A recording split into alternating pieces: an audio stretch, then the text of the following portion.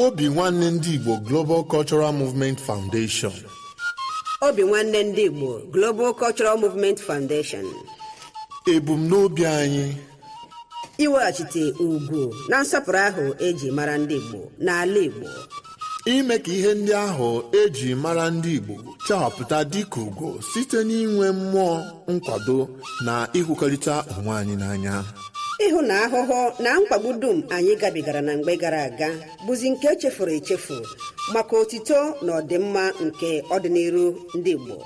Ịkwalite ọdịmma ndị Igbo site n'igosi ịdịkọ n'otu na agamnihu. Ịhụ na ndị Igbo jikọtara onwe ha dịka ukwu asịsa were ofu obi na-arụkọ ọrụ iji hụ na njirimara na omenala ndị Igbo na-achawapụta ka ihe na mba ụwa. Ịkpọlitekwa mmụọ ndị Igbo ka obi sie ha ike ma na-anụ ha ọkụ n'inwetazu ebumnobi ha dị mma maka ọdịmma ndị Igbo n'ala Igbo. N'ikpeazụ, ịhụ na onweghị nwa afọ Igbo ọbụla gaala azụ na mbọ ahụ a na-agba maka agamnihu ọdịmma na nkwụdosi ike ndị Igbo. Maka ajụjụ na ihe ndị ọzọ ị chọrọ ịmata gbasara ebumnobi anyị, kpọọ Director Nwa Chineke Okechukwu Ugwu na mba Ukraine na akara nọmba +380 975 221413. With over 87 million people living in extreme poverty in Nigeria, corruption and poor governance only worsen the situation. That's why Caregivers International Corporation, an American-based organization, is committed to making a difference. We prioritize helping the poor and vulnerable in the 5 Igbo states: Abia, Anambra, Enugu, Ebonyi, and Imo, providing aid to those in need, empowering youth through development programs, and promoting accountability in governance. We believe that those in power must be held responsible for their actions. That's why we'll take any governor to the highest court of law if they abuse their power or engage in corrupt practices, even after they've left office. Join us in our mission to create positive change. Follow us on Facebook, X, formerly Twitter, YouTube, and Telegram at Caregivers International Corporation. Together, we can build a brighter future for the vulnerable populations. Signed, Chief Daniel Chika, Chairman, CEO, Caregivers International Corporation.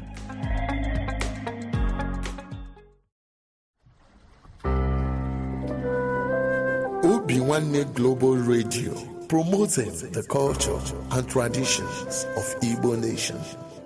Obi Nwanne Global Radio, the unity of culture of Igbo nation.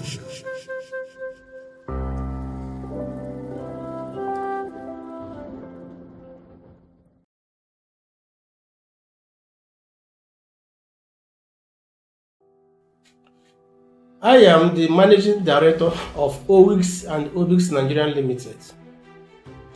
For years, I have worked hard to secure a $64 million international contract. A deal that would have changed not just my life, but created opportunities for many Nigerians. The contract was signed and the funds secured by LC were sent through Zenith Bank, Nigerian PLC, after an agreement between my company and Zenith Bank as a paymaster for the guaranteed contract.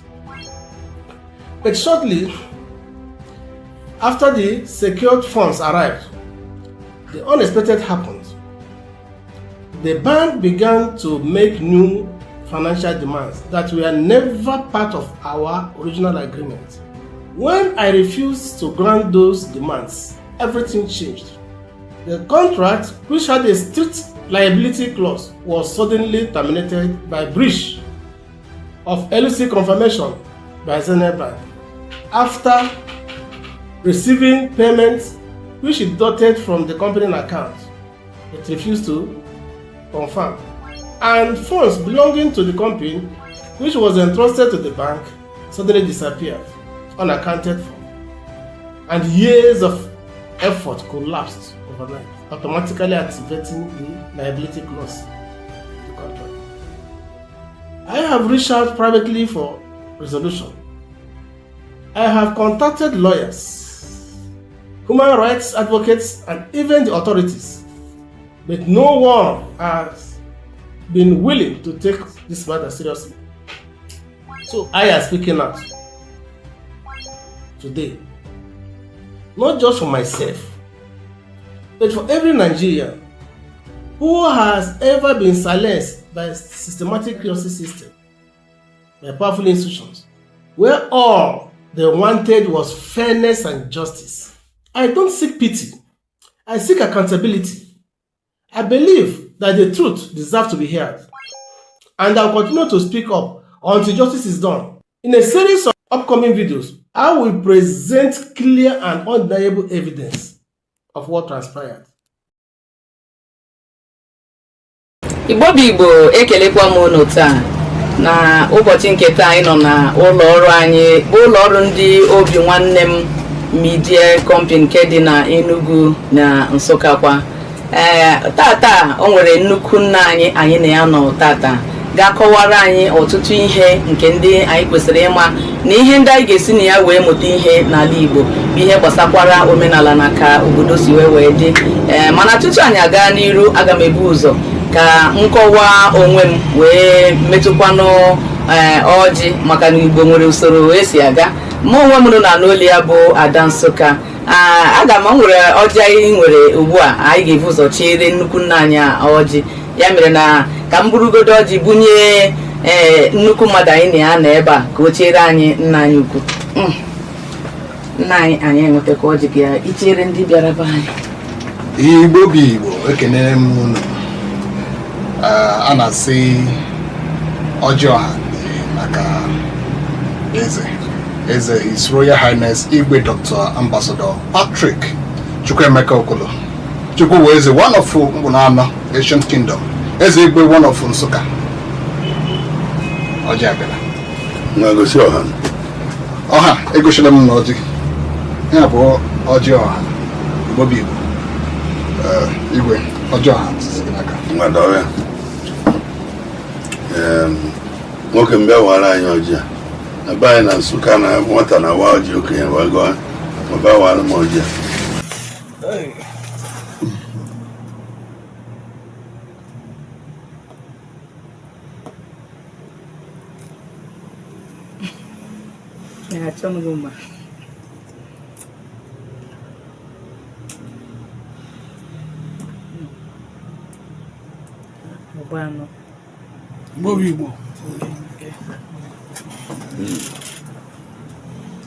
Igbo bụ Igbo, anyị jikwa ọjị ekele m nwoke kele nwaanyị, ndụ nwoke ndụ nwaanyị. Ọjị bụ osisi dị n'iwu Chineke sịrị anyị bụ na Hibru anyị were na-ekele ọtụtụ ihe anyasị. Ọgwa ya ka m ji n'aka na-akpọku ozi chite oke abịama ka ọ bịa n'Obi Nwanne redio steshọn, bịa n'ọrụ anyị n'oge awa wee nye onye ọbụla ndụ na arụ ike na ihe eji ele ndụ anyị. Ọgwụgwọ ọjị ịgwara anyị ọ dị n'akwụkwọ nsọ na Psalm 150 chapter 1 verse 1. Ọzọ anyị were ọjị a na-enye ya ekele ụtụtụ ihe ya sị ihe na ọ bụ ya bụ Chukwu kere anyị bụ mmadụ. Chọọ anyị na-akụ aka, na-achị ọchị, na-agba egwu, were opu ike, were une. Ụmụ nwaanyị anyị na-alụ alụ welite obi elu nye ndị ha, maka nwaanyị were obi nye di enweta ọnọchie, ada enyeta ọnọchie n'ụzọ na ewelite obi elu nye ọ gaghị enweta ọnọchie. Ebe akwụkwọ nsọ gwara anyị were na ọjị a na-akpọku m ụbọchị niile.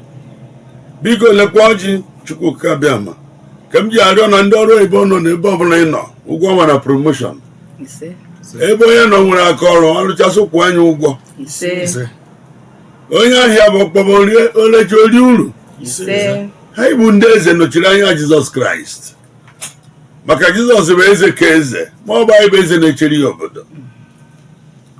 Unu lee ya na akwụkwọ nsọ na Baịbụl bụ ya bụ akwụkwọ ndụ. Ibedo ebe a bụ First King, Second King, Prophet, nke nọ bụ clergy. Mana ndị clergy anagwụrụ anyị ọnọdụ na-eprofesaiz na-eme ife niile. Mana agwagwa m na ebe arụ ụnụ ka abụkwa ndị eze nwe, ndị na-eje ụka ọ bụ anyị nwe. Ma ebe arụ ụnụ ka ọ bụ anyị nwe. Nsi ndị ụka enyechi unu onyinye unu lụta ndị eze, nyekwa efu ji na ọkụkọ rienụ nke ọzọ. Si nye bụ ihe anyị ka anyị soro na-eme.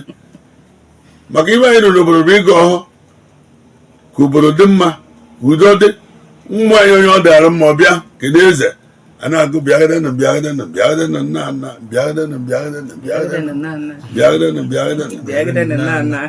onye ọdara ma rutere eze unu tụọ m eze igwe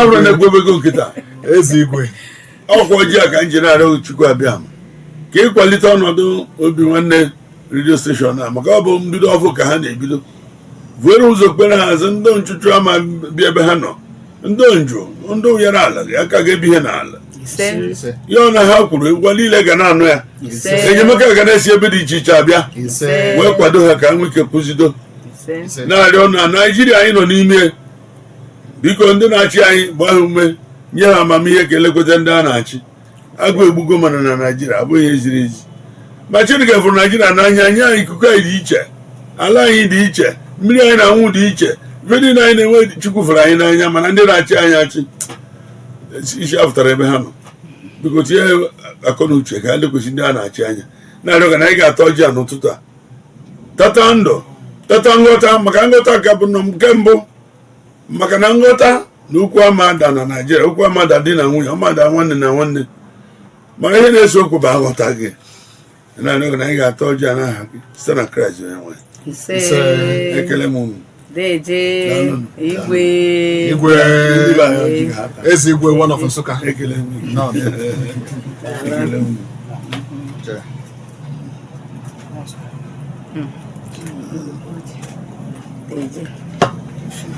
nọn daalụ nọ daalụ mmewegwa kilo ha na-adị mma na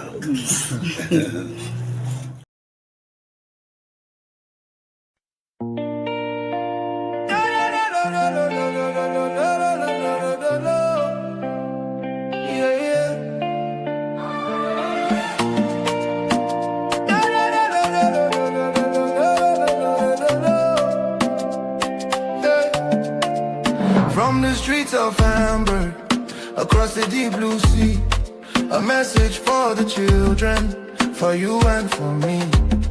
Hoping when them is calling, can you hear the sound?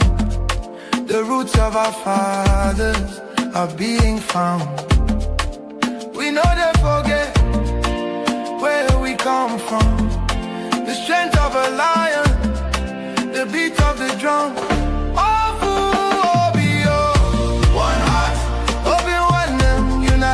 We achieve restoring the culture, that's what we believe. From the Ordinala to the Azusu we speak, lifting the fallen, helping the weak. Obi-Wan and worldwide, the movement is Igbo global. Raise your head high. Our men will never, ever die. It's more than a page, it's a spiritual loan. No matter how far in this world you roam, we're bringing back the wisdom, the tradition, the grace, putting the smile back on the Igbo face.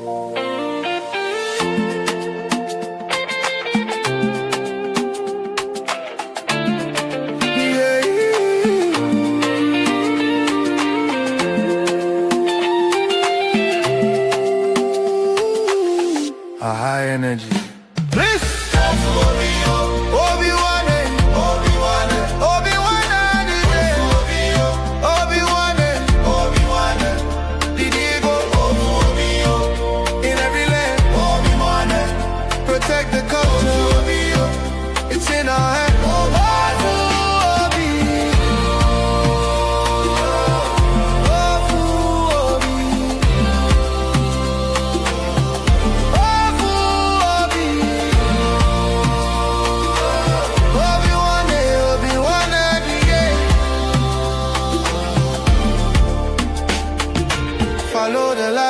Follow the way, Obi-Wan is leading the day. Keep the fire burning, keep the language strong. This is where we all belong. Again, it fades out with a final celebration.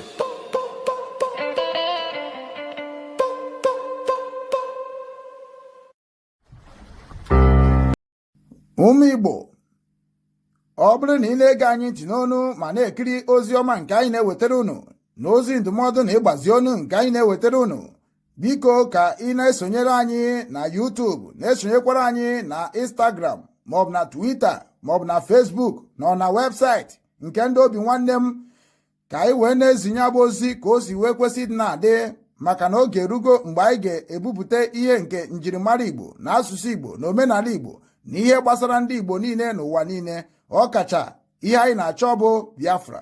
Ị ga na-afụkwanye abụ ozi ka ọ ga na-abịa, ị na-esonyere anyị, ị ga na-ama mgbe anyị tụpụtara gị ozi nke dị mkpa iyi amara, ma wee marakwa ị ga-eme ngwa ngwa ka emeghara ọdachi.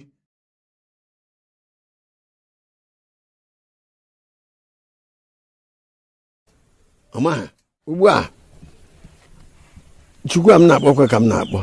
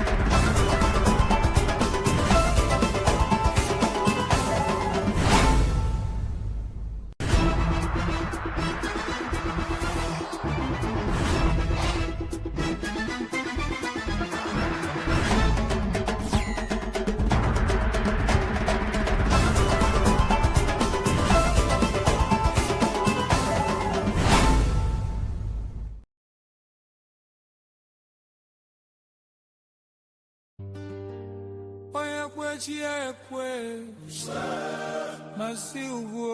Uwa, the vision is clear. Obi-Wan Global Foundation. Listen.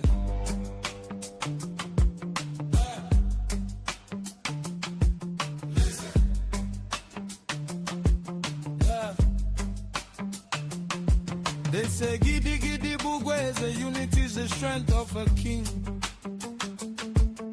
And when we walk together, there is no weight we cannot bring. From the red mud of Alaiko to the streets of New York City, we carry the heritage, we carry the beauty. Mazi Ukechukwu saw the vision, he planted the seed. A home for every brother, a friend for every need. Obi-Wan, the heart of a brother. Obi-Wan, we love one another. Obi-Wan, in Igbo home and abroad, hear the call. Together we achieve, we shall never fall. Join the foundation, let the movement grow. Obi-Wan, everywhere we go.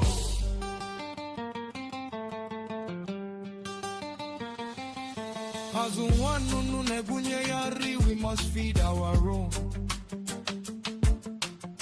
No Igbo man or woman should ever feel alone. In the spirit of Onyagana, one day we stand so tall. Lifting up the weak, making sure we don't crawl. Our language is our identity, our culture is our crown. With Obi-Wan name, we will never let it down. Hey, Otwakana yekunen kuwana kana cover the palm fruit. That is why we need you, from the branch to the root. Support the mission, embrace the vision. Mazoke Chukwu's heart is the engine of the mission. Together we achieve, say it loud. Together we achieve, make us proud. Yeah. Ibo Gadi, Ibo Support Obi-Wan them. Indigo Global Foundation. From the east to the west, north to the south. Mazi Okechukwu Ijele Global. Together we achieve. The heart of a brother. We love one another. Indigo home and abroad, here they call. Together we achieve, we shall never fall. Join the foundation, let the movement grow. Everywhere we go.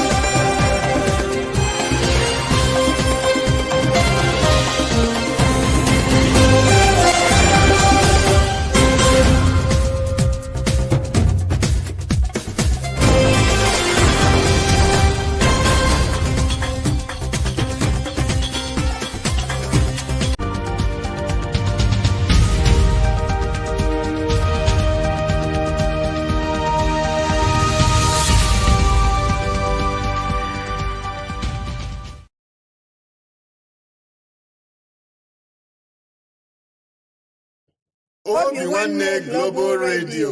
Ịkwalite njirimara na omenala ndị Igbo. Obi-Wan Global Radio.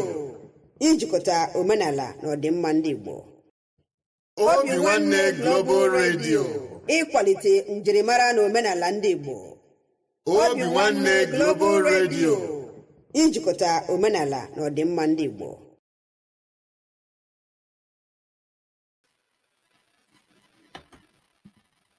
Igbo bụ Igbo ndị ọma na-ege anyị ntị n'ọnụ.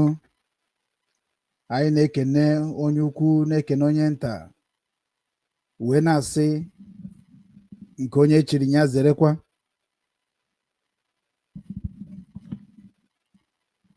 Ebe ọ bụla ị nọ wee na-ekiri m maọbụ na-ege m ntị n'ọnụ n'ụwa niile, ana m eme ka unu mara na ọ ka kwa nwanne gị nwoke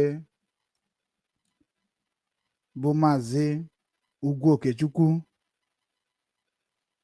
onye ndu obi nwanne ndị Igbo Global Cultural Movement Foundation. Obi nwanne Global Cultural Movement Foundation bụ ndị nke wepụtara onwe ha, wepụta ife niile ha nwere, ma akọ na uche ha o, ma ego ha kpatara n'ụzọ dị mma, ịkwalite omenala na ọdịnala nke ndị Igbo niile, maka ndị Igbo si eme omume, maka ndị Igbo si ekene onwe ha, maka ndị Igbo si akpakọrịta nkata n'ime onwe ha, maka ndị Igbo si enyere onwe ha aka. Ọnyanwa bụ ife obi nwanne ndị Igbo Global Cultural Movement Foundation na-ekwu maka ya. Obi nwanne Foundation bụ nke kpuchitere na-akwado obi nwanne ndị Igbo, ka njirimara ndị Igbo na-achịatakwara fa, ka ụmụ Igbo nọ n'ala be nna anyị bụ ala Igbo, nke bụ na ịbata n'ala Igbo enwere ọtụtụ ezinụlọ nọ n'ala Igbo. Ọ bụ ndị a nọ n'ala bụ ndị na-anọchitere ndị nọ n'elu. Ndị nọ n'elu bụ ya na-anọchite ndị nọ n'ala. Obi nwanne ndị Igbo ghọtara usoro ndị Igbo ga-eji wee dịkwa mma ọzọ, ghọtakwa n'ebe ihe na-eme ndị Igbo na-eme ndị Igbo. Ya ka Obi nwanne Foundation ji wee kwuo na ha ga-akwado obi nwanne ndị Igbo, ka amamife ha na ebumnobi fa nke ha wepụtara na mba ụwa niile, ka e wee mara ha ga-eme mgbadaka sọrọ ya n'ihu site n'ikpokọ ndị Igbo ọnụ.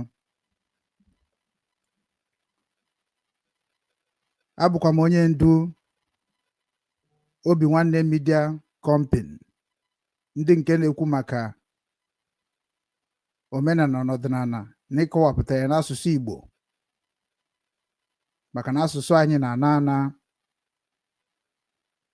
Dịka Obi nwanne Media si wee kwuo na ha ga na-akwalite asụsụ Igbo, na-akwalite asụsụ Bekee. Dịka ịbịa na be anyị na ife na-eso okwu umenni na be anyị na bụ na o nwere ndị a ga-aba sụọrọ Igbo, ha ma nghọta ya ọfụma dịka o si wee dị na-akpa ala okwu ndị Igbo. O nwere ndị a ga-aba sụọrọ Bekee, ha ma nghọta ya dịka ndị ọcha si wee hibe asụsụ nke ha bụ asụsụ Bekee. Obi nwanne ndị Igbo bụ ndị ghọtara nụ na nsogbu anyị na-enwe n'ụbọchị taa bụ aghọtaghị. Anyị aghọtara onwe anyị, anyị etokọghị ọnụ, anyị egwukọghị egwu ọnụ, anyị ejekọghị ije ọnụ, anyị azụkọghị ahịa ọnụ. Ọnya mere ọtụtụ na-aghọtafezi onwe ha n'ihe gbasara ihe na-eme n'ala Igbo. Ọnya ka anyị ji wee sị na anyị ga-ewepụta midia anyị ga-eji na-akwalite asụsụ Igbo, na-akwalite asụsụ obodo gị. Bikọs ibebe nna m dịka m si wee bụrụ onye Nsụka, onye Amaji Ụmụakashi nke dị na Nsụka, enwere asụsụ ndị Nsụka na-asụ. Ha sụbe ya, o nwere ọtụtụ ndị Anambra ma ghọta ya. Otu a ka ọ dị n'Ebonyi, otu a ka ọ dị na Anambra, otu a ka ọ dị n'Imo, otu a ka ọ dị n'Abịa. Maka na obodo ọbụla na-asụ n'onu n'onu, mana ha kwa ụkwara ihe jikọrọ ha ọnụ bụ Igbo niile. Ana ekele dịrị Chukwu na ugbu a na ọtụtụ ndị be anyị niile na-asụsụ asụsụ Igbo, na onye ọbụla sụọ na ị ga-aghọtarịrị onye ahụ na-asụ. ọ bụ ihe anyị na-ekene Chukwu okike abịa makere n'igwe kee n'ụwa mụrụ nwa onye ekerie Chukwu ndị Igbo niile, Chukwu Eke, Chukwu Orie, Chukwu Afọ, Chukwu Nkwọ, obi aṅụrị m niile kemgbe m tibere mkpu n'obi nwanne Igbo TV kemgbe m hibere ya bụ 2019 ebumnobi m abịago na mmezu. Anọ ya ka m na-ekene Chukwu okike abịa mana onye nwa bụ onye mbido na onye njedebe. Na-enwere asụsụ jikọrọ anyị ọnụ, maka ihe na-ejikọ obodo ọnụ bụ asụsụ. Ekike ka eji marụzie ndị na-asụ asụsụ dị otu a. Dịka ị na-ekiri m ugbu a, o nwere ihe obi gị ga na-agwa gị n'ekike m. Dịka isi ekiri m ugbu a na-ege m ntị n'onu, enwere ife asụsụ m ga na-akọwara gị n'obi. Ọnya bụ ihe obi nwanne Igbo TV ji wee bụrụ ọkacha ibe. Anyị ehibeghị ihe ka anyị were bịa kpaa ego na soshal midia. Anyị ehibeghị ihe ka anyị bịa were gbaba onwe anyị ọgụ, gbaba onwe anyị wọọ. Anyị ehibeghị ihe ka anyị bịa wee gosibe ịma aka. Onye ka nwanne ya wee mara ihe ọ na-eme. Onye ka akpata ego. Ọ bụrụ ya anyị hibere obi nwanne Igbo TV. Anyị hibere ka anyị wee bugote onwe anyị ọnụ, chịkọta onwe anyị ọnụ, wee nọ n'otu umbrella wee kwube ka ọ ga-esi dịrị ala Igbo na mma. Ya bụ ihe Obi Nwanne Foundation na-ekwu maka ya. Obi Nwanne Foundation mekwara dat na anyị nwa ga-eji aka anyị wee na-ewepụta ife anyị na-eri eri. Dịka ji anyị na-eri, anyị ga na-akọpụta ya dịka ọ dị na mbụ. Dịka ede anyị na-eri, anyị ga na-akọpụta ya dịka ọ dị na mbụ. Dịka akpụ anyị na-eri, anyị ga na-akọpụta ya dịka ọ dị na mbụ. Dịka ụmụ anụmanụ anyị na-atakwa dịka ọkụkọ, ewu, atụrụ na ihe ndị anụmanụ dị iche iche anyị na-eri ma nke ọhịa ma nke ụlọ. Obi Nwanne ndị Igbo Global Cultural Movement Foundation na-ekwu maka ya. Mụnwa bụ Ugwu Okechukwu bụ onye na-edu ha ka anyị duna ha n'ebe aha m na-ekwu okwu ya. Amara m ka esi akọ ji, amara m ka esi akọ ede, amara m ka esi akọ akpụ, amara m ka esi azụ ụmụ anụmanụ dị iche iche. Amakwara m ka esi esi nri nke a na-akpọ restaurants. Amakwara m ka esi agba odibo. Amakwara m ka esi enyere mmadụ aka. Ife ndị a niile bụ amamihe mbubata n'ime Obi Nwanne. Ka m wee mee gịnị? Ka m wee kụziere ya ụmụnne m free of charge. Agaghị m ana ego na nnabata, maka na ama m ihe na-akụziri gị na ịmụta ya na ọ ga-enyekwuru m aka, nyere ụmụ m aka na ndụ. So na anyị kwuru okwu sị na ihe ndị a niile anyị ga na-akọpụta, ọkwa ya ka anyị ga na-ekwu okwu n'Obi Nwanne Igbo TV, n'Obi Nwanne News. Unu mana ọ bụ asụsụ Igbo ka eji mara m. Onye Igbo ka m bụ. Nsụka be nna m anaghị m asụ ya ọfụma, maka na ebe m toro bụ na Anambra steeti, n'ọnya ka Igbo ji bụrụ ofu. Na ịhụnanya ha Igbo ji wee biri tupu anyị apụta ụwa ka anyị na-ekwukwa okwu ka ọ na-achiatakwa ọzọ dịka ọ dị na mbụ. Ọ bụrụ Trump ọ sị gị America must be great again, then ịbịazie na saịdị anyị asị gị Igbo land must be great again. Asụsụ ahụ nwere ihe ọ pụtara. Na ịbịa n'olu be anyị na Igbo land must be great again, ala anyị ga-adịkwa mma ọzọ. Na onye ọbụla bụ onye kwetere na ala anyị ga-adịkwa mma ọzọ, ịmana ị ga-eso anyị wee rụọ ọrụ na njem anyị na-arụ ọrụ kemgbe 2019. Unu China na-ekiri anyị na mba akwụkwọ ụwa niile. Ịkwalite midia ka ọ dị ma ọ dịghị izi. A sị na mama nji Obi Nwanne platform wee gbasaga, ọ were Obi Nwanne platform wee na-publish fake news, propaganda, ka o wee bụkwara dat na na-enwe followers, ka o wee bụkwa na enwere ndị na-abịa na peji m, ka o wee bụkwa na m na-enweta ego monetization. Maka na ihe na-egbuzi anyị ugbu a bụ fake information and propaganda na blackmailing. Nwanne na blackmailzi nwanne ya. Nwanne na-akpazi nkata ka egbuo nwanne ka o were nke nwanne ya. Ife ndị a niile ka anyị kwuru na anyị ama anabata ya n'Obi Nwanne Media. Obi Nwanne Media hibere ka anyị wee si etie rekọdụ ala anyị straight. Maka na obodo ọbụla na-akọ maka obodo ha. Ya ka nji na-ekwukwa na Obi Nwanne ga na-akọkwa maka obodo ha.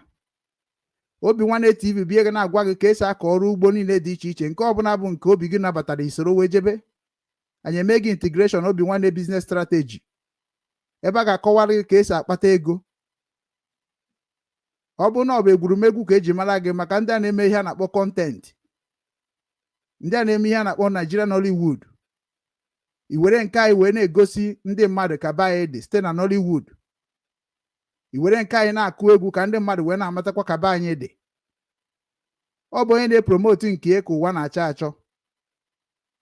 Onye mere ije n'obodo dị iche iche iche irejista ihe dịka foundation gbasara ijikọ ụmụnne gị nọ n'obodo ahụ ma ndị gị na ha na-anụ ofu asụsụ n'obodo ahụ. Ndị ọcha na like ya ọfụma ọfụma. Onye ka nji rejista nwa Obi Nwanne Foundation na Ukraine, rejista Obi Nwanne Limited Liability Company na Ukraine. Ife ndị a niile nwere ife bịara m n'obi nji chọọ ka m hibe. Ihe ndị a niile gosi na o nwere akọnuche ihe m mụtara n'obodo nọ n'ime na nchọkwara isi otu ahụ wee mee gịnị wee bunatara ya ndị be anyị.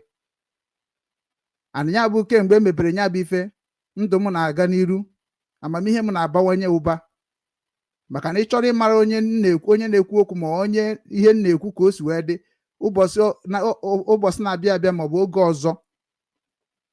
Aga m ewepụtara unu webụsaịtị anyị, official webụsaịtị anyị, a na-akọwara unu ihe ji wee hibe webụsaịtị a, ihe ndị Obi Nwanne ji wee hibe webụsaịtị a, ma ndị Obi Nwanne na partner with, because Obi Nwanne na partner go with about 3 to 4 foundation bụ nke ndị Igbo ji aka ha wee hibe, bụ nke ndị ụmụ Igbo nọ n'ime.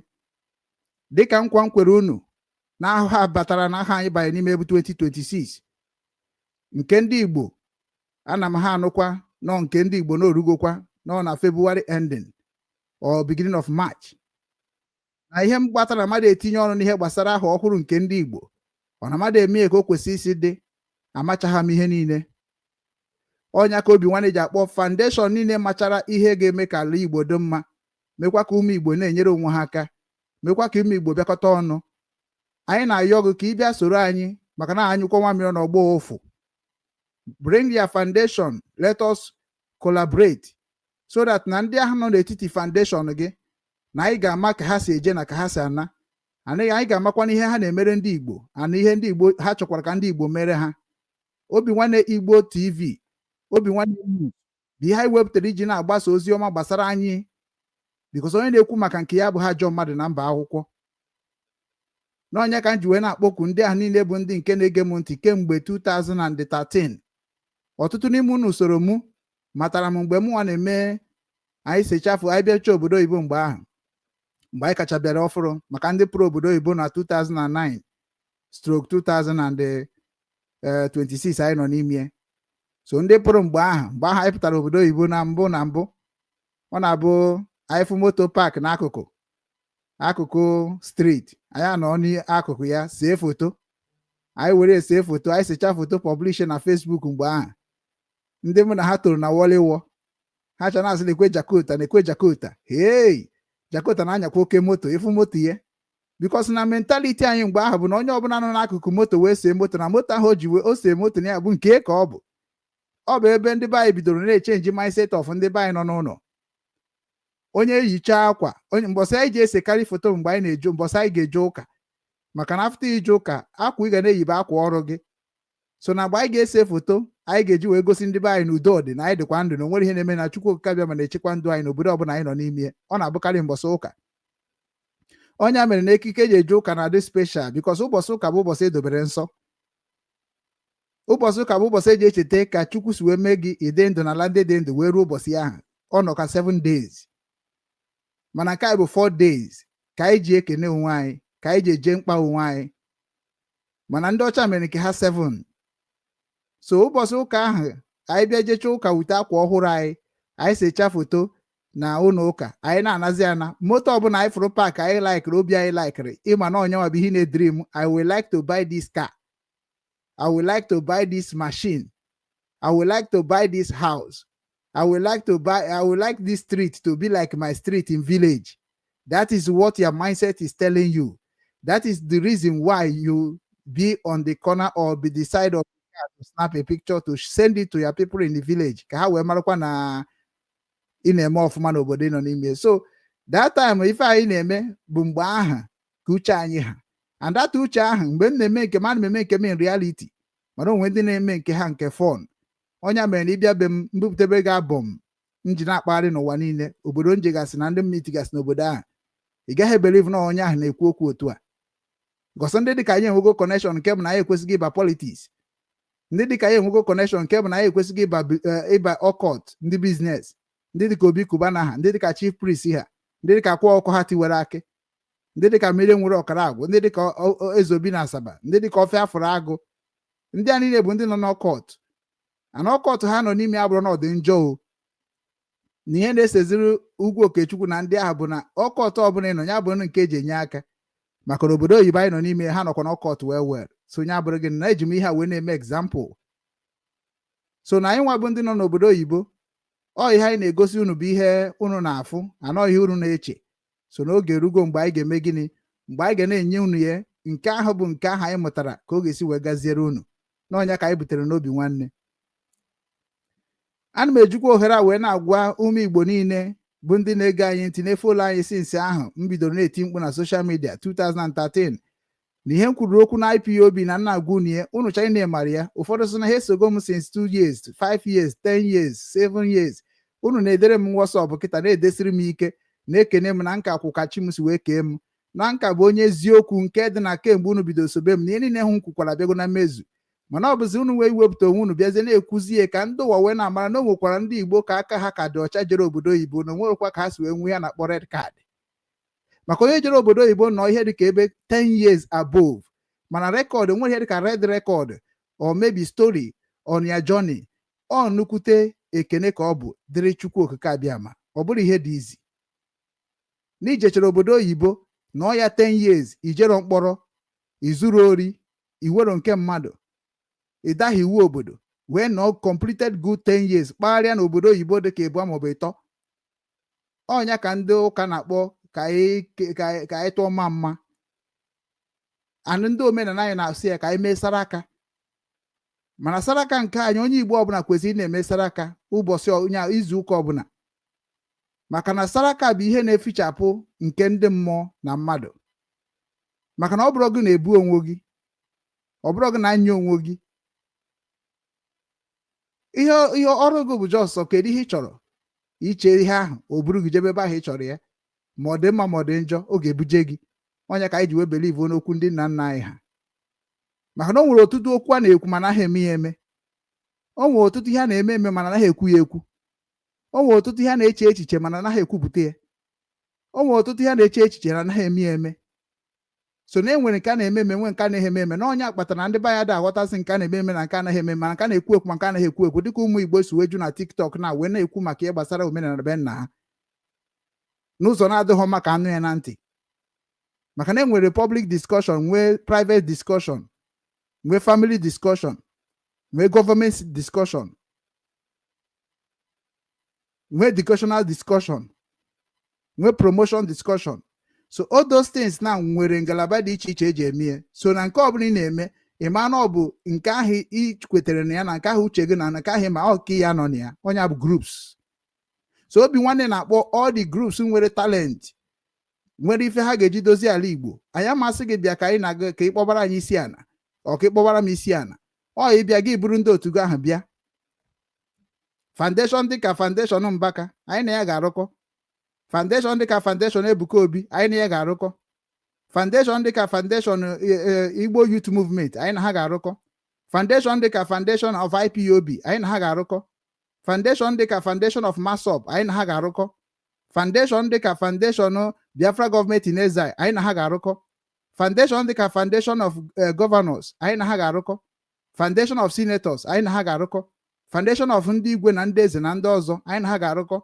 foundation of ndị na-atụ n'ọnụ anyị na ha ga-arụkọ foundation of ndị ime afịa anyị na ha ga-arụkọ ihe niile a bụ foundation. When you hear foundation, Igbo love themselves foundation. If you get ndị a niile bụ ndị nọ into real estate anyị na ha ga-arụkọ nke ọ bụla create register na authority of government of wherever you are anọ onye Igbo ka ebu nọ n'isi ihe ahụ anyị na ga-arụkọ because ihe iji wee mepe ihe a bụ ka ọ dịrị ala Igbo na mma. So it is time for all of us to go to switch into action.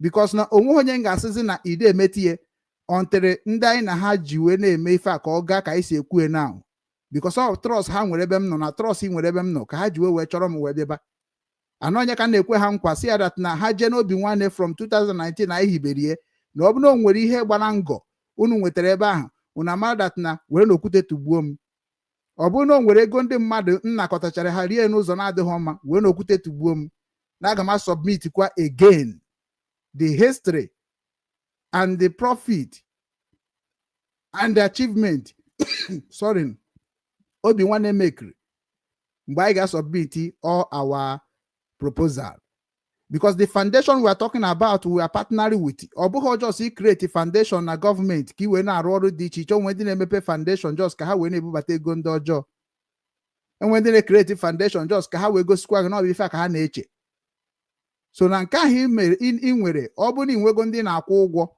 na-enwego ndị gị na ha na-eme mmemme nke na ha na-emekọ ihe unu na-eme ịma that na ịbịa ikporo ha bịaba ịbịa n'obi nwanne m ga-enye gị how many membership obi nwanne members e nwere ọ ka dị na file so ndị ahụ niile a nakọtacha ma afa ha nakọta ha afọ obodo ha nakọta ha pikchọ ha nakọta ha email ha nakọta ha nọmba ha nakọta ha nke ha na-eme so na ihe niile ahụ nakọtachara ọ bụ ihe m ga-asọbmitiri Igbo niile n'ụwa niile anọ ha nwa bụ ndị ahụ nnakọtachara infọmeshọn ha bụ ihe ga-ekwu ihe mụnwa ji Igbo na Biafra na Naịjirịa na ebe ọbụla m bi n'ụwa niile wee na-eme maka na ihe na-eme ndị be anyị na ndị be anyị na-echefu ngwa ngwa o nwere ndị sụrụ oyibo sị na history repeat himself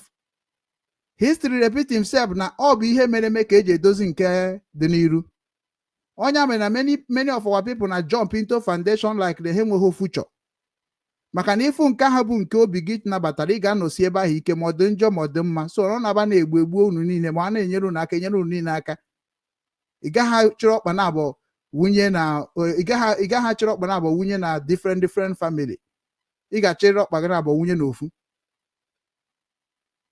maka na ihe na-egbu anyị today a lot of us nọ na different foundation wee bisi na ịbịa na different foundation dị ka ịtọ ịnọ n'ime ga-efu na almost the foundation ahụ ịnọ bụ ịtọ ha cha bụ ofu ihe ka ha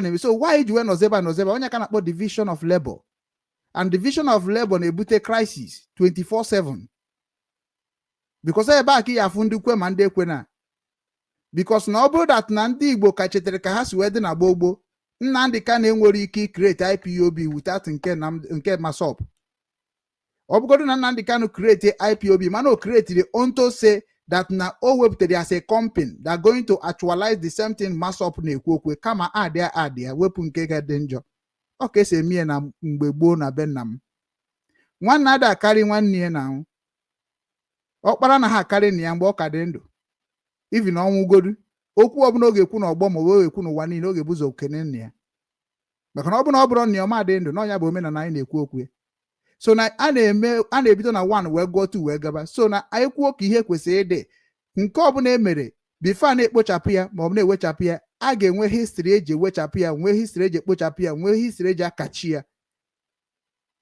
maka na ihe na-ajụ ndị Igbo kemgbe m nọ na IPOB mụ na unu na-agwakwu mụ na unu na-akpa ihe dị iche ana m agwa unu sị kedu ihe mere Nnamdi Kanu na masọb na Ụwazike ji eso okwu unu ọ ga-abụ a history of Igbo people ọ ga-abụ ife onye ọbụla na-etinye ọnụ without atụ ụjọ ha na-abụ bụ nwanne ofu nne na ofu nna according to Igbo culture and Igbo structure Nnamdi Kanu na Ụwazike bụ ofu nne na ofu nna so na nwere ihe ga-esere Ụwazike na Nnamdi Kanu asụ ndị Igbo beta ọ bụ na anyị fụzie na nwere ihe na-esere ha na ha dị ụmụnne anyị ọ bụ ọrụ anyị dịrị anyị nwa dịka obi nwanne midia anyị bụ ije gbazie ha ajụjụ ọnụ dịka ndị Yoruba gọta midia ji eji nkefa wee na-agba ndị befe ajụjụ ọnụ iwọchị fụ na ihe ọjọọ na-eme na Yoruba kabinet ọ eda anaghị apụta na soshal midia unu anaghị enotisie nke ga-apụta na soshal midia bụ nke ha kpara nkata ka ọ ga-apụta ọ dị difficult ife onye Yoruba jee vidio ta onye ha ji eme ọnụ ma onye nze ha ma na-eme njọ ma na-eme mma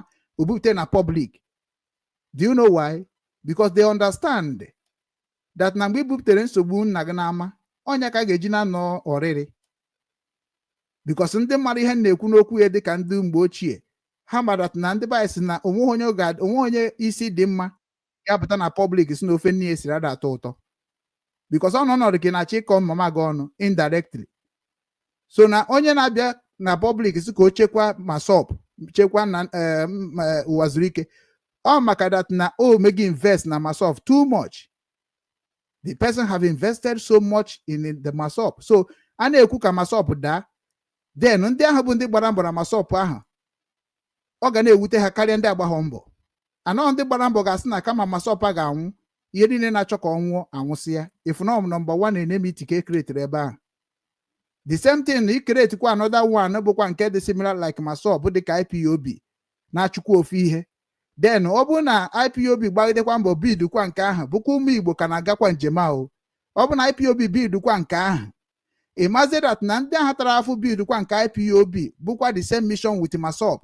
Na ọ bụ na asụkwa ka destroy the IPOB, ndị ahụ gbara mbọ dịka ndị dịka I spend a lot of time and a lot of money, ha ma nkwekwa ka bring that one down. Onye ọbụla na-achọkwa ka bring the destiny and the effort down, ndị ahụ bụ ndị ga-agbakwa mbọ fụ that na kama mmadụ anwụọ. Otu akwa ka ọ dịkwa isikwa na that IPOB pụkwa je create kwa another function bụkwa nke na-aga aga, irukwa ebe a dịka nke Simon created. Simon na ndị otie onwe onye ga-ekwe ka ịkọtọkwa ihe niile a ha mere invest na through the Biafra government in exile. That is the biggest challenge ụmụ Igbo na-face, which I know about that. And ama m na o nwee time ọ ga-abụ ruo ike agwụ ha chọbazie the truth a ga-eji wee dozigara ife niile ka ọ dị mma. That is why obi nwanne ji wee nọ na the end na-eche onye ọbụla ka onye ọbụla kwadocha ka anyị naba. Ụfọdụ na-asị kedu ebe ịkwụ akwụ. Ọ bụrụ na inwe ụmụ na-abụ maọbụ ụmụ na-atọ, kedu ebe ị ga-akwụ? Ọ dị message na-ese ndị be anyị, mana ndị mara ihe mara na m mara ife m na-eme. Ada ejide m n'aka, because onye ga-ejide m n'aka bụ onye kama agba ọsọ, maka na amara m situation of ndị Igbo, mara ihe a ga-eme ka Igbo dị mma, mara ihe a ga-eme ka Igbo develop, nke bụ na anyị ga-akarị sef ndị ọcha anyị nọ na befa mma, because ndị Igbo nwere akọ na uche nọ n'obodo oyibo na-ata afụfụ kịta na ahụ ka ha nweta akwụkwọ erika. Ndị Igbo nọ na mkpọrọ bụ na ego adọrọ ga-eji release ha erika. Ndị Igbo ka na-achọ ụzọ ha ga-esi gba ọsọ na Nigeria because of ajọ ọchịchị erika. Ndị Igbo nọ n'ụlọ ụka because ha enweghịzi hope, na ha na-achọ hope from the people na-abịakwa n'ụlọ nsọ Chineke erika. So ọ bụrụ na ị chere ndị Igbo, ịma na ihe ndị Igbo ga-eso gị. Ọnya mere nji wee na-aza obi nwanne ndị Igbo. Obi nwanne ndị Igbo bụ na enwere ọtụtụ ndị Igbo na-amara ụzọ be nna ha, enwere ọtụtụ ndị Igbo na-amara aka nri na aka ekpe ha, enwere ọtụtụ ndị Igbo amara ka ha ga-esi na-akpata ife a ga-eji na-enyere ndụ ha aka. So na anyị nwa bụzi ndị mara ya bụ ndị bịazi volunteer onwe anyị ka anyị were nyere ndị be anyị aka. Soro unu cha niile ahụ bụ ndị mara m through the struggle of IPOB, maka na mgbe ahụ bụ mgbe m wepụtaziri onwe m n'iru akwụkwọ iji wee gwa ụmụ Igbo niile na ife m ji wee join IPOB wee ekwitie ihe gbasara nzukọ ndị Igbo. Ọ maka na afọ m that na nke ahụ ga-achịkọ ihe niile bụ ndị Igbo nwere ọnụ. Ọ ihe nchere IPOB bịara ime. Echere na IPOB bịara ịchịkọ all the foundation, all the families, all the companies, all the political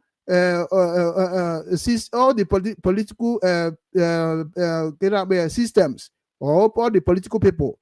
Echem na onyama all religious leaders. Echem na onyama bụ the mission of IPOB as ndị evangelism, as a missionaries. But mgbe nchọpụta na ọ bụrụ ọzọ datin na-abụ ife ha na-eme mana ha na-ekwue n'ọnụ, enwere ozi m choice as nwa ezigbo nwa afọ Igbo mụnwa migrate to platform nke obi nwanne. Ebe ahụ nọzi kemgbe 2019. Ha ma meziri ka m mara na m amarughị ihe ha ma, na onye mara ihe nna ya ma na nna ya ga-asị eje eropụzi ụlọ n'ama. So na ọ bụ ihe ndị IPOB mere m. So na mụ na IPOB case mụ na IPOB DOS directive ọ bụrụ case dịka ndị nọ na social media. Onweghị onye nọ na IPOB mụ na ya nwere ofu case. Anọ case ka eji edozi obodo. So na mụ nwa na onwe nwere case with IPOB because of na IPOB bụ ndị nke kwetere na ha ga-eme ihe dị ona, mana mụnwa bụ onye challenge ha from their office room wee na-agwafasị ya marakwa na mara na ọ bụrụ ihe unu na-eme n'aka ka unu na-agwa ndị mmadụ na redio, and that thing ga-cause confusion in the future.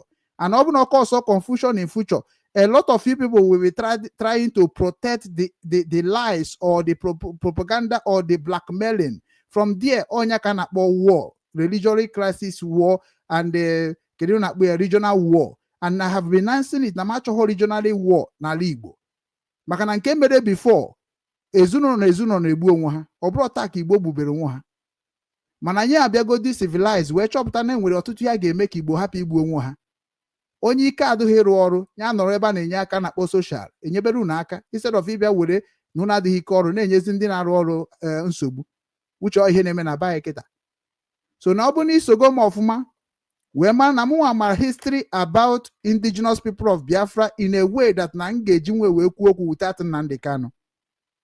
I can talk about history of indigenous people of Biafra without mentioning Nnamdi Kanu. The one I have done in IPOB, I can speak it without even mentioning Nnamdi Kanu, because Nnamdi Kanu abụrụ nwa bịa mere m ji gbaa mbọ na IPOB. Agbara m mbọ na IPOB as nwa afọ Igbo ghọtara ife m chọrọ iji IPOB wee mee na Referendum.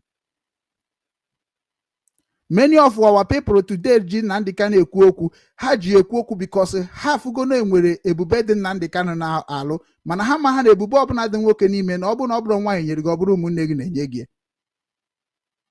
Duto na ndị be ya mara ihe bụ omenala be nna ha, ndị be ya makwuru ihe bụ government structure, ha na-eme just nọ ka ha si wee fụ because na uwe emego kịta na ebe ọbụla ị nọ na social media kwuo okwu na ọ bụ individual opinion.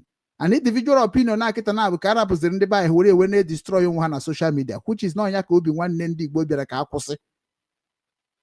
And mgbe ha chọpụtara na ebe m na-aga bụ ebe ga-enyere Igbo niile aka, duto na ndị wayo akarịa na ndị na-eme ọfụma ma ndị na-agba mbọ, ha ncha niile bụ ndị wayo wee tọnụzi against Okechukwu gwini n'anya today.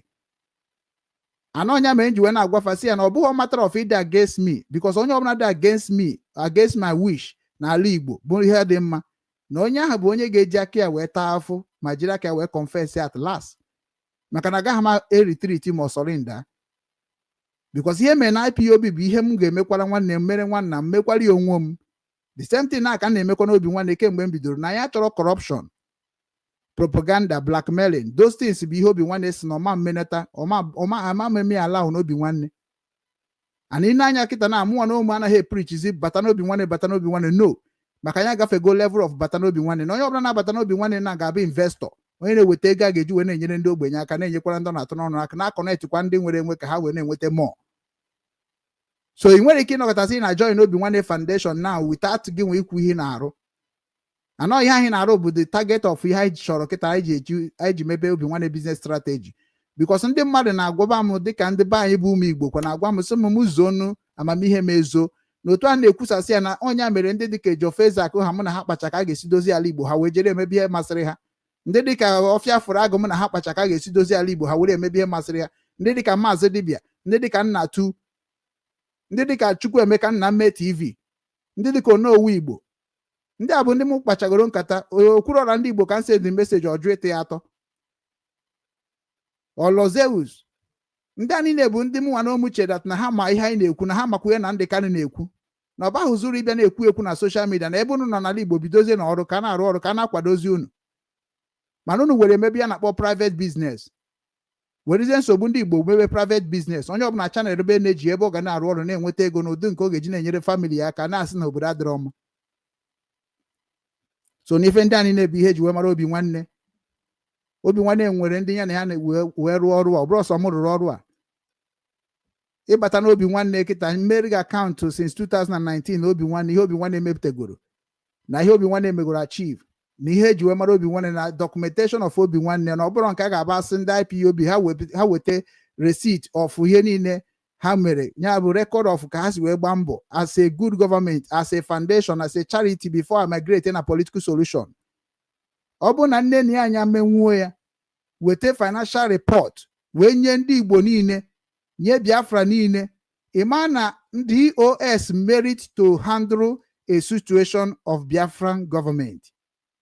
Mana ọ bụ na nne na anya agaghị enyenwu report etu IPOB si bido, etu esi weta ego na IPOB, etu esi rie ya, they are not meant to be near government of Biafra or government of anything that we are doing in Igbo land. Ọ ka ọ dị n'obodo Igbo ka m na-ekwu na mmadụ, maka na ihe niile nwechara structure how they follow.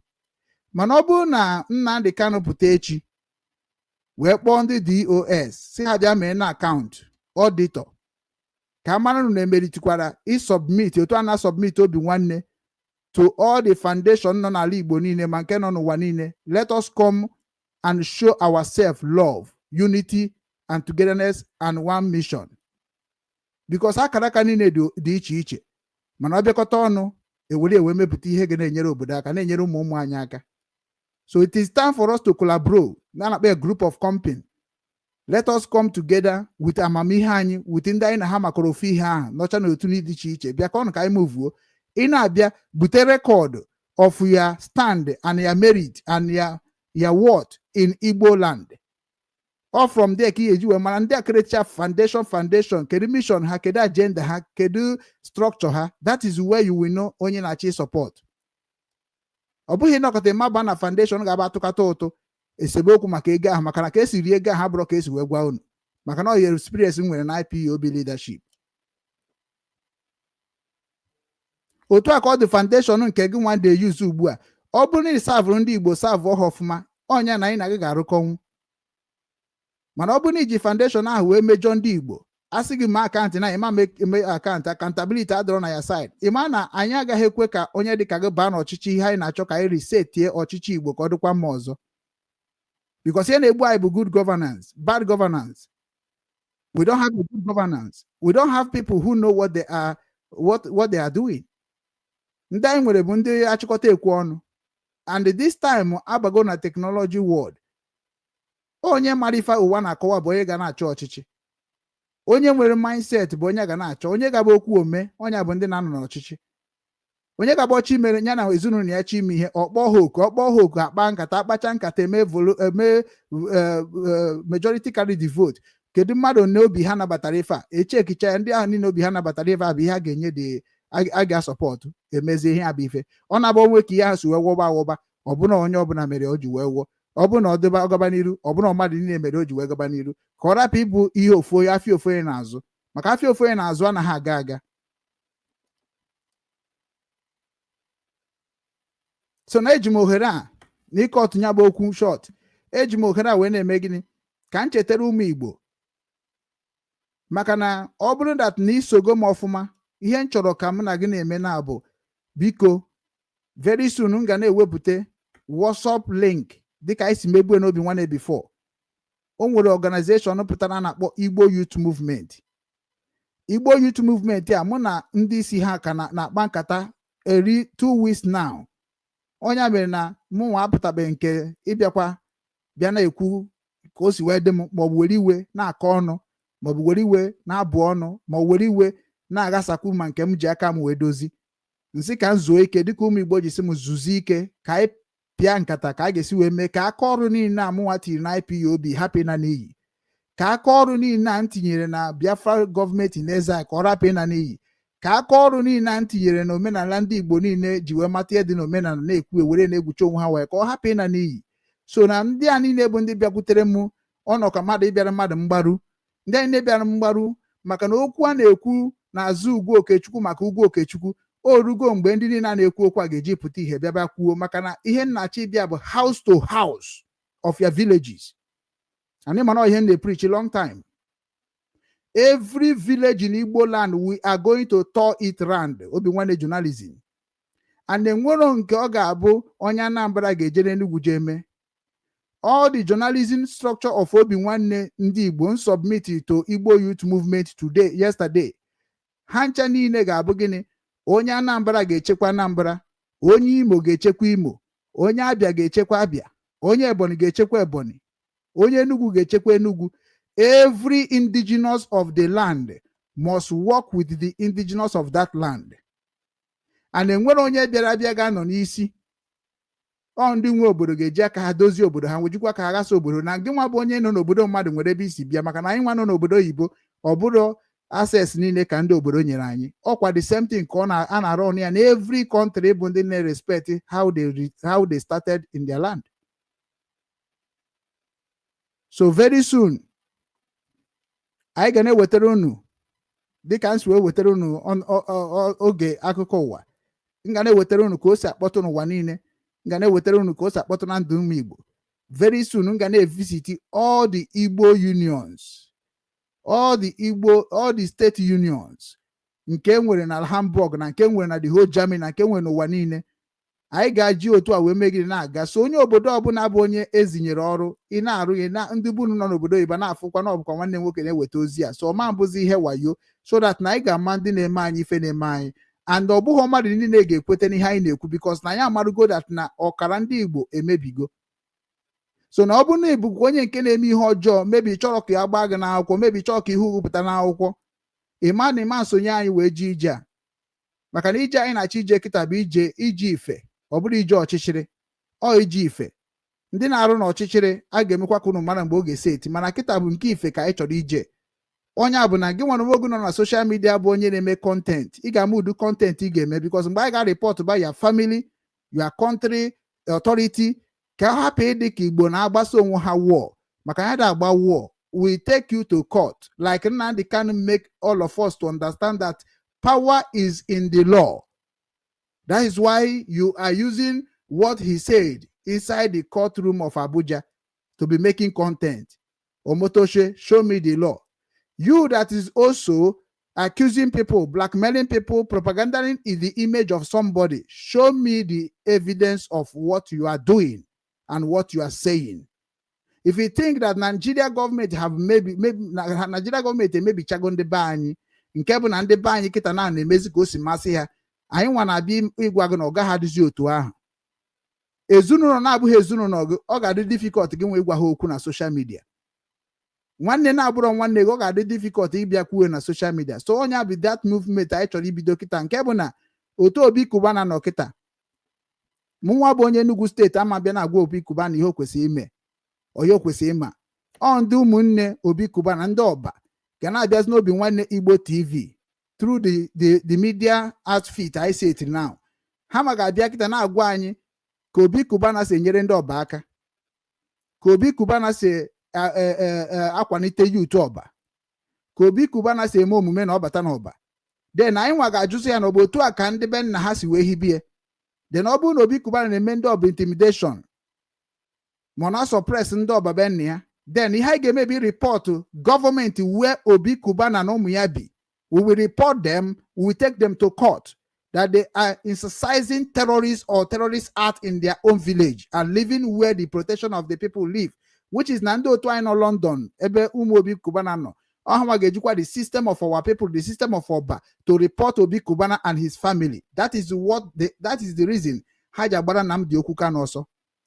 These people chọrọ ka Nnamdi Kanu nwụọ because ha ghọtara na structure Nnamdi Kanu ji bụ structure ga-agba ha n'anwụ, nke bụ na ihe ọjọọ ha na-eme both home and abroad. Ọkwụnụ ma mgbe anyị tiri ekwere mmadụ ihe na Germany, because ihe njesi anyị anọghị m ụbọchị, but as far as na ọ bụ indigenous people of Biafra reacted it automatically, every indigenous people of Biafra tiri ihe ọsọ m pụtara condemn ya condemn ya n'ụdị na ọ bụrụ otu a ka o si wee dị, mana ga-eme ya abara ibe, and ha ji m ụgwọ ịpịawa abịara ibe azụ since ụwa ifuge. Onye mere na onwe ihe abịara ibe ga-eme n'ala Igbo ka ọ baa uru, because na ihe abara ibe na-eme bụ mere ikwe kweta n'azụ. Anyị nwa bụ ndị ga-agwa gị ka ọ dị n'eluigwe n'elu ụwa, ya da aka ọnụ, ya dịkwa na-eji ya ama aka na ihe a bụ otu o kwesịrị ịdị n'iwu obodo. Maka na one for all for one anyị na-eme na New Rangers football cultural club nọ na Germany a. Ihe slogan ha bụ one for all for one. Ya bụ na ihe mee ofu nwanne gị, ịmana o mere unu niile. Ome unu niile ịmana o mere ofu nwanne gị. Onye bụ ife njiwe gwa unu na onye ọbụla bụ onye na-asavụ Nigeria gọọmenti bụ Nigeria gọọmenti. Mi na-asavụ tụrụ bank o, mi na-asavụ tụrụ ime ahịa o, mi na-asavụ tụrụ ụlọ ụka o, mi na-asavụ tụrụ security o, mi na-asavụ tụrụ traditional rulers o, mi na-asavụ tụrụ onye eze o. All of you are Nigeria government. That is why you batakwuo west can register kwuo obi nwanne ka anyị chere na-esavụzie this Nigeria government n'ụdị anyị niile ga-anọ wee mara nke bụ eziokwu. The registration register na Nigeria government Obi Nwanne Foundation na Obi Nwanne company. Ọ ka m wee gwa unu na nwere ihe eji mara company n'obodo, nwe ihe eji wee mara foundation, and it is time for me to bring all the foundation expertise to be coming and explaining you what the mission of foundation and the reason of creation of foundation, which na ọ bụrụ na ịbịa join anyị amaji foundation gị wee kwuo okwu ka ọ rapụ ndị mmadụ hapụ ịgbara gị ọsọ, because onwe onye anyị chọrọ ịkwado nkwago ka anyị chọrọ ịkwago. so na ọ bụ na ịma na ị chọrọ iso wee na-enye aka n'obodo ịma na ọkịta ka anyị ga na-ajụ gị kedu ihe na-emere obodo gị, kedu ka isi chọọ ka ndị obodo nyere gị aka ka amamihe gị ahụ jee zuo ndị obodo gị alụ. That is it. So na anyị ga-enwe ndị na-ewetara anyị message to village ka ihe a na-akpọ kidnapping na ka ihe a na-akpọ land grabbing ka ọ na, because all land grabbing na bụ ihe na-agwa unu since m ji wee na-akọta Ejiofor eze akasa Ejiofor this thing na-eme ga backfire ya in the future. Na ọnya ka Nnamdi Kanu ji ata afọ na Sokoto prison now. We indigenous people of Biafra messengers, we already know the reason and the why we are shouting for Biafra separation from Nigeria. We know the reason. And as otu anyị ma the reason na anyị nidiro ka mmadụ bịa kụzikwara anyị ha anyị ma ama already. No, anyị nwe jize wee mepụtebe ife. So na ndị anyị na-ebu ndị bara into lamb grabbing, ha ncha niile bụkwa ofu ihe with ndị real estate, and ha ncha niile na-arụkọ with ndị British government. Anọ onye mere njinas na onye ọbụla bụ ndị ga-akwado ma ọ bụ ndị ga-eji obi nwanne wee kwado dịka Igbo Youth Movement, ha ncha niile ga-ebido na village ya. Enweghị onye isi ga-abụ gị nọ na village gị. Ibe na village gị enwere onye isi, enwere Igbo Youth chairman na village unu, enwere security chairman na village unu, enwere traditional rulers chairman na village unu, enwere ụmụnna onye isi ụmụnna obodo unu, enwere onye isi ụmụada obodo unu. Ndị a bụ ndị anyị na-eji rụkọ wit ka anyị wee mara ebe ihe na-eme anyị si eme anyị. Anọ ga-abụrụ gị ihe ọma na anyị nwa anaghị kakuleti nke mere eme. Onye ọbụla wezi ihe mere n'abalị ka ọ bụrụ anwụnta. The level we are coming out now, ọ bụ ebe Igbo niile ga-eji mara n'ezie na aka nwere ezigbote ụmụ Igbo. Ọ bụrụ ibe na soshal midia na-enye ndụmọdụ bụ isi, ọ enyechekwa ndụmọdụ ahụ i nyere ọ ga-amịtakwa mkpụrụ n'ime ndụ ụmụnne gị na ụmụnna gị na ndị nke na-abịa na ọ bụ na ị pụọ, maka na mmadụ pụọ mmadụ na ochie. So ana m ekene unu dịka unu si wee na-esonyere anyị na-asị ka wepụta nwa jaya okwu a wee mee ka unu mara na obi nwanne apụtago ịzọ ụmụ Igbo niile, and ọzụzụ anyị ga-azụ ụmụ Igbo niile dịka nsi wee bido onye ahụ na-ekwu nya bụ okwu kemgbe 2019. Nya bụ okwu na-ekwu bụ ka anyị mara ha ga-eme. Ị nọ na American, ị nọ na Japan, ebe ọbụla ị nọ na mba ofesi, ebe ọbụla ị nọ, ọ bụrụ na ị na-eme ajọ ife, ị na-asọpọtụ ndị a na-egbu anwụ ọbụla n'ala Igbo, ọ bụrụ na asọpọtụ terọrist ndị ndị ụmụnne anyị ha zicha mkpụrụ mmiri, ha na-ekidnapụ moto ndị ụmụnne anyị, ha na-ekidnapụ ụmụ anyị na-asị na ọ bụ Awụsa Fulani. Kịta ka anyị ga-ama ọ bụ Awụsa Fulani na-ekidnapụ anyị ka ọ bụ anyị ji aka anyị ekidnapụ onwe anyị. So na ọ bụrụ na gị nwa onwe gị na ịma na isoho n'ihe ndị a, ịma na ị ga-queue with our movement anyị ga-ebupụta very soon, which is that movement. Ọ ga-abụ something that na anyị niile ga na-akụziri onwe anyị ihe bụ Obi Nwanne Business Strategy and Obi Nwanne Foundation, because na anyị nwa onwe anyị enwego ife anyị chọrọ imere Igbo, and ife ahụ anyị chọrọ imere Igbo ka nwanne anyị nwoke bụ Chinechere mụsịrị unu gegoro na anyị ntị. Ifuge onwere ihe na-eme n'ụwa bụ ajọ ife, nke ọ na-mere bụ ajọ ife aga m eche ka ofe ochi mme emume dị n'ime ka udo wee chịa.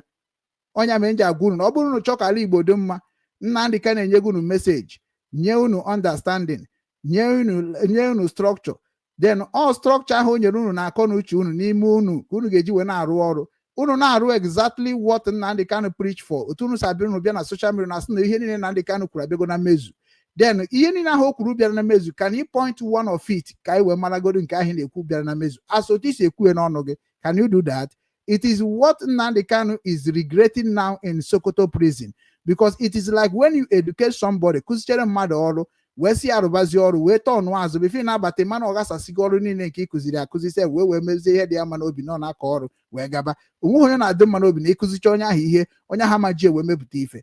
And mụ nwa na ụmụ ji Obi Nwanne wee puruvoro Nnamdi Kanu na DOS na the whole IPOB officials worldwide that na amamife mere through IPOB, and the IPOB ọrụ rụrụ n'ime IPOB ka m rụkwara n'Obi Nwanne. So na ọ bụrụ na m were ọrụ Obi Nwanne akịta dọgbu na IPOB with the power and authority and what we have established since 2013 joining this IPOB, by this time mama nwenye dịka Simon Ekpa, by this time mama nwe onye dịka ndị a niile na-apụtasị na social media, but they saw the dream and they saw the vision of me. Ha chanine wee tụba m ụjọ. That is why you can never hear Okechukwu Ugwu n'ọnụ Chinasa Nworu. You can never hear Okechukwu Ugwu n'ọnụ Mazi Ofoma. You can never hear Okechukwu Ugwu n'ọnụ Nneni Anya. You can never hear Okechukwu Ugwu n'ọnụ Chike Doziem. You can never hear Okechukwu Ugwu n'ọnụ Nnamdi Okwu Kanozu onye afara Ibe Ekwu. You can never.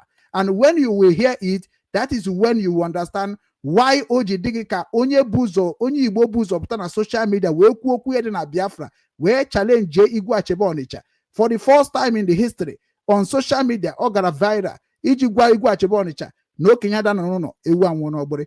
Because of the truth I have been saying on social media to protect and to save Ndị Igbo. That is why Ndị Igbo turned against the holiest man on the world.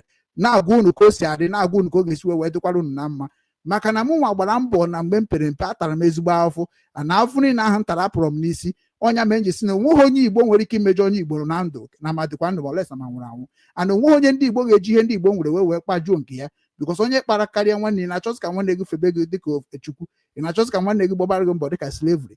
We need to restore the mindset of the love and unity in among of us. Ọ bụghị by power, ọkwa by knowledge. Adịm anụ ọgụ, adịm agba egbe, mana aga m ebutu gị down. Maka na ike dị n'okwu ọnụ, onye ka anyị ji akpa ike. Nya ka anyị si na anyị na-ekwu eziokwu na anyị dị romansị. Sometimes ihe na-egbu unu, mana aga m agwa unu nke a na njecha bata. So ndị na-esonyere anyị, ọ bụrụ na-esonyere m ọfụrụ kịta ma ọ na ịbịara isonye Obi Nwanne, first of all, ihe ị ga-ebu ụzọ n'anya bụ n'anya na logo anyị, ịnanya na logo anyị, ịnanya na afa nke mụ nwa dere a na-akpọ m, ịnekwe n'anya na afa ihe ndị na-arụrụ ọrụ, ịnekwe n'anya ebe anyị na-eme advert na anị ya, gị marụsị ihe anyị rụpụtagoro, ihe anyị ji enyere Ndị Igbo aka, ana ihe anyị ji agwakwa Ndị Igbo bụ ndị nwere ezigbo obi, ha bịa ka anyị gaba n'iru. Maka na ọ bụrụ Ndị Igbo niile ga-enwe ezigbo obi, anyị were ebe anyị na-eje, a ga-enwe ndị ajọ mmadụ, a ga-enwe ndị ezigbo mmadụ. Beta anyị na-akpọ ndị ezigbo mmadụ, ndị ji obi ọcha wee chọkala Igbo dị mma ọnụ ka anyị na-akpọ.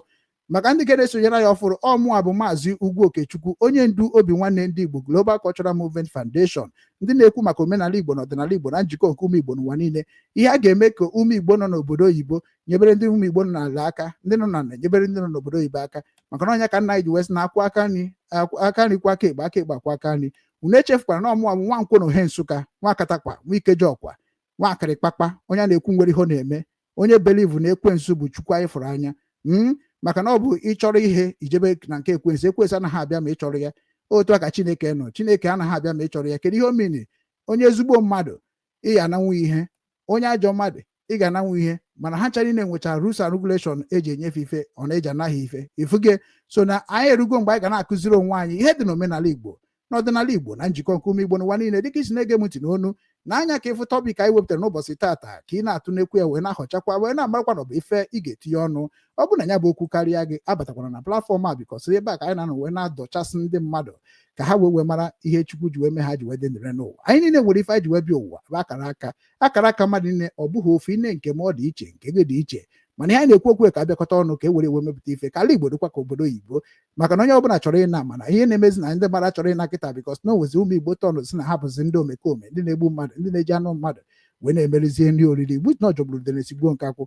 Ana m ekene unu wee sị Oge Akụkọ nke Ụwa anyị ga na-ekwu maka referendum. Ya bụ ihe nke ndị IPOB na-eti mkpu ya kemgbe mụnwa join. I'm a witness of knowing that na IPOB na-ekwu okwu referendum. Anyị ga na-akọwa ndị kakwa iwe mara ihe dị na referendum, anyị ga na-anabatakwa ha bịa na-akọwa ka unu wee mara nke bụ eziokwu, wee nyebere onwe na aka, bikos na onye gburu nwanne ya egburukwa mmadụ. Anyị ga-etikwa ọnụ n'ihe gbasara restructure bụ nke ihe gbasara ndị akịta bụ ndị dịka Peter Obi, ndị a mepere movement a na-akpọ village boys movement. Ha ma na-ekwu maka restructure. Ọha bụ ndị otu Peter Obi. Restructure anyị ga-achọtakwa ndị mara anyị ọfụma, ha ga na-abịakwa na-akọwara unu ya n'oge na-adịghị anya. Unu ga na-amatakwa ihe niile a nji wee tinye ha, bikos ọ bụ ihe ụmụnne anyị na-eche na ihe a na-abịakwute m ka nsịzi ka anyị tibe ya ọnụ. Na nke ahụ bụ nke na-afịa arụ bịa n'Obi Nwanne, a ga-eti ya ọnụ. Na Obi Nwanne bụ onye nke savgoro ndị Igbo completed about 6 years, mana o nwere ihe ntụpọ dị n'ime ya. Ọ bụ nnukwute ihe ọnwụ ka ọ bụ, ọ celebration. Mana esikwa na okwu na-ekwu bụ asị ka ọ bụ. Anyị na-enwekwa ihe dịka link anyị na-etinye ma nọmba nke ị ga-akpọtụrụ anyị wee na-agwa anyị njọ anyị mere ka anyị na-agị si wee na-eje ka isi wee mara anyị na social media, na-agwa m njọ m n'iru. Maka na ịgwa m njọ m n'iru, mwefu ụzọ ebe m si wee yọọ mgbaghara. O nwere ka ọ bụ na ihe ọma na-eme na ọgwụ ọjọọ ka ọ bụ to you, nwee ka ọ bụ na ihe ọjọọ na-eme bụ ihe ọma ka ọ bụ to you. Maka na ndị be anyị kwuru n'okwu sị that na another man food is another man poison. Ya bụ gịnị? Na anyị ga-ekwukwa okwu 99 constitution bụ nke nwanne anyị nwoke bụ Tony Nnadi have been discussing with me, sending me a lot of invoice. Mụ na ha na-ekwu, mụ na ya na-ekwukwa na-ekwu ọfụma. Ndị niile na-ele anya bụkwa ndị na-eti mkpu ka ọ dịrị obodo mma. Mụ na ha na-ekwucha, mụ na ndị isi ha na-ekwucha. Ya bụ gịnị? Na m afụgo ihe bụ ebumnobi ndị Igbo fụkwa ebumnobi ndị be anyị nọ n'ime Naijiria. So 99 constitution a sị na a ga-echenjie na echenjie to obi ndị obodo ịmana ga-eji wee gabakwa n'iru. And 99 constitution ahụ na ọ bụ na echenjie ịma ihe dịka na ụmụ corruption a ga-ana and ihe dịka mmadụ ije n'obodo mmadụ na-echekwa dịka machinery ekpote ndị nọt abịa na-echekwa ndị be anyị ma na-echekwa ndị obodo gị no tinye ha na sekuriti tinye ha n'ihe ndị ọzọ niile. Ọnya ka a na-akọwa na datin ahụ na ọma ndị ọzọ ọnya bụ ihe Tony na dị na-eme agitation ka eme restructure eme chenjie the 1999 constitution mgbe ndị mmakwanye ya ga-abịa kọwara anyị na ọ bụ na anyị nabata bafa then ịmarụzie ihe 99 constitution pụtara and the reason eji chọọ ka echenjie then ị na-anya gị nwa bụzi onye ahụ bụzi onye nke mụ na ya so n'ụgbọ kemgbe 2019 mụ nwa na-eti mkpu Igbo Nation. Unu amarụgo na m na-eti mkpu Igbo Nation. Igbo Nation bụkwa ndị nke dịkwa ka otu a Biafra dị, otu a Naijiria dị, otu a Britain dị, otu a Igbo Nation dị. Mana anyị nwa na-asịsị na ebe anyị nwa ga-aga bụ ebe anyị ghọtara a ga-abasa anyị tụba aka ya tụba aka. So n'ọnya mere o ji nji ekwu maka Igbo Nation. Ibe na Igbo Nation bụ ndị na-asụ asụsụ Igbo, ndị nwere njirimara, ndị nwere ọba ego eji ekwu okwu na ndị nwekwara karịa igwe eji akpọ ya bụ eji akọmuniketi with ndị mmadụ. So Igbo Nation nwekwara ife niile a na-ekwu okwu ka Biafra nwee. Anyị zagoro Igbo Nation ọ ga-adị mma, mana ihe a na-ekwuzi okwu ya bụ gịnị ka maka ụmụnne anyị ndị si na ha bụrụ ndị Igbo. So n'ịbịazie na Biafra enwere ihe eji wee hibe, ana ihe eji wee hibe bụ maka na enwere ndị si na ha bụrụ ndị Igbo, nwee ndị si na ha bụ ndị Igbo.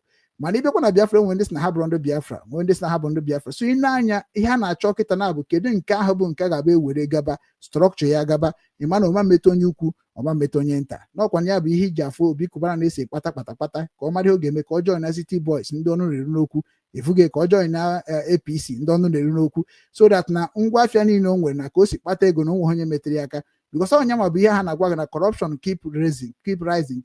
Do you know why?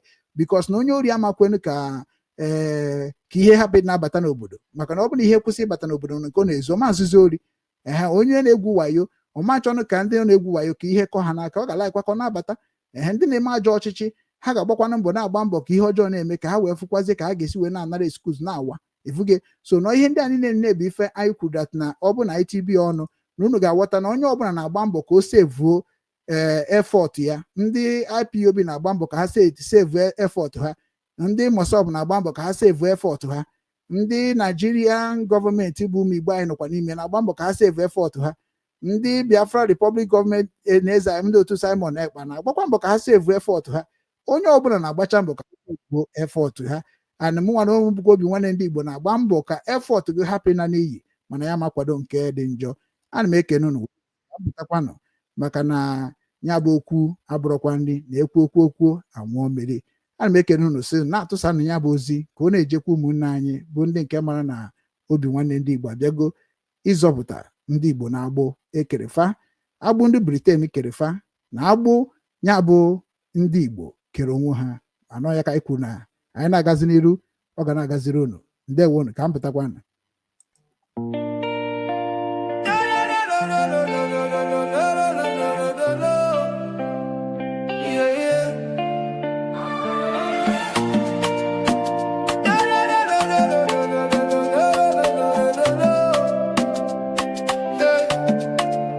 From the streets of Hamburg, across the deep blue sea, a message for the children, for you and for me. Hoping when them is calling, can you hear the sound? The roots of our fathers are being found. We know they forget where we come from. The strength of a lion, the beat of the drum.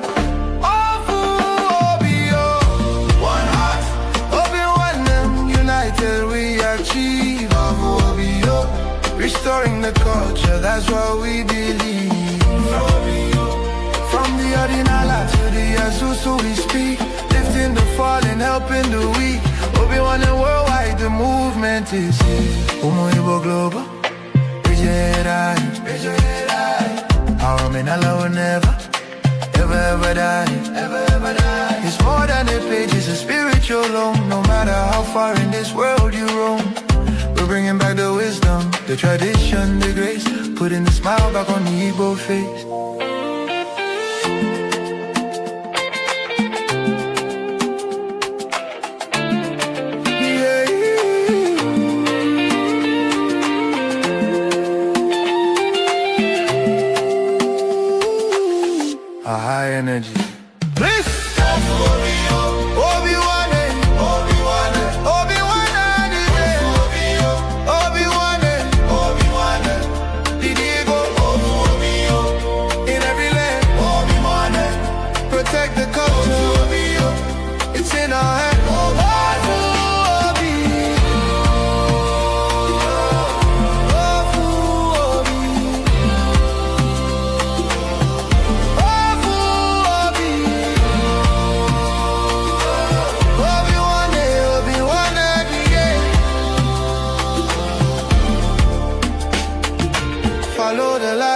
follow the way. Obi-Wan is leading the day. Keep the fire burning, keep the language strong. This is where we all belong. Again, it fades out with a final celebration.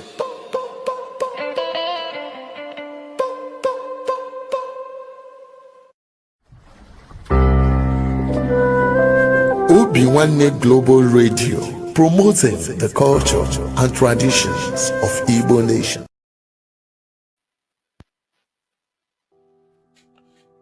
I am the managing director of Oge and Obiks Nigerian Limited. For years, I have worked hard to secure a $64 million international contract. A deal that would have changed not just my life, but created opportunities for many Nigerians. The contract was signed and the funds secured by LC were sent through Zenith Bank, Nigerian PLC, after an agreement between my company and Zenith Bank as a paymaster for the guaranteed contract.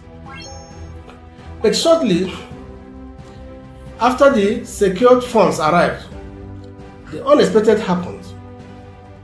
The bank began to make new financial demands that were never part of our original agreement. When I refused to grant those demands, everything changed. The contract, which had a strict liability clause, was suddenly terminated by breach of LC confirmation by Zenith Bank after receiving payments which it deducted from the company account. It refused to confirm. And funds belonging to the company, which was entrusted to the bank, suddenly disappeared, unaccounted for. And years of effort collapsed overnight, automatically activating the liability clause of the contract. I have reached out privately for resolution. I have contacted lawyers, human rights advocates, and even the authorities, but no one has been willing to take this matter seriously. So I am speaking out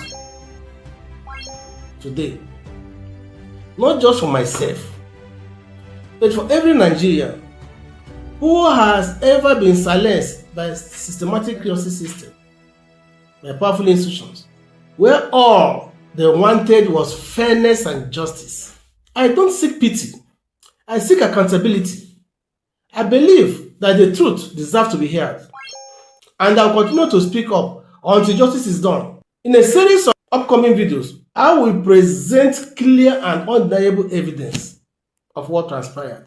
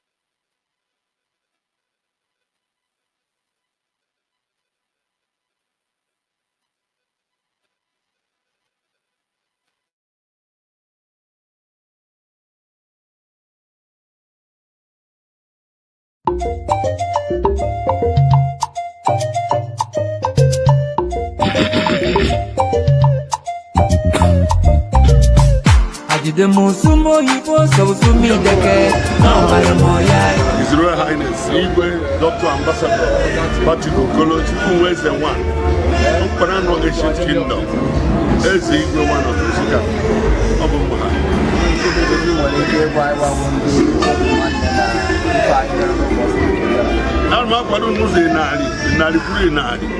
maka na egwu ọzọ anyị na-aga na chọọchị anyị na-achọzi ndị ụka anyị ewefula ntọala anyị wefula ogige ala mụ wechite ogige ala ọ ji azụ mma n'ụtụtụ reju ya n'okwu nwata ụwa ka ụmụ anyị amaghị ebe ogige ala ya bụ na akwadoro n'ụkwado sie n'ike ebe ọ bụ na uje kpọọ m na aga na baka na station na na-ekwu ụwa na-anụ olu m ya ha mbụ Chukwu nwa eze Igwe Chukwu nwa eze akwa ekele gị anyị chọkwara ịmata ihe nwere ike ịgwa anyị gbasara ndị a na ọbụrụ Igbo anya na-ere ala Chukwu na ya lele na nkịtị ọbụrụ ebe anyị ikoro Chukwu ala ego mana ọ bụ maka oke ọchịchọ dọkịta ụmụaka na-eji ere na ala ewetara ọha onye ka obi sọsọ eje bururu ala ọ bụ arụ ọ jọrọ njọ mana ihe na-ekwu ya bụ ọ nweghị ihe a na-arụ akọzi ijere ere ala gị ha na-ere ere n'ọgụ emechaa hapụrụ iwe ụmụ ma nna nna anyị ọ bụrụ ha rere ụmụ ka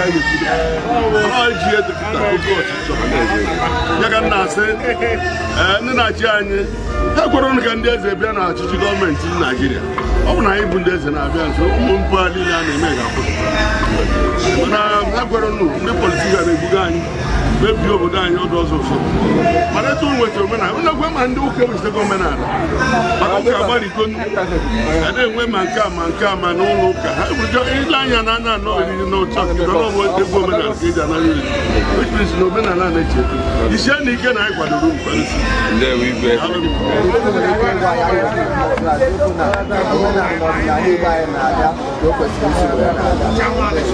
abịa na omenala ị na-asa arụsị enwere ihe bụ arụsị n'asụsụ na-agba ekwu ya ọtụtụ mgbe arụ kwụsị gị ekịta kwụsị ndị ya ka enwere ihe bụ arụsị arụ ya bụrụ onwe ihe ndị Igbo na-eme na-adịghị ọyị ka ihe a na-eme kirikiri nkịta na-ezu ori mmadụ na-egbu mmadụ oge gboo na-ezu mmadụ a na-egbu egbu ọ bụ ezu ree ndị ọcha mana nkịta bụ ezu egbu mmadụ na-ere ya na pas ga motu ọ bụ ihe dị mma arụ bụ ihe so ihe m nọba arụ ekele m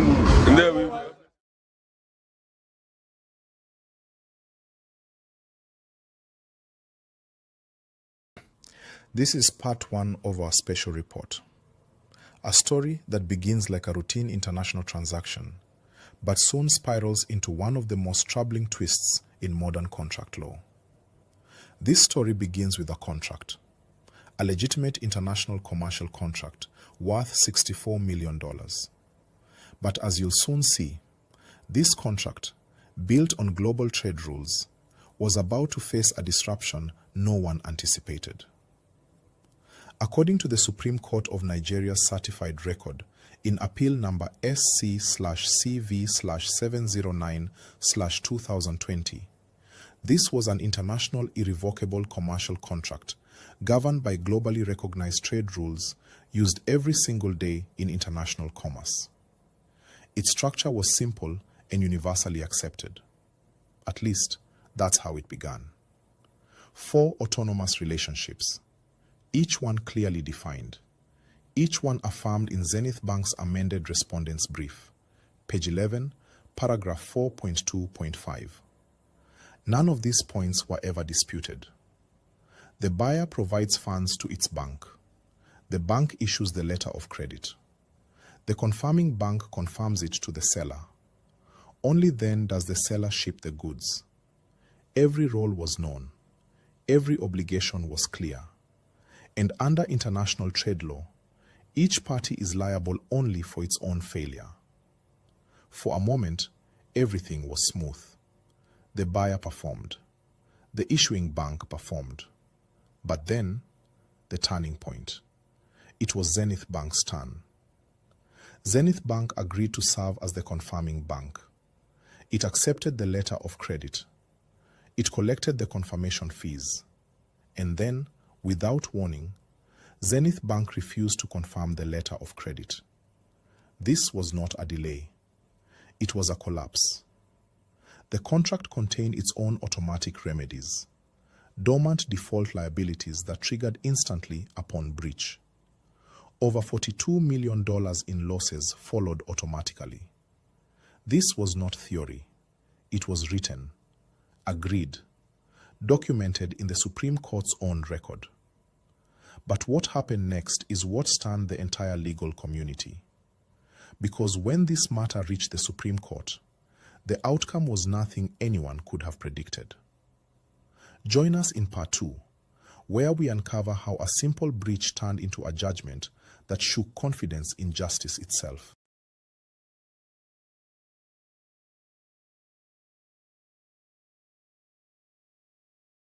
ụmụ Igbo ọ bụrụ na ị na-ege anyị ntị n'onu ma na-ekiri ozi ọma nke anyị na-ewetara unu na ozi ndụmọdụ na ịgbazi ọnụ nke anyị na-ewetara unu, biko ka ị na-esonyere anyị na YouTube, na-esonyekwara anyị na Instagram maọbụ na Twitter maọbụ na Facebook na na webụsaịtị nke ndị obi nwanne m, ka anyị wee na-ezinye abụ ozi ka o si wee kwesị dị na-adị, maka na oge erugo mgbe anyị ga-ebupụta ihe nke njirimara Igbo na asụsụ Igbo na omenala Igbo na ihe gbasara ndị Igbo niile n'ụwa niile, ọ kacha ihe anyị na-achọ bụ Biafra. Ị ga na-afụkwanye abụ ozi ka ọ ga na-abịa, ị na-esonyere anyị, ị ga na-ama mgbe anyị tụpụtara gị ozi nke dị mkpa ị ya mara, ma wee marakwa ị ga-eme ngwa ngwa ka emeghara ọdachi.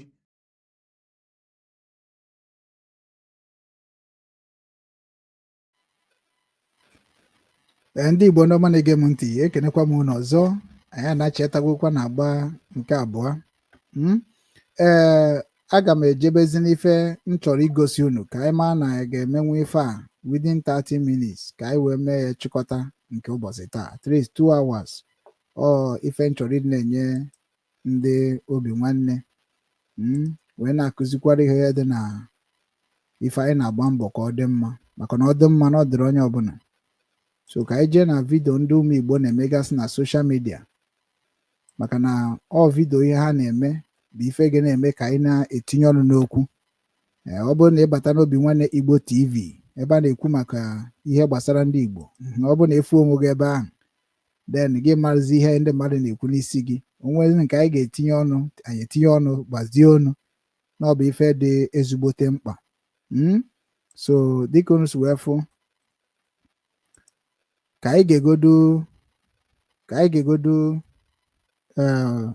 voice ihe anyị tiri kịta, ka anyị ga-egodo ya, but achọrọ m ka unu nyekwa m sekọnd, nyere m sekọnd ka ndị shọ na ihe a na-eche itinye kịta na ọ ga-apụta ọfụma. Ọ dị ezigbote mkpa.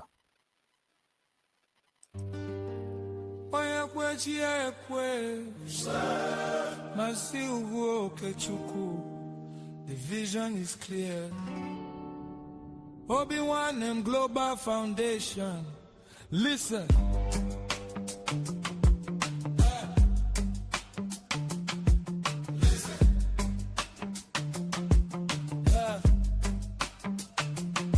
They say giddy giddy bugwe is a unity is the strength of a king. And when we work together, there is no weight we cannot bring. From the red mud of a light boat to the streets of New York City, we carry the heritage, we carry the beauty. Mazi Ubochi Eke Oku saw the vision, he planted the seed. A home for every brother, a friend for every need. Obi-Wan, the heart of a brother. Obi-Wan, we love one another. Obi-Wan, in Igbo home and abroad, hear the call. Together we achieve, we shall never fall. Join the foundation, let the movement grow. Obi-Wan, everywhere we go.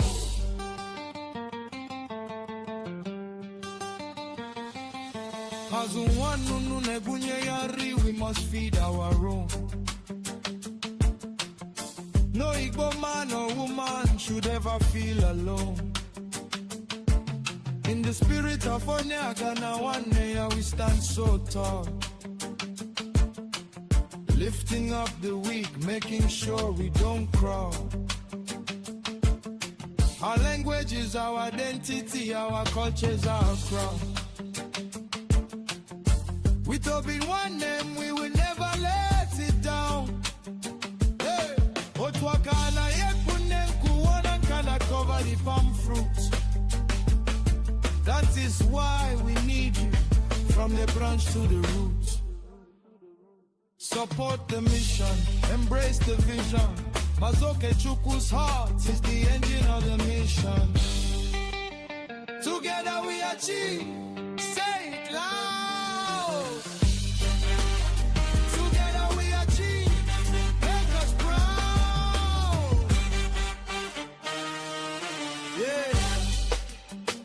Igbo Gadi, Igbo Shale. Support Obi-Wan them. In Igbo Global Foundation. From the east to the west, north to the south.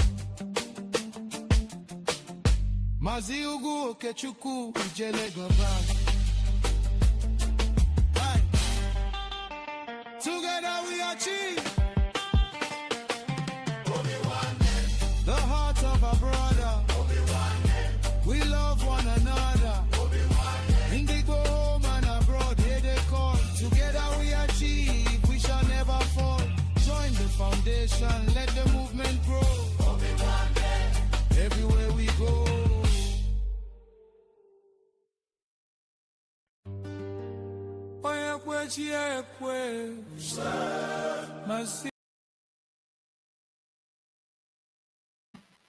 ndị Igbo nọ mara ege m ntị ekenekwa m unu ọzọ. Ọ bụrụ na voice anyị na-apụta unu ga-emekwa ka anyị mara. Anyị na-ekenekwa ndị nke bịagoro kenekwa anyị na comment section. Anyị na-ekene unu ebe ọ bara ụba maka na ọ dịghị izi mmadụ ịfụ nwanne ya ebe ọ na-ekwu okwu ọ bịa nọnyere ya. Ana m ayọ Igbo niile ka anyị bịakọta ọnụ dịka m si ekwu ya na mbụ, ka anyị wepụ ihe bee n'abalị ka ọ bụrụ anwụnta. Na ọ bụrụ na ịbụkwa ezigbo mmadụ, o nwegodo ebe m kwujọrọ gị na-amaghị ama, ọ bụ ka o si akpa m ka m si ekwu. Ọ bụrụ na mebi na ka esi wee gwa gị okwu ọ dịrọ mma, ịmara na ihe anyị ji agwa gị okwu a bụkwa na o nwere ife na-eme. Anyị chọrọ ka ị mara ka esi eme ya, ma ọ bụ ka ị gwakwana anyị ka isi eme ya, ka anyị wee nwee ike na-ekwu maka gị.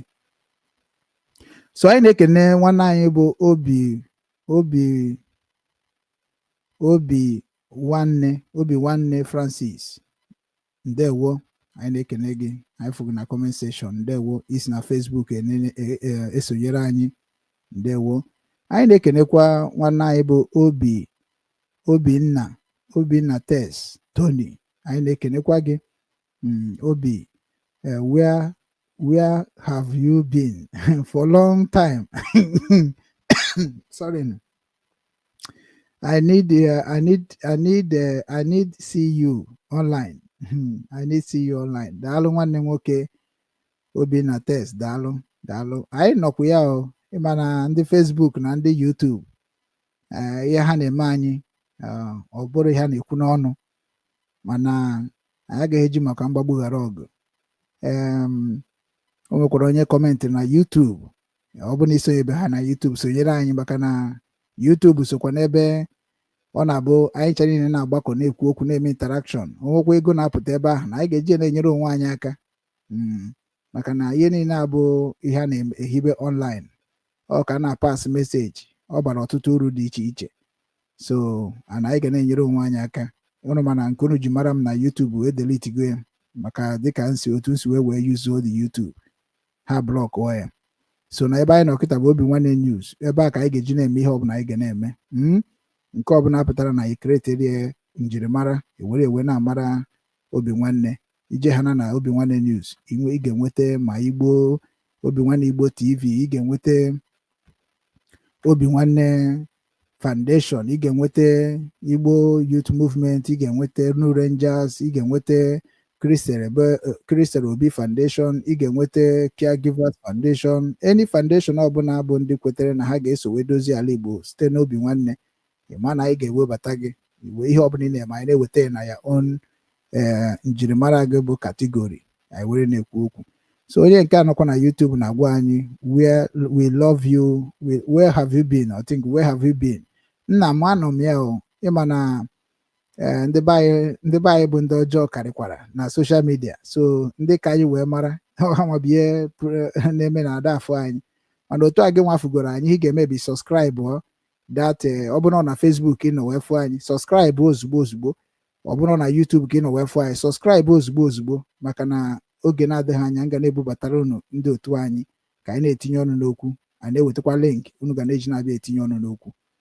Anyị na-ekenekwa Chidozie Ajani, daalụ. Free Mazi Nnamdi Kanu and Biafra. Otu a ka ọ dị, maka na ọ bụ na ndị Naijiria gọọmenti bụ ụmụnne anyị nọcha n'ime ya, ọ bụ na arapụ Nnamdi Kanu nsogbu anyị aka m were half of nsogbu anya na maka na ịrapụ Nnamdi Kanu ga-egosi na ndị anyị na-eji afọ ya wee na-egwu wayo ma ọ bụ ndị a ji afọ ya wee na-eseti ndị na-agba mbọ bak mgbe Nnamdi Kanu pụtara iwere ewe kwu okwu ọ ga-asị gị kedu ebe gị na ya kpara ihe do na mana kịta onye ikwu na onye nta na-asị na ya na Nnamdi Kanu na-akpa nkata ya na Nnamdi Kanu kpacha nkata ihe ọ gwara anyị ka anyị ga-ewe mana onye ka ndị dị ka anyị si na ya na-ewekwu ihe Nnamdi Kanu na-ekwu na prison ọ dịrọ pọsịbụl ọsọkwa ya bụ na lọya ya kwuru ma ọ bụ lọya ya ihe anyị na-agwa ndị lọya ya ha kpọpụtara anyị Nnamdi Kanu n'ebe ha bụrụ obe ya na ọ bụrụ na osi unu gụrụ lọya unu gụọ lọọ unu amaghị unu ga-eme kpọpụta na anyị nwanne anyị maka na ọ bụrụ unu tụtere egbe n'isi si ya kwuo otu a ka political solution unu ji wee na destroy akara aka ndị Igbo ka ọ bụrụkwa na ihe eji eme ifuge lọya Naijiria na Naijiria bụ ofu lọya Naijiria na Naijiria bụ ofu o nwere iyi na-anwụ bife bụrụ lọya Naijiria na iyi ahụ enwere ịbịakwanụ ka imebikwa iyi ahụ enwere ọnya bụ na ọ ga-ese okwu so ọnya mere na ya agaghị believe in lọya Nnamdi Kanu Naijiria will not believe them because na ọ bụrụ ihe anyị na-eme na Biafra ka ha na-eme ọ bụkwa ihe Nnamdi Kanu steeti na structure of IPOB ka ha na-eme so ha na-emere onwe ihe gbasara ihe masịrị ha ọnya mere na today na ajọ gị na kedu problem Nnamdi Kanu nwere kịta ma nkọwanwu because na ndị kwesịrị na-akọwara gị exactly problem ya andịkwana ihe a ga-eme ka edozie problem ha anaghị afụ ha na-eme ihe niile nzuzo ghọtago na-eme n'ụdị na ọ bụla Nnamdi Kanu pụta ka ekwube na ọmụ gbara mbọ ewetara m ego n'edo na ana m eje Sokoto ana m ata afụ ana m arapụ ihe ụmụnne m na-eme ana m ahapụ ihe m na-eme ihe niile abụcha akụkọ unu ga-eji wee kọchisie ndị ahụ niile bụ ndị ya na Nnamdi Kanu mere ihe ana ndị ahụ niile bụ ndị ghọtakwara ihe Nnamdi Kanu mere dịka ndị otu anyị akụkọ unu ga-eji kọchisie mana nna agwa unu na aha Chukwu na ndị nna ndị ana na ọma nwee isi unu ga-emegoro ka Nnamdi Kanu pụta ọ mara ma ọ naba Fada Ibe o ji Fada Ibe kwanye bidokwa ebe anyị kwụsịrị ọ ka o si kwesị ede ọ bụrụ na ọ pụta ha na ozugbo ihe niile na-adị mma emekwa ya eme maka na ihe emebigo ma ndị ya na ya mekọchara ihe jicha afọ ya wee mee ihe ọjọọ ihe ndị anyị na-akọwanwụkwana ya ọnya mere anyị ji agwa unu niile ka unu wetunata aka na etu unu si wee na-eme ihe gbasara Biafra na ihe gbasara Nnamdi Kanu anyị egwuche ka anyị ga-eji wee rụ ya ka ọ gaziere onye ukwu gaziere onye nta ịbịa na soshal midia na blackmail nwanne gị ị na blackmail kwa onwe gị ịbịa na soshal midia na propaganda things about our history onwe gị ka ị na-egbu ịbịakwanụ na-ebute fake news onwe gị ka ị na-egbu so ife ndị anyị dị ka anyị si na ọma ndị otu a na anyị manụgoro n'ihe a na-eme well anyị ga na-abịa na-akọwara gị ihe ọbụla ị chọrọ ịjụ na ihe ọbụla ị chọrọ ịma ịkpọtụrụ anyị nabata gị na skrin ịbịa were aka gị gbara onwe gị akamọkụ nwụọ dịka esi kọwa ya ka o doo onye ọbụla anya anyị na-ekenekwa injinia Sonto Chukwu na-esonyere anyị na YouTube ọsọ ụtụtụ ọma obi nwanne kedu obi dị m mma obi dị m ụtọ ịhụ ọlụ gị ịnụ olu gị ọzọ ndewo injinia Sonto Chukwu deje daalụ n'ọkakwa obi nwanne ahụ maka ịka na afụ dejenu den ka anyị play godi fam a na ya ga-anụ ya ọ bụ na anyị nụ ya danyị ma na-esetigo m ihe niile ọfụma anyị ebupụtabezie vidios anyị ga-eji wee kpakọrịta nkata ụmụnne na ụmụnne then let us go and see how it goes. Republic Government in exile. Know this and know peace. Once you know this, you will know peace. But if you refuse to know this, you will never know peace. I remain the Prime Minister of the Biafra Republic Government in exile, and as a matter of fact, I remain in charge. And if you don't want me to be in charge, bring Mazi Nnamdi Kanu out. Stop all this nonsense of Mazi Nnamdi Kanu control Biafra from prison. It doesn't work. It can never work and will never work. We are well-educated people, very sensible people, very smart generation that you cannot deceive. You don't expect Biafra people, as wise as we are, to be led from DSS dungeon. If you are not happy by the fact that Simon Ekpa is now in charge of the Biafra Liberation Movement, you don't need to start disgracing yourself on social media. If you hate Simon Ekpa's approach to Biafra freedom, bring Mazi Nnamdi Kanu out and stop antagonizing what Simon Ekpa is doing in his own way to bring Biafra. Mazi Nnamdi Kanu was not your friend in 2021, before 2021. Some of you going to seek advice from him was the one who masterminded his kidnapping from Kenya. And the same man today you are running to for help. If you know that Mazi Nnamdi Kanu is now somebody to be listening to, bring him out to stop me. But so long as he continues to be illegally detained at the DSS dungeon, you must come to terms to that reality that Simon Ekpa is not in charge. I will deal with you people. You don't know what you have done to yourself. Freedom fighting is a fight to finish. I have come to end and stop and finish the fight that Ojukwu started over 50 years ago. So all of you that you see Simon Ekpa as an obstacle to whatever nonsense you are doing with Nigeria, believe me, I am just knocking at the door. I have not started. I told you people that the time is coming when you are going to know who Simon Ekpa is. The time is fast approaching. So if you are not happy with the fact that Simon Ekpa is in charge and the new sheriff in town, bring Mazi Nnamdi Kanu out to stop me. And if you cannot do that, you will rant and you will keep quiet. You will write to everywhere you want in this life, you will keep quiet. I warned you people from the beginning. This Mazi Nnamdi Kanu you kidnap will be the worst mistake Nigeria has ever made. And I warned in the beginning that we are going to make sure that the kidnapping of Mazi Nnamdi Kanu is very costly and very expensive. My people of Biafra, I am telling you, we are now over $15 billion loss to Nigeria, and we are counting.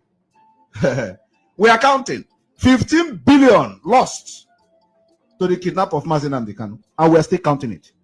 By the time we get to September, it will get to 20 billion. I am talking about $20 billion. That is the estimated loss to the kidnap of Mazi Nnamdi Kanu. Now tell me, not only that, we are crashing the foundation of Nigeria. And God have used you to kidnap Mazi Nnamdi Kanu so that you are going to pave way for the quicker action for Biafra liberation. And it is happening. And so Biafra people, those who are still contemplating on what Simon Ekpa is doing, please do not listen to criminals who collected money to sell Mazi Nnamdi Kanu. And those telling you Simon Ekpa should stop using Mazi Nnamdi Kanu's name. I want to tell you one thing today. I've been addressing this on Twitter. During the time I was having meeting with Mazi Nnamdi Kanu, none of these people were part of the meeting. None of them. Mazi Nnamdi Kanu never brought anybody to me. Mazi Nnamdi Kanu never introduced anybody in Biafra struggle to me. If anybody has ever participated in the meeting between me and Mazi Nnamdi Kanu, the person should come forward.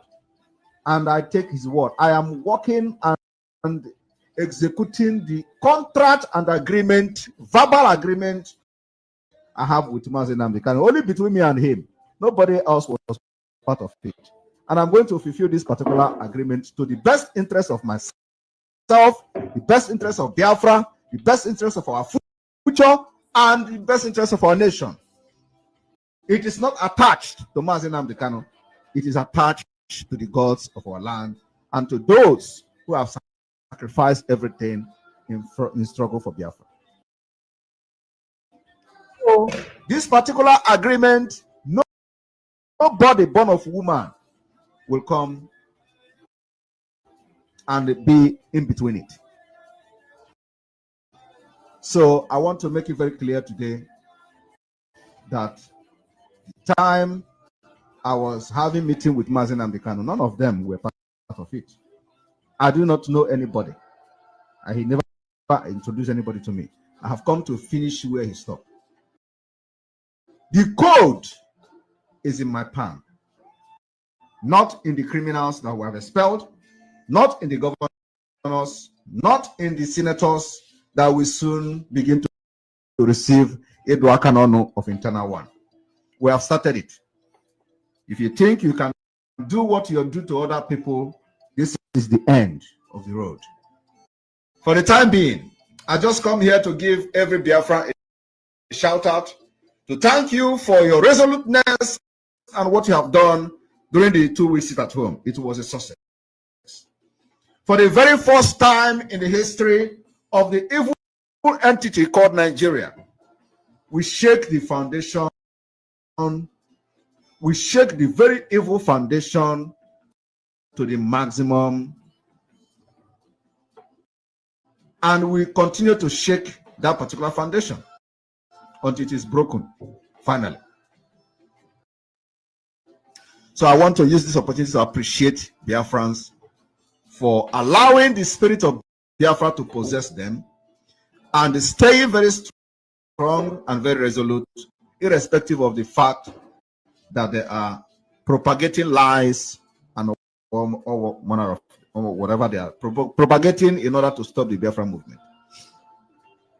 Today, the people that were proscribed, I want you to know that IPOB, those people you see today and deceived our people to die many years ago, were proscribed by the Nigeria representative within Biafra territory in the southeast, called Southeast Governors.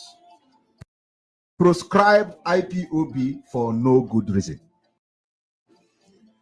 And why they have not been unproscribed, they are now calling us criminals. And those who were part of the proscription are celebrating that they are calling us criminals, as if we are criminals. They celebrate criminal. And I want to ask again, I don't know, which one is better? Is it a proscribed terrorist group or is it a criminal group? We are neither of the two. We are not criminals. We are not terrorists, but they proscribe the IPOB. So you see, the people that have not even come out of the proscription are celebrating when they say we are criminals. And they say we are not members of IPOB. We are the government of Biafra in exile, officially, legitimate official government in exile. And that is the supreme now. If you don't like it, bring Mazi and Kanu. If you don't like the fact that Biafra Republic government in exile is now supreme, and I want everyone to understand that very soon we will stop using IPOB. Very, very soon we are going to stop using IPOB because IPOB name has been adulterated by evil people. We are going to stop using the name. And if they are not happy with that, they can release Mazi and Kanu.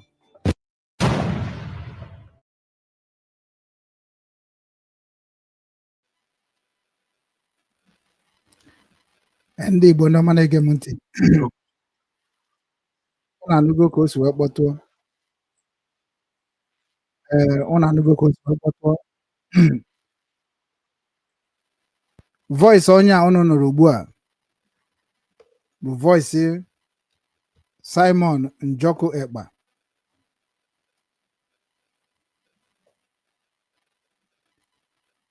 Ọtụtụ ndị mmadụ si na o mere ajọ ife. Ọtụtụ Igbo si na o mere ajọ ife. Ọtụtụ Igbo si na o mere ọfụma. The way anyị si wee gee Nnamdi Kanu ntị n'onu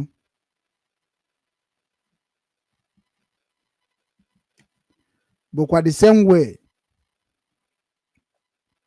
anyị gere Simon ntị n'onu. Anyị ghọtachara ihe Simon na-akọwa. Ndị dị ka m aghọtara m ihe Simon na-akọwa. Anọ maka na m ghọtara ihe Simon na-akọwa mere m nwa ji wee na-asị ya ọ kọwacha anya mekwa ya eme ka o si kọwa, and o mekwara ka ike ya ha. O nwekwara ndị ya na ya mere. Ọ bụrụ na ị gecha voice Simon ntị kịta, kedu ife ị ghọtara? maka na tupu Nnamdi Kanu ekretie within the buy maka na ọ bụ ọsọ Nnamdi Kanu kretiri ESN mana ọ duto ndị propaganda abịazie tọnụọ ya ihe Nnamdi Kanu bụ onye nna nsụrụ ya through Radio Biafra maka na ọ Radio Biafra ka ụwa niile na-ege mgbe ahụ so ihe Nnamdi Kanu mere bụ na o ji platform of Radio Biafra wee promote the structure of ESN which is na mgbe o kretiri ya ma Igbo World Congress aka ha dị n'ime ya ma ụmụ Igbo ndị ọzọ aka ha dị n'ime anyị niile like the structure of ESN ya bụ Eastern Security Network anyị niile like ya na almost 95% of ndị Igbo like the structure so ndị na-like ya bụ ndị na-arụrụ Nigeria gọọmenti ọrụ na be anyị na ndị na-eji ihe obodo nwere wee na-edozi befa ya bụ ndị youth anyị na-arụkọ with Nigeria gọọmenti in many ways ndị a bụ ndị na-like the structure ya bụ ndị sị na ha na-ezu ori na ha na-eme kidnapping ha like the structure so onye mere o ji dizi ka enwerezi ihe ji ESN mebezie ọ bụrụzi ihe Nnamdi Kanu kwuru a ga-eji ESN mee bụ anyị na-afụzi anyị nwe ndị dị ka etibe mkpu na si na ọ dịrọkwa mma o na-ekwuo ka ihe si atọ ekwuo ka ihe si ada ekwuo ka o si atọ maka na ala Igbo bụ ala anyị niile amarakwa m ihe o ji dizie ka 50 ise na nwere onye edere n'iru ya na onye ma ga-restore peace n'ala be anyị dịka anyị si gasasị ya n'aka anyị so because of na the way Nnamdi Kanu ji wee na nsọ the ESN ndị nye na ha nọ wee kpa nkata owutebefa from investigation anyị na-eme kemgbe owutebe ha na ọ bụrụ otu a Nnamdi Kanu si na nsọ ya ọ bụrụ otu a o si wee kwuo ka ọ dị ọ bụrụ otu a ka esi wee kpa nkata ya onye mere Igbo World Congress ji withdraw ọtụtụ ndị Igbo withdraw because Nnamdi Kanu bịa mezie ya ọ dị ka ihe IPOB mana ọ bụrụ ihe IPOB ọ bụrụ the project of IPOB only where IPOB can support it is by announcing the activities of ESN and as onye Nnamdi Kanu represented IPOB to the same structure of ESN ọrụ ya bụ ịgba mbọ fụ na ọ na-eweta information dị na pasịsịrị ya all the families of IPOB worldwide ka anyị wee mara ka anyị ga-esi wee na-enye aka ka ya bụ ESN ka ọ wọkụọ ya bụ Eastern Security Network because na ọrụ m sense m bụ research ka m mara ihe na-esere ndị Igbo ma ihe na-esere nwanne na nwanne so na the ESN ọ bụzi ka ha si wee rụọ dị ọrụ bie esebeziri okwu o ji dịbazie ka Nnamdi Kanu ekretiri ndị ọjọọ ka e wee mebibe ala Igbo maka ihe eji a blackmail Nnamdi Kanu ihe eji wee kpọọ ya terrorist na eji lebara IPOB terrorist because of ESN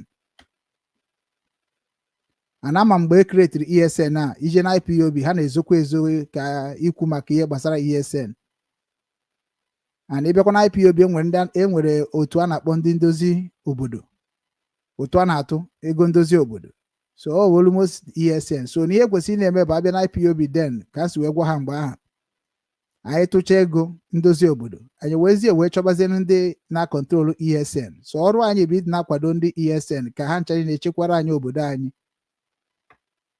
mana duto Nnamdi Kanu were meziri ndị ahụ na-akpọ ndị volunteer na ndị Lion Squad ndị a niile bụ ndị ikorobịa na agbọghọbịa juru IPOB nọ n'ala Igbo a convert ha to ESN then ndị na-ekwero na the ESN structure nke Nnamdi Kanu hibere then automatically ọha bụ ndị dị against Nnamdi Kanu n'ala Igbo dịka ndị nọ n'otu ya bụ otu anyị bụ IPOB so ebe a ka nsogbu bịa dịba onye tagoro afọ na movement IPOB site na ndị a na-akpọ volunteers ndị tagoro afọ ma ndị property ha emebichagoro duto ka ndị Naijiria si agba ha mgba ma ndị egbugoro ụmụnne ha ma ndị egbugoro mama ha ma ndị egbugoro ụmụnne ha nọkwa n'ime volunteer ha cha niile na-achọkwana ka ha gbaa mbọ fụ na oke ha na afụfụ ha na ọ na ha n'iyi maka na ebe ha gbagoro mbọ ndị ụwa mata ezie n'ezie na Naijiria gọọmenti adịghị emete ndị Igbo ọfụma ọnya mere ndị ahụ ji were ihe niile ha nwere wee chụọ àjà many of us was trying to support ihe a na-eme at least ka anyị wee nwee nchekwa. Anyị support her because ọ na ndị Kanu na nsịrị. I support her because ife a bụ ihe onye ọbụla na-ekwu okwu ka echekwa ala Igbo na mana ọ dịgo ka ọ ga-adị. Anyị emezie ka anyị aghọtazi na onwe ihe na-eme dị kọtọrọ ESN ndị jizie wee na-akpa ike were kpaba ike so na ọha maọbụ ihe ga-eji aka ha kọwa mgbe a ga na-agba ha ajụjụ ọnụ maka anyị ga-edechara ndị dị otu ahụ akwụkwọ maka onye ọbụla na-ekwu ka obodo dị mma bụrụ onye Igbo ị ga-agwa na anyị ebe obodo gị nọ ana ebe isi n'obodo gị ana ebe ibi ana ihe na-eme na onye abịa nji wee sị ndị Biafra gọọmenti n'ezie ndị kpọrọ onwe ha ndị nke kpọrọ onwe ha USB na-agwafasị ya na unu soro n'obu gọọmenti then unu ga-etake responsibility of citizens. Mmadụ abịa sị na ya bụ ihe ọbụla na onye na-esere anyị niile okwu n'ụwa now. Simon Ekpa nke unu nụrụ onu ya unu ka o si wee kwuo si that na the main reason why ndị Nigeria gọọmenti Igbo Nigeria gọọmenti na ndị a niile bụ ndị achọrọ ka obodo anyị dị mma ihe unu ji kpụ ya asị maka na ọ gwara unu eziokwu gwa unu si unu that na ụwa ziri ike emego unu afụchie ya ọnụ. Nnamdi Kanu mekwa unu achọkwa ka unu fụchie ya ọnụ na ya nwere onwe ya bịaziri ka ya jigodo unu gịnị ka unu ji afụchicha ndị a niile na-ekwu okwu Biafra ọnụ. Onye a bụ the stand of Simon Ekpa ke ndị a na-agwa gọvanọ si anyị sinetọ si anyị ndị isi afịa anyị ndị religion leaders anyị kedu ife mere unu ji chọka unu suchie Nnamdi Kanu ọ pụtara na ihe Nnamdi Kanu mere adịrọ mma na ọ bụ na ọ dịrọ mma gwana na anyị nwa ka anyị wee mara wee wepụzie Nnamdi Kanu n'akụkụ bikos ihe dị na o kwuru n'ọnụ onweghị onye Igbo bụ onye nwụjurala nne ya afọ ọfụma ka ọ rapịsị na ihe Nnamdi Kanu kwuru bụ ezigbo ife ka ọ bụ. Many of you people ji eme content now. Okwu niile Nnamdi Kanu kwuru na-eji akọpịrịzi ya kịta na publish to the whole world. Kedu the meaning, kedu the mission, kedu the ideology nọ n'ime. Many of you people na-eji eke unu wee mee ka ndị mmadụ follow unu mana ndị dị ka anyị na-eji ka anyị gbasa ozi ọma ka anyị mee ka unu mara na ọkwa ebe a bụ ebe a na-ekwu okwu ka onye ọbụla ji ego gba nke ọ ga-emenwu. Na ọ bụrụ na si na Nnamdi Kanu mere ihe ọjọọ wepụtara na anyị ihe ahụ ka ndị dị ka m ụfụ enwere m platform enwere m WhatsApp nọmba na-akparị n'ụwa niile. You can write me, you can send me the video ihe Nnamdi Kanu mere na-adịghị mma ka anyị nwee ike ịgwa ndị be anyị ahụ bụ ndị kwere n'okwu ọnụ ya ka onye ọbụla dị awe. Otu ihe na-eme n'ezinụlọ ọ nọ n'ime ebe IPOB ọ ndị IPOB ga-abịa kọwara anyị ihe na-ese nye na Nnamdi Kanu ma ọ bụ na achọghị ịkọwa ya ka e wee nye Nnamdi Kanu repetition ka e wee nye ya ugwu rurie ka arapụ ịnọ n'azụ ya na-ekpe ya ikpe dịka ndị Naijiria si kpe ya ikpe n'azụ si na-atụ ọnụ ya mkpọrọ life imprisonment. Na ndị IPOB DOS amago na mmiri gbarụrụ and onwere ka anyị ga-esi dozi mmiri a na-ebidoro n'isi ebe ọ gbarụrụ so na ọnya mere na ndị DOS ha ma mpụta nwukwu okwu maka Nnamdi Kanu ha ma gwa nwugị ihe na-esere ha na Nnamdi Kanu because nke a gwara unu agwa unu ji eme content after ka ndị ụmụada mere DOS Chike dozie m ha invite I remember am eje kpaba kedu ebe unu nọ Nnamdi Kanu wee jebe Kenya kedu onye gbara Nnamdi Kanu flight kedu ihe unu makwana ebe ihe gbasara Nnamdi Kanu in Kenya Chike dozie m tụna onwe ihe ọma si ise ahụ ebe a ka ha nwebere ihe mperi and onwekwana onye chọrọ ka a mara na ihe Chike dozie m kwuru na iwuru ụmụada n'ụwa niile na vidio na live stream emere ka a mara na ọ bụ eziokwu ka o kwuru ya ka ọ bụ asị ka ọ tụrụ onwe onye dị tikia bikos enwego ndị nwere ezigbote secret mission ka e wee mee ka anyị nwa gbara mbọ within Nnamdi Kanu wee mee ndị mmadụ amara ihe bụ IPOB and the mission of IPOB. Enwere ndị nwere that motive batara Nnamdi Kanu n'akụ ka ekopụ that power ahụ dị na DOS kopụ that power ahụ dị na IPOB ka onyezie sọsọ Nnamdi Kanu n'isi so that ijekwuru Nnamdi Kanu iwe ghọta ihe niile mere na IPOB and ka a ga-esi megharịa ya ka ọ dịkwazie n'ụdị new format which is na Nnamdi Kanu amachagharị ihe mere na IPOB. Nnamdi Kanu amakọwanwu the structure of IPOB, how the activities works without IPOBians. Ọ ebe ahụ ka ndị IPOB ji emeri ha today 7 steps ahead of the enemies of IPOB. There is a lot of things what happened in IPOB. Nnamdi Kanu created IPOB according to with Umunai 2012 according to Kaisi Nuya. Then automatically 2012 ahụ created here on me preaching na Radio Biafra before ndị mmadụ amatia 2012 2013 2014 2015 ọ dịkwa mgbe aka o nwere problem with Nigeria government. So the 3 years Nnamdi Kanu na redio ka o ji wee kọwara ndị dị ka anyị mission IPOB ji wee na-abịa ka anyị mara ha ga-eme ka anyị dozie obodo anyị. 3 years ka o kwuru okwu na redio. So ị ga-amazi 3 years ahụ o kwuru okwu na redio ị bụ part of IPOB nke o hibere set the structure according to what the people like me done. Maka na ihe o kwuru ka anyị rụrụ ọrụ ya na Ukraine, rụọ ọrụ ya na South Korea, and eji m the structure how it was structured. So automatically Nnamdi Kanu ndị mmadụ achọghọ ịghọta ihe o mere na that 3 years. Ha lapụ nke ahụ. Mgbe ejidere Nnamdi Kanu na 2015, then ndị dị ka anyị nwa mụnwa na onwe m anyị niile wee tibe mkpu jebe Nigeria Embassy na-agwa ha release Nnamdi Kanu, jebe international offices like Amnesty office anyị jere si ha release Nnamdi Kanu. ha search on Nigeria ka Nigeria ma na ife ha na-eme Nnamdi Kanu adịrọ mma. We go to all the senators of the world that time na Twitter na tweet ha for the release of Nnamdi Kanu. We go to all the embassies of the whole world, submit anywhere, any country be. Nwere akwụkwọ ndị DOS dere anyị na-eji submit to all the embassies about the case of Nnamdi Kanu and IPOB. And that thing now ka anyị mere na-emekwa protest. Every country do protest against the injustice on IPOB and Nnamdi Kanu. And a lot of countries did it. Emere na Ukraine, emere na South Korea. And those things we go see that na anyị nwa na onwe anyị na-eme otu ahụ na anyị mara ka anyị si wee hibe IPOB marakwara ihe anyị na-achọ. Onye mere megide West na ndị IPOB bụ the most peaceful organization n'ụwa niile. Eso m wee mee mgbe a kpọrọ ya bụ enyere anyị that title. Ana onye ka nka ji sorokwa na that title were ruo today. Maka anyị ji ebu egbe, anyị na-ebu ma anyị na-ebu ụtarị. Ihe anyị na-eji placard, ihe anyị na-eji bụ flag. Another things anyị na-eji na ihe anyị na-edecha na ya bụ ebumnobi anyị, releasing Nnamdi Kanu, free Biafra, give us a referendum date to decide our fate in Nigeria. After agreement of Nigeria and Biafra expired in 2015 or 2014, unu ga-ama mgbe ọ bụ Nigeria enweghị right to the Biafran name and Biafran Republic.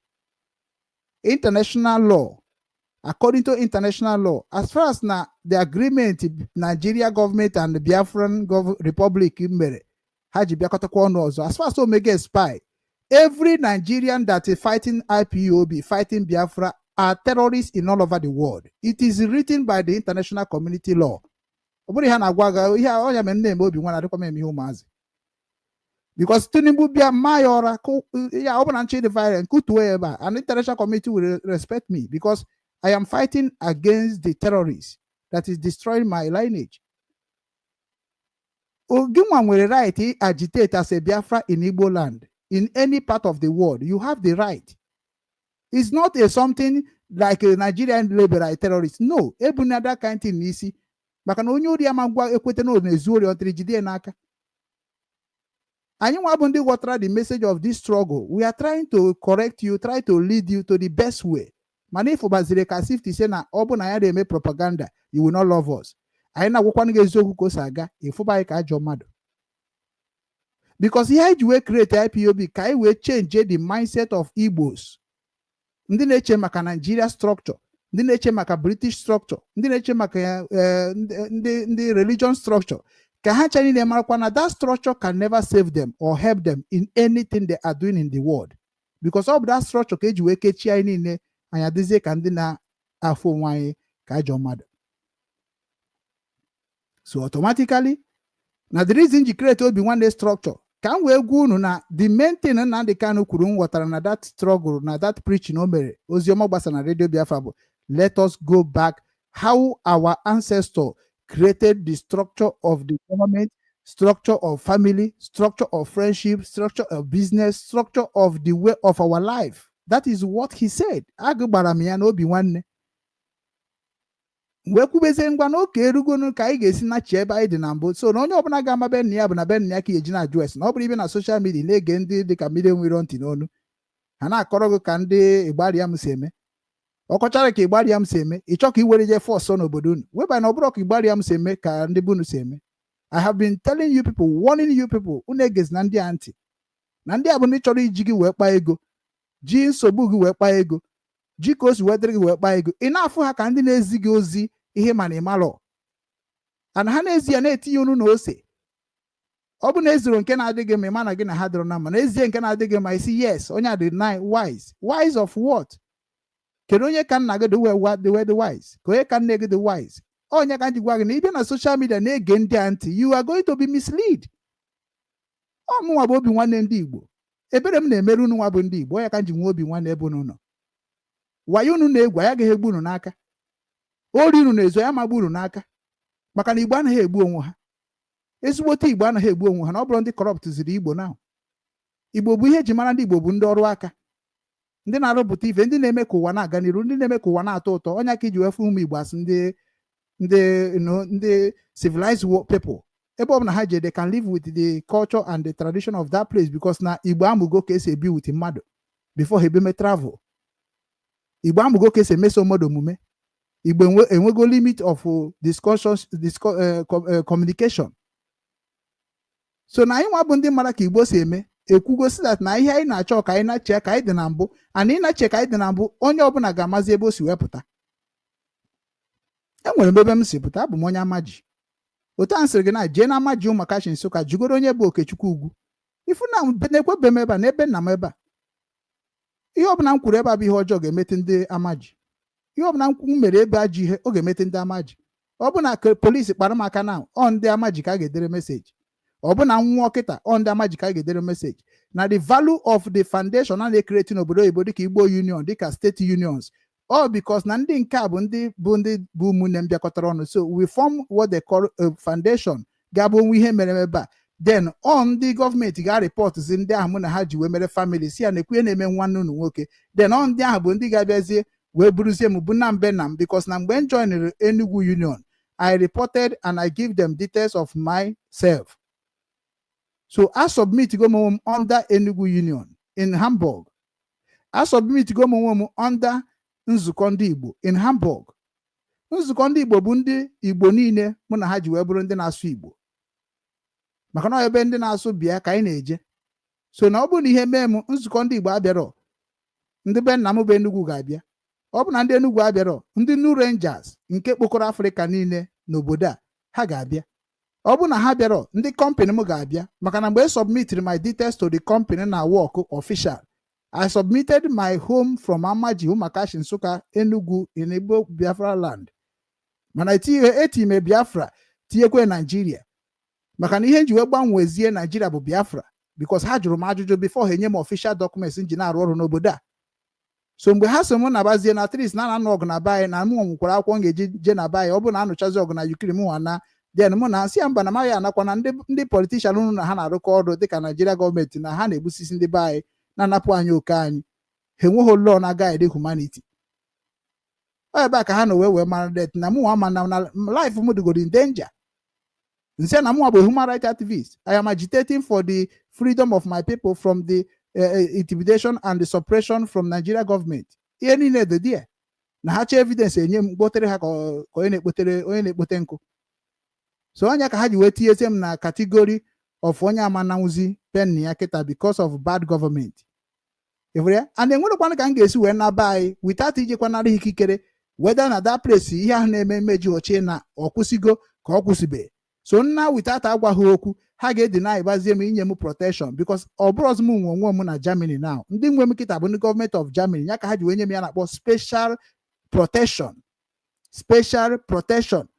Our category dịkwa ka ndị riri adoro, ka ndị si n'ime ọhịa wee bata, ka ndị si na mmiri wee bata, ka ndị fere efe wee bata, ka ndị si na ha na-abịa ịzụ ahịa tọnụzie onwe ha to ndị ga-ebi ebi. Ọ bụghị the same statue ka e nyere m. Statue e nyere m bụ na mụ nwa na onwe m ga na-eme ihe niile ndị obodo na-eme, mana m ga-ama na m enwe limit na mama esikwa n'obodo ha pụọ until m ewetara ihe evidence ihe ga-egosi na mụ nwa enwerego onwe m.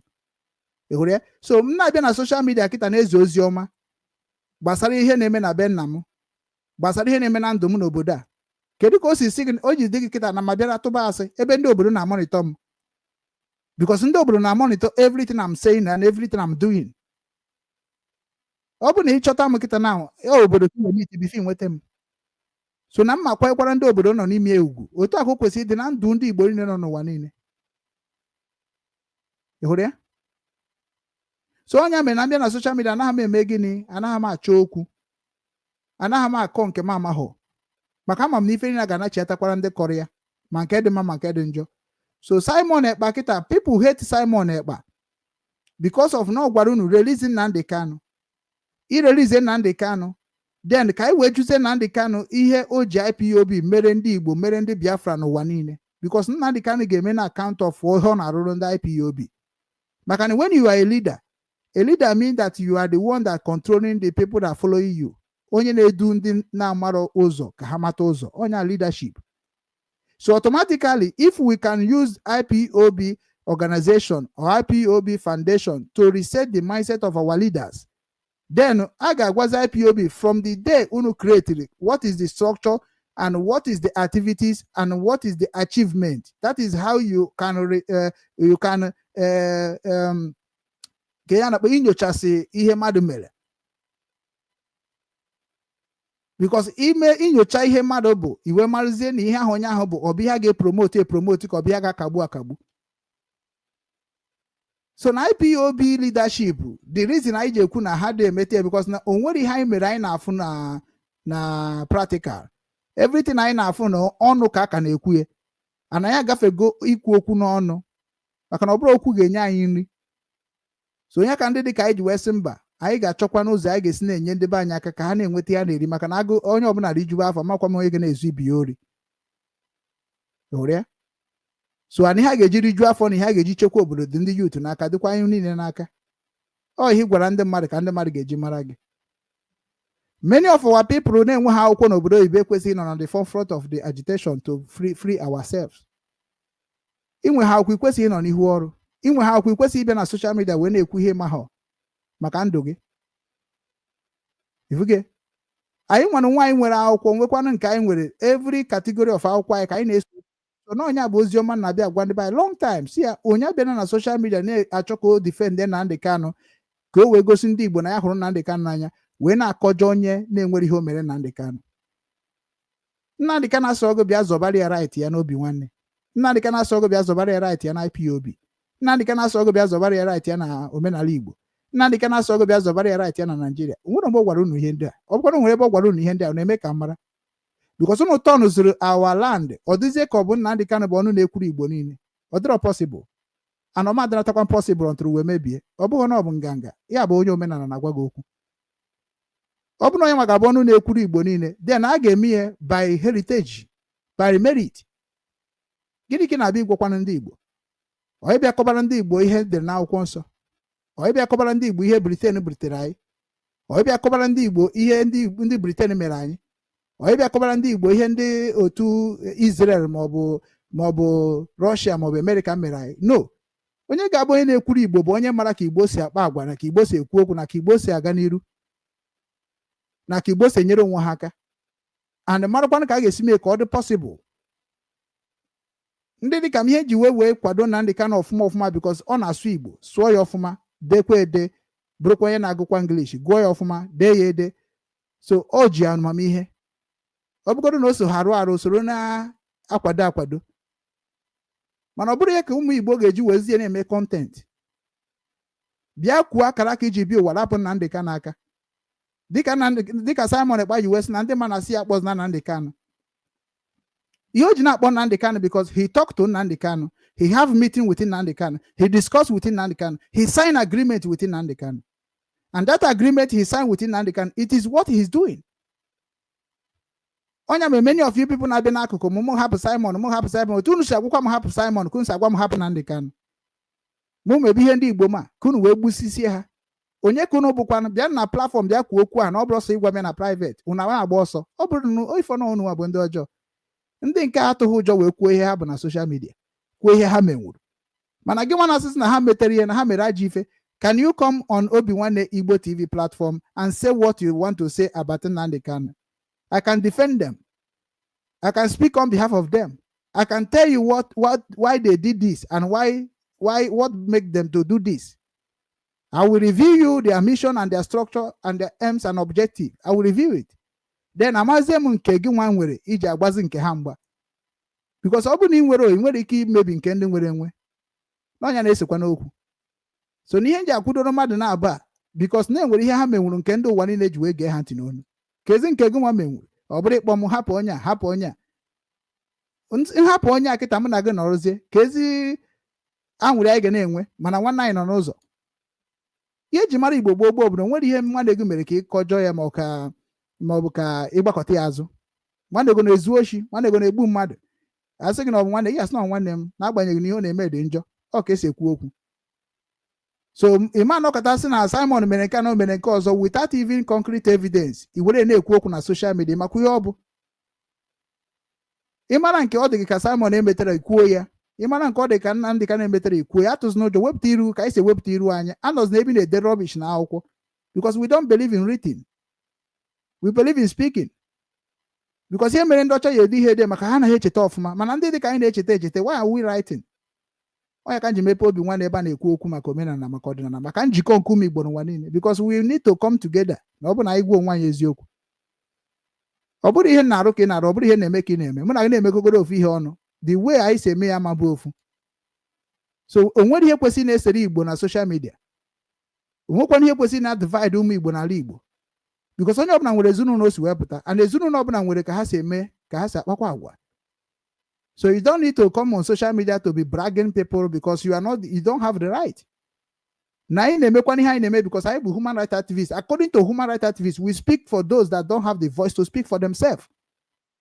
Ọ ife a bụ ife anyị ji wee dị ka anyị nwa dị iche. Mana emego ụmụ nke dị na freedom fighting. Wee fụ na unu aghọtara ya bụ freedom fighting n'azụ.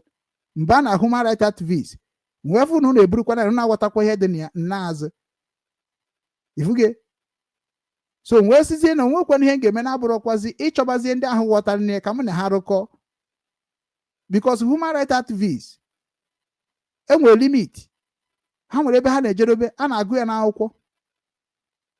Humanitarian a na-agụ ya n'akwụkwọ. Governing a na-agụ ya n'akwụkwọ. Destiny recovering a na-agụ ya n'akwụkwọ. Ya bụ akara aka, ya bụ what is your profession. A na-agụ ife ndị agụ n'akwụkwọ nwee nke na-abụ ọnatarachi. Nke na-abụ na ọnatarachi bụ nke ahụ eji atụ ndị mmadụ n'anya. Ịnọkọta ịrụpụta foonu bụ touch, ịnọkọta ịrụpụta foonu bụ battery, ịnọkọta something like that, all destiny. Ọ maka na na-akụzi ihe ndị a ka m ji wee create obi nwanne business strategy to educate my people that na ndị gọọmenti nọrọ na ndị afịa nọrọ, ndị ga-echuzu bụ ndị one, ndị ime afịa, ndị na-azụ afịa. Maka na gọọmenti enwe ha akara aka n'ala Igbo. Ala Igbo enwere ihe dịka gọọmenti. Every government that is in Igbo land is illegal. Governor, senator, ndị igwe, ndị eze, ndị ọzọ na ndị Igbo youth, ndị ka ya na-akpọ ya ndị Nigeria youth, ọhaneze ndị Igbo youth, ndị anyị na-ebi illegal construction, illegal foundation. They are illegal in that land. That is why they are serving the foreigners. They want to be in charge of everything that foreigner is bringing in our land. They are the face of the slavery, latest slavery on this our generation. Because here ndị anyị na-abụrụ omenala Igbo ọ bụkwa ọnụ ka Igbo si ebi ndụ ka ha si ebi ndụ. Onya mere ji wee fụ nsogbu ji karịa and ha nwechara ndị ha na ha na-arụ ọrụ bụkwa ụmụnne anyị. So we need to identify those people that are working with them and those that are not working with them. Then anyị amarazie ka anyị ga-esi wee na-etinye ọnụ n'okwu n'ihe na-eme n'ala Igbo. Because na structure ndị Britain butere anyị through government ọ bụghị the same structure through our families, ụmụnne anyị na ụmụnne anyị na ụmụada. Ọ bụghị the same structure. The structure religion butere anyị through Catholic, through Anglican, through Pentecostal. Ọ bụghị the same structure to our own structure of our lineage. Ọ bụrụ ofu ihe. Nke yiteziri onwe ihe ha meziri na ha bịaziri lebere ya aja afa. Enwere ka asị gị na nke akịta na-ahụ bụ ịgụ ọjị bụ arụ ka ọ bụ na arụ rụsị gị na-efe. Enwere ka asị ka isi akpọkwu nna gị, ka isi ekene nna gị, ka isi akọsakwara nna gị na ọ bụ arụsị gị na-efe. That is the pattern ndị ewere ndị isi ndị ụka wee bute ka ha wee lebere blackmail the history of their own father, because ebe aka ọ jọgburu n'esigbo nke akụ, let them blackmail and propagate their own destiny. Because of what? Because of nature ka ndị mmadụ kpọba gị onye ụkọchukwu, ka because of nature ka ndị mmadụ fụ ka onye nwere ego, ka iji blackmail who you are. Because who you are, it is what you're supposed to be explaining people. A preacher preach what he has already got, experience of what he has got. Onye na-agbasa ozi bụ ihe maka ị na-agbasa na ije gbasa bụ ihe onye ọzọ ma were aha onye ọzọ wee na-anara otito. Is a corruption. It's a very, very big corruption. If it's not Jesus mere ka see kedu ka o si mee ịkọwa nwuhe, you are misleading people. Because you cannot start what you cannot finish. You cannot talk what you cannot explain. Mana na ba ju unu ihe unu nọ n'ime, unu na-agba ọsọ ịkọwa maka na ọtụtụ ndị mmadụ amatago ihe dị n'ụwa. Anyị agbasasigo n'ụwa wee mata ihe ụwa na-akọwa. Ọ bụrụ ọzọ mgbe ị ga-abịa gwa ya na-achị gị ọchị na-akụrụ gị aka na-ekwuo ncha. So na Simon Ekpe tinyere kịta iwu ọchịfụ maka unu nwa dị against him. Anyị nwa ka na-request kwa enwe ihe Simon mere na-adịrọ mma n'ala Igbo, unu ji evidence ya weteni ya, anyị ka na-anakwa ya o, maka na ndị ụwa ga-etiri anyị ọnụ dịka ndị Israel si wepụta kịta, dịka ndị American si wepụta kịta. Maka gwa m na ndị ụwa tiri anyị ọnụ na ọ ga-adịkwa ndị ahụ niile bụ ndị na-eme ihe ọjọọ na Biafra land njọ, ọ ga-adịkwara ha oke njọ. Ndị na-egwu wayo, ndị jere egwucha ndị ọcha wayo like ndị 419, ndị yahoo, ọ ga-adụrụ na ezigbo njọ na American na Israel bata. Onye mere ọtụtụ ndị mmadụ na-achọ ka ọ bụ na ọha nwa bụ ndị Israel ga-eji bata be anyị. Ya na-eme ihe kpatara na ọtụtụ ndị mmadụ na-achọ ka ọ bụ na ọha nwa ka American ga-eji bata be anyị. Mana ndị dịka anyị nwa bụ ndị ana agwago ha nwa niile na onweghị onye ga-eji Israel bata with Israel structure. Ọ dịghọ possible. Onye bụ another slavery mentality, and mụ nwa agaghị ekwe ka o mee n'ụwa kama wipe everybody away. And ọ bụrụ n'ọnụ ka m ga-eji wipe n'ụnụ ga-afụ ka o esi mee. Because na ọ baghị uru na anyị niile matachagoro ihe ndị ụwa ji wee dozie ebe fa, anyị bịakwụzie na nke anyị ga-ejikwa nke anyị wee dozie ebe anyị emebezie ka anyị were maba aka. Ọ dịrọ possible.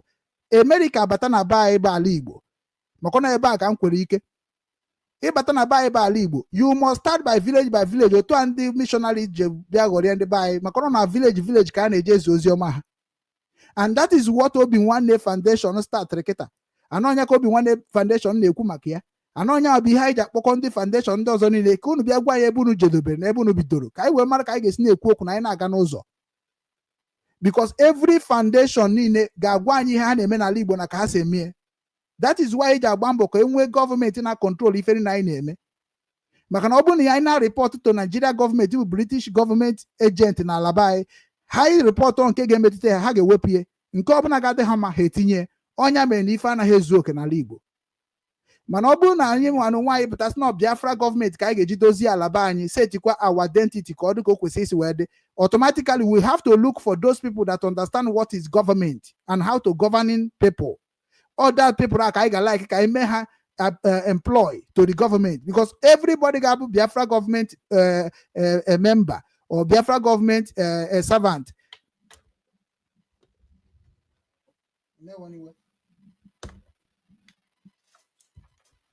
Okay. No, when I earpiece mo just dapo. I'm with you.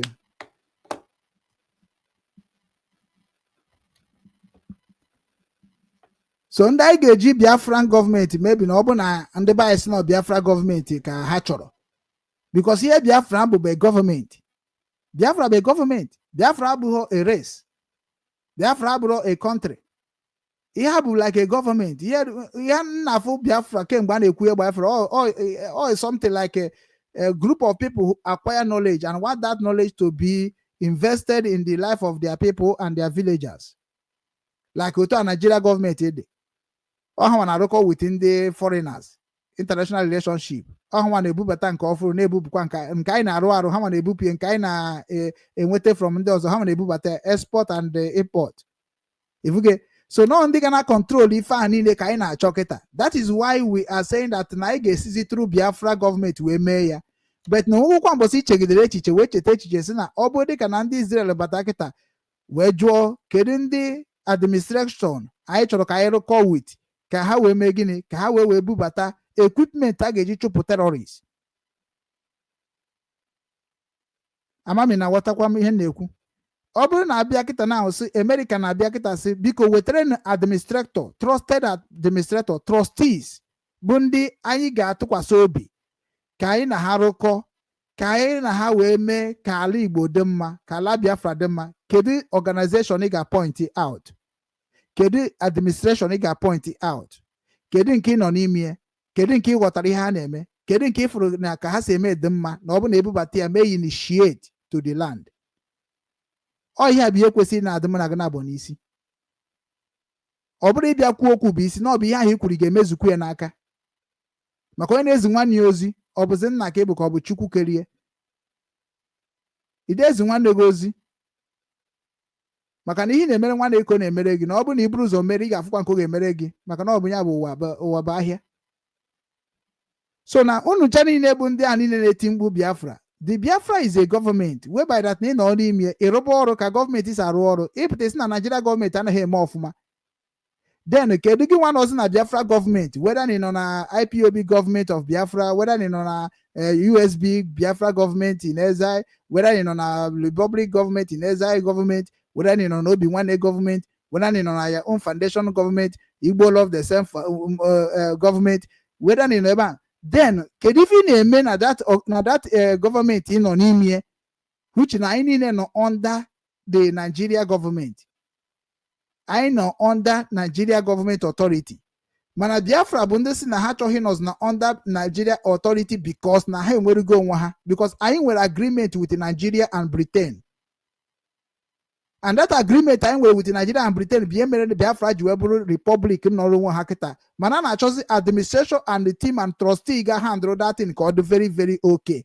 Banyekwa na nke bụ na ọ gaba n'iru na ya ma nwụzi anyị amagbuzi onwe anyị amazuzi onwe anyị ori anyị amajezi obodo oyibo na-afọ anyị ka second class citizen because ndị Igbo supposed to be in a first class citizen in the whole world because echeck bụ ebe ndị Igbo nọ n'ụwa niile enweghị obodo nọ n'ụwa niile ka Igbo si wee nọ n'ụwa niile. That is number one good record for Igbo people. Mana ebe a ga-eji nwetazi anyị kịta bụ ndị Igbo anọcha ebe niile kedu ihe ha na-eme, what is their lifestyle? Ọ require na ga-enyomi ya enyomi ka ọ require na ga-abandị abandị.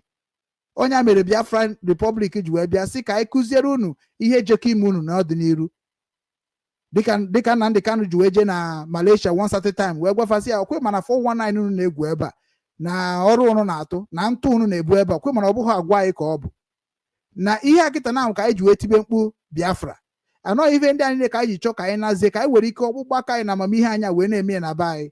Ọ bụrụ unu ga-eme ụdị ihe ahụ na-eme under gọọmenti ka e protect ka ndị ọgụda gọọmenti si protect ndị nke ha na-eme maka na almost the youth of the whole world is scammer ka ha bụ almost because ihe na-afụcha ndị a na-enwecha ego na-enwecha ma industry ma ihe ndị ọzọ niile agwa ka ha si wee nweta ego a ga-efukwa that is what our people trying to do mana ha na-eme nke fa na-emezi ya ka ọ bụ self employed maka ihe ọbụla na-emere onwe gị nsogbu gị ga-abịa ọ bịara sọsọ gị nwa mana ihe ọbụla emekọrọ ọnụ ọ bụ na ọ bịa kpaa ya akpa onye bụ negotiation and ceasefire. Ana onye ka na-ayọ ndị niile bụ ndị isi youth ndị a niile na-ekwu okwu Biafra, let us have a ceasefire. All the leaders of many groups that call Biafra, let all of us come in one round table and discuss about our identity and our stand and our focus and what we really want by ourselves. Maka na gọọmenti bụ ọrụ ka ọ bụ. Otu mụnwa nọ na media industry. Mmarụrụ gọọmenti ọrụ by promoting all the activities of government, being announcing all the important information and delivering the speech of our government and making the whole world understand the way our government structure and the way they works. That is the job of journalism. That is the job of presenters.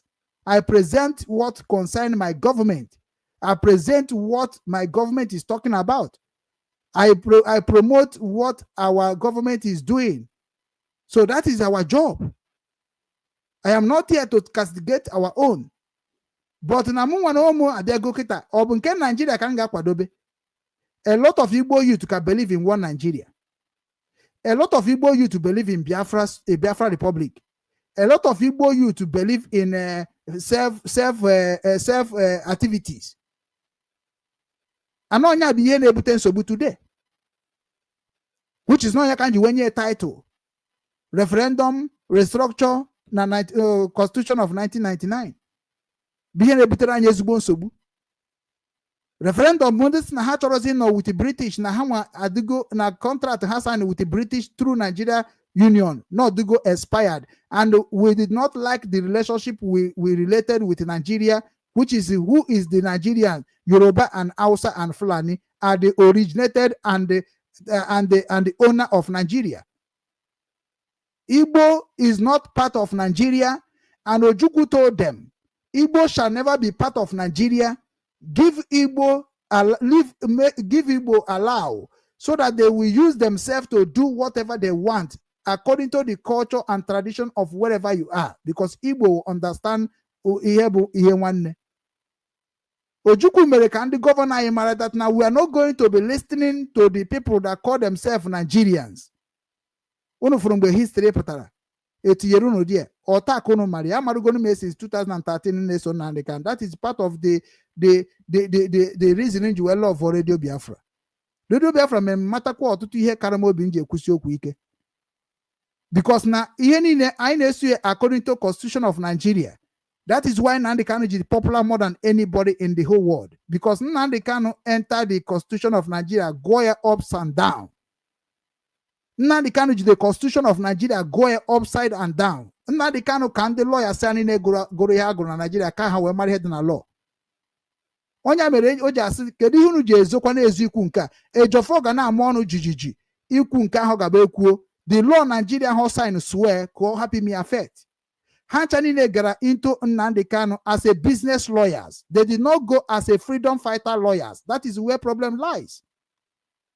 Because na ha ncha niile amarugo that na Biafra have right to agitate and have right to separate, because the law and the agreement between Nigeria and Biafra have already expired in 2015 or 2014. If somebody can help me write it so that it can be on my brain. But I'm not 215 or 214. Can the contract in Nigeria? And the people in Anozibu are Biafra agitators, Biafra agitators, but then they have been water and contract in Nigeria and go. I in a British has contract, I in a Nigerian has contract. I in a was an ono choke renew the contract now, and you renew it to the fresh of the living now. Amamu na water. 2027 election can never and ever be unless I need a either they come and listen to the people, indigenous people, and know what they want. Igama hendo bodo choro befi na bia chobo. Nebuho autocracy. Ibuho Boko Haram. Ne vende mad anyhow. Ne woro ke mad nike. The reason in the Canada US na APC is a terrorist organization because APC are supporting Boko Haram. Everybody in the whole world knows that APC party is supporting and sponsoring Boko Haram. Everybody knows that. And Nyebaka Umi Ibona support Ivro Igbo started by governor is supporting that party again. Enugu state governor or a terrorist, he's a terrorist man because he's already joined a terrorist party. It is time for us to be telling them the truth face to face, no bro, because these people are child. Because the party you are supporting, can you tell that party and before? Can you tell the whole world?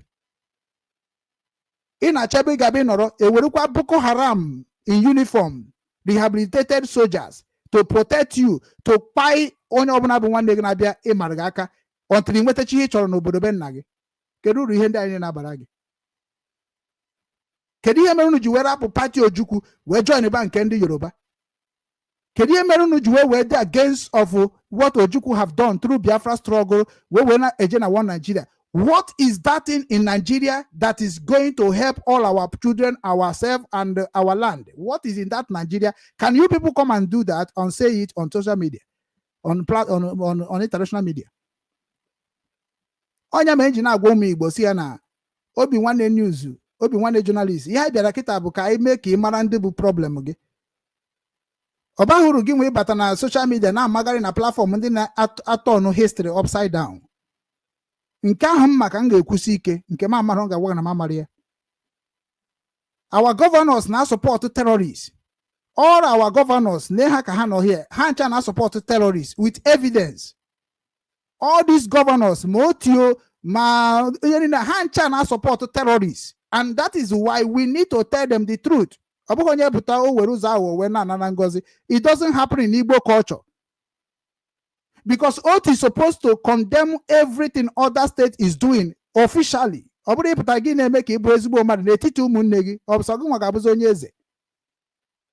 remember when we kuru public announcement that na the governor, the youth, the governor Igbo ezuzu. They cannot even come together by themselves and reason by how to protect their territories. Oti force all the youth of Abia State to become a secretary of Abia State. Omegie, kita now hejigo wine na ribatana Abia State now. Oge mekwana. Instead of you condemn umunega, Obuna Ojuzo Kanu boy name here government achoho or any may hear Boda achoho. Then he can maybe put a give where power may Governor Ojuzo Kanu arrest Toyan Porona your land. On your TDC, if you wage city on is your right. Obuho ngina Ojuzo Kanu hunu challenge which are personal relationship. One person na social media on a kuoku kande bezbo madam. And only Japan Uru na rokokwa chikokwa hog kuomun is an hypocrisy. Unu claim na Abia State na Ruoro. How many youth can Abia State may go employ in Oroketa? How many company can migrate to Gejaroba na Abia State? Can you get rid of the companies here provide in the Madoroka Ihojo Kusnata? All of them signed under the law of Britain. And Britain law ka Ndausan and the Yoruba and the Fulani Neji are control everything concern Igbo activities. And then they sign Riabu, Indian on scream up yes sign that enweho ofu Igbo you to ga bauru without following their own process. Enweho ni Igbo nwere ike ịbụ ọgaranya n'ala Igbo n'udo ego ọsọgụ kpata n'ụwa niile udo amamihe ọsọgụ kpata n'ụwa niile ka ị gafee the sponsor of Boko Haram nọ na afuna screamer o nwere ihe megide n'ụwa ka ị gafee even kama ị ga-agafe ha ga-esendukwa onye Igbo bụkwa onye nke ga-ekpu ihe ekpu signal Fulani agbagbuo ogu ka ị pụọ ka ha wee bụrụkwa aka na chi ọha they are here ọha ma dị here ndị ọcha dị very very ashamed of people like this. This is people that are supposed to be taking care of what I'm saying. These people are supposed to be telling you that na Onyeka Imo State Governor Kurunka, Abia State Governor Kurunka, Onyeka, but in the Kumaka here Kurukita now, Ogana Bamanyami na Boamobi, because everything they are doing in the land are corrupt. Go and check it. They don't know how to govern on state. They don't know how to protect the life of the state. They don't know how to even fight for the benefit of the state. Nke hamara amara hewori ewene are destroy the indigenous, and people are coming on social media, leave what they're supposed to be talking about, begin to talk about unnecessary things that can never yield anything in the system. Hamarat namu wanomu mara whatever in leadership, prove go me no be one. If you're talking about leadership, I have proved it in Obi-Wan. I launched Obi-Wan in 2021 Nenugwa Glade by bringing all the Igbo 5-state cabinet to make them to understand.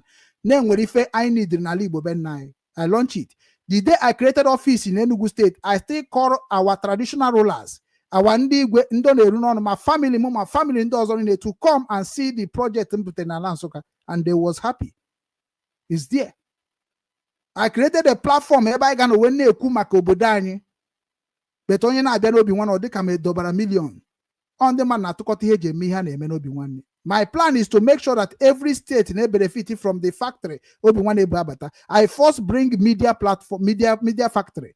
Media is a part of what can create a job opportunity to everyone. You know, going to a toilet, you can be working and getting salary every month. It is what I know, is what I preach. I don't need government to tell you that you're supposed to be earning 100,000, 150,000, 200,000 from Obi-Wan media. Because that is the same system they are using in abroad. mana ị ga-eme nkwu ihe ahụ obi nwanne na-agwa gị mee ị ga-pass nkwa exam a ga-enye gị to qualify the job. Onye mere onye bịata n'obi nwanne oche n'obi nwanne ebe ọ ga-abịa ịbata ime ka onukwu i were ego gbaa ọsọ. Ndị nke richara ego obi nwanne ha riri ego obi nwanne because na ha ma that na m nwa ji chụrụ ha aja, maka na nke bụ ego mgbe ọ batara ọ na midia ka ọ na-aba na social media. Anyị nwere obi nwanne social network nke dị ka Facebook, mana onye Abia steeti na-amaghị ọrụ jidere squanda ya. When the time come anyị agba ya n'anwụ ọkwụ anyị damage ọ bịakwa kọwa ihe merenụ o ji wee were property of obi nwanne worth almost $70,000 were ekechie. Who are he? Wee ka ọ bụ ị na-asụ kedu ihe obi nwanne emepụtagoro, kedu obi nwanne emepụtagoro, obi nwanne kere ebe na-eje. Obi nwanne na-abịa, obi nwanne dị ka kerosene, ọ na-ede ede. O nwego ndị gwara unu don't try obi nwanne media. Anonya mere unu ji agbara m ọsọ. You can't use my picture to talk rubbish because of part of promotion. People now will come and ask me question. Mgbe aka eji wee mara ihe mere nwe dịka ike nguru agụ. If you ever use me to do program or announce me on any radio, agwa m gị mgbe ndị Nigeria gọọmenti bido na-akpọ m ka m na ha na-negotiate ka na-ewetara information in IPOB. I know that time. Mgbe ha chọpụtara na mbe fanatic in what I'm doing in Biafra struggle, ha hapụ m. Maka na ndị Nigeria gọọmenti ma ndị BBC na-akwalite ma ọ na-akpọ na emeghe interview are the criminal and bandit of ndị Igbo. People who cannot stand for their people publicly and otherwise. People na-eme nnọọ ka o wee dị ka e wee mee diplomatic, but you are destroying the image of your people. Onye create BBC unu ga-abụ unu je ebe ahụ na-ezu okwu si na onwe nke na-ekwu na media, nwe nke anaghị ekwu na media, but nke ahụ na-ekwu sef nke iji destroy ụmụnne gị, destabilize ụmụnne gị more. Onwebeghị onye je na BBC jụgoro BBC what is your mission in Igbo land? What is the strategy of your duty in Igbo land? Let us know. Nnamdi Kanu ha je emecha Nnamdi Kanu interview na London. Ha kurisicha gbuchichebe Nnamdi Kanu kwuru okwu ga-emetụta BBC na okwu ga-emetụta Nigeria gọọmenti wepụta nke na-enwere isi gburisicha ya. Ọ bụ otu professional journalists arụ ọrụ. Unu amara ihe dị nke ahụ, unu amara n'ebe nke ahụ, but we know all those things and we store it. Is an evidence we are going to use to fight all Nigerians worldwide. Because by Nigeria coming out to do protests now, we are going to destroy them and they're going to die more than Biafra and IPOB. I swear, Nigerians will die more than what IPOB died. It is all for I could go a long time. You also kwage bịa na-agba ogbere gbọọnụ na Nigeria kịta na only thing ga-eme ka ị hapụ ịnwụ more than ihe Nigeria army gburu ndị Biafra agitators. Ihe ga-eme gị ka ị hapụ ịnwụ more than that bụ na gị nwa ji aka gị wee support Nnamdi Kanu kwuo okwu ka release Nnamdi Kanu ka divide Nigeria entity into indigenous ways. Man, if you that they can, they feel that the American will support you, British will support you, Arab country will support you. I swear, the kind massacre, Somalia will be better than Zoo. Don't wake up at an obodo mad, Mary Wohan Abreto bomb, Kirin Epochasia, Ebidoku Wanisi. Get dress of Makahasa Biobodo mad inventing. Get dress. Ebeka Trump to wear Tombo when you walling. Ebe ka Trump ji wee tụọ mgbọ wee nye unu warning. Kedu ebe Trump tụrụ mgbọ ọ bịara na that place ya na-eme tụọ mgbọ ọ nọ far away ebe ọ ga-abụ onwe ihe mere na ọgbasa ọ dị ya wee megide sendie mgbọ nya sendie bọmbụ ọ dazie n'ebe ngị nwa na-eklemu n'ịma karịa ihe anyị na-agwa gị now dịka ọkwa mmiri. Otu ahụ o si wee tụnye na that place atụnyere ọgba even metichasia ụlọ ndị innocent people. Otu ahụ ka ọ ga-abụ ọ bụ na ha bata fụ na ebe na-enye ha nsogbu na asị na o nwere ndị nọ n'ime ọhịa ndị ala Igbo na ha sị na ha bụ Boko Haram, na ha bụ terrorist, na ha bụ ESN, na ha bụ this asị that na oke na-achọrọ ka eje kilia ime ọhịa dị n'ala Igbo niile. Ejekwa otu ahụ ha si tụnye egbe ahụ from that place ka a ga-eji tụnyekwa egbe na that our community. Onye bi ha na-agwa unu kịta na onye ọbụla apụta ịbịaza na social media na-akwado onye ga-abasị gị kedu onye na-akwado asọpọtụ with weapon n'ala Igbo ka ịpụta ka ime ka asị na ịmara ihe anyị na-ajụ gị. All the groups niile arụ na sponsor Biafra Liberation Army, ESN, you people have to come and tell the whole Igbo how are you people running it, or we label all of you a terrorist with a very confirmed documentation. Ị ga-anọ na-eme ọ na-afụ gị n'anya we cannot work with the people like our my here, like American, like Britain, like Israel. I can have my here by 100% far. Muagabe example to prove you na can my here. Can make obodo idemma. So we need to start to making our people to understand. Either you people give us what we want, or you people will keep seeing that you are nyash to the public. We need freedom. We need peace in our land. We need to start helping ourselves.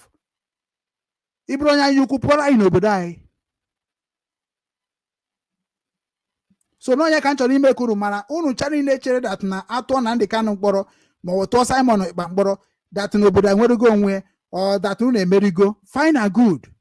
Unu emerigo by eto ha mkporo. Mana obo onye bidoro ogu na emeri ogu.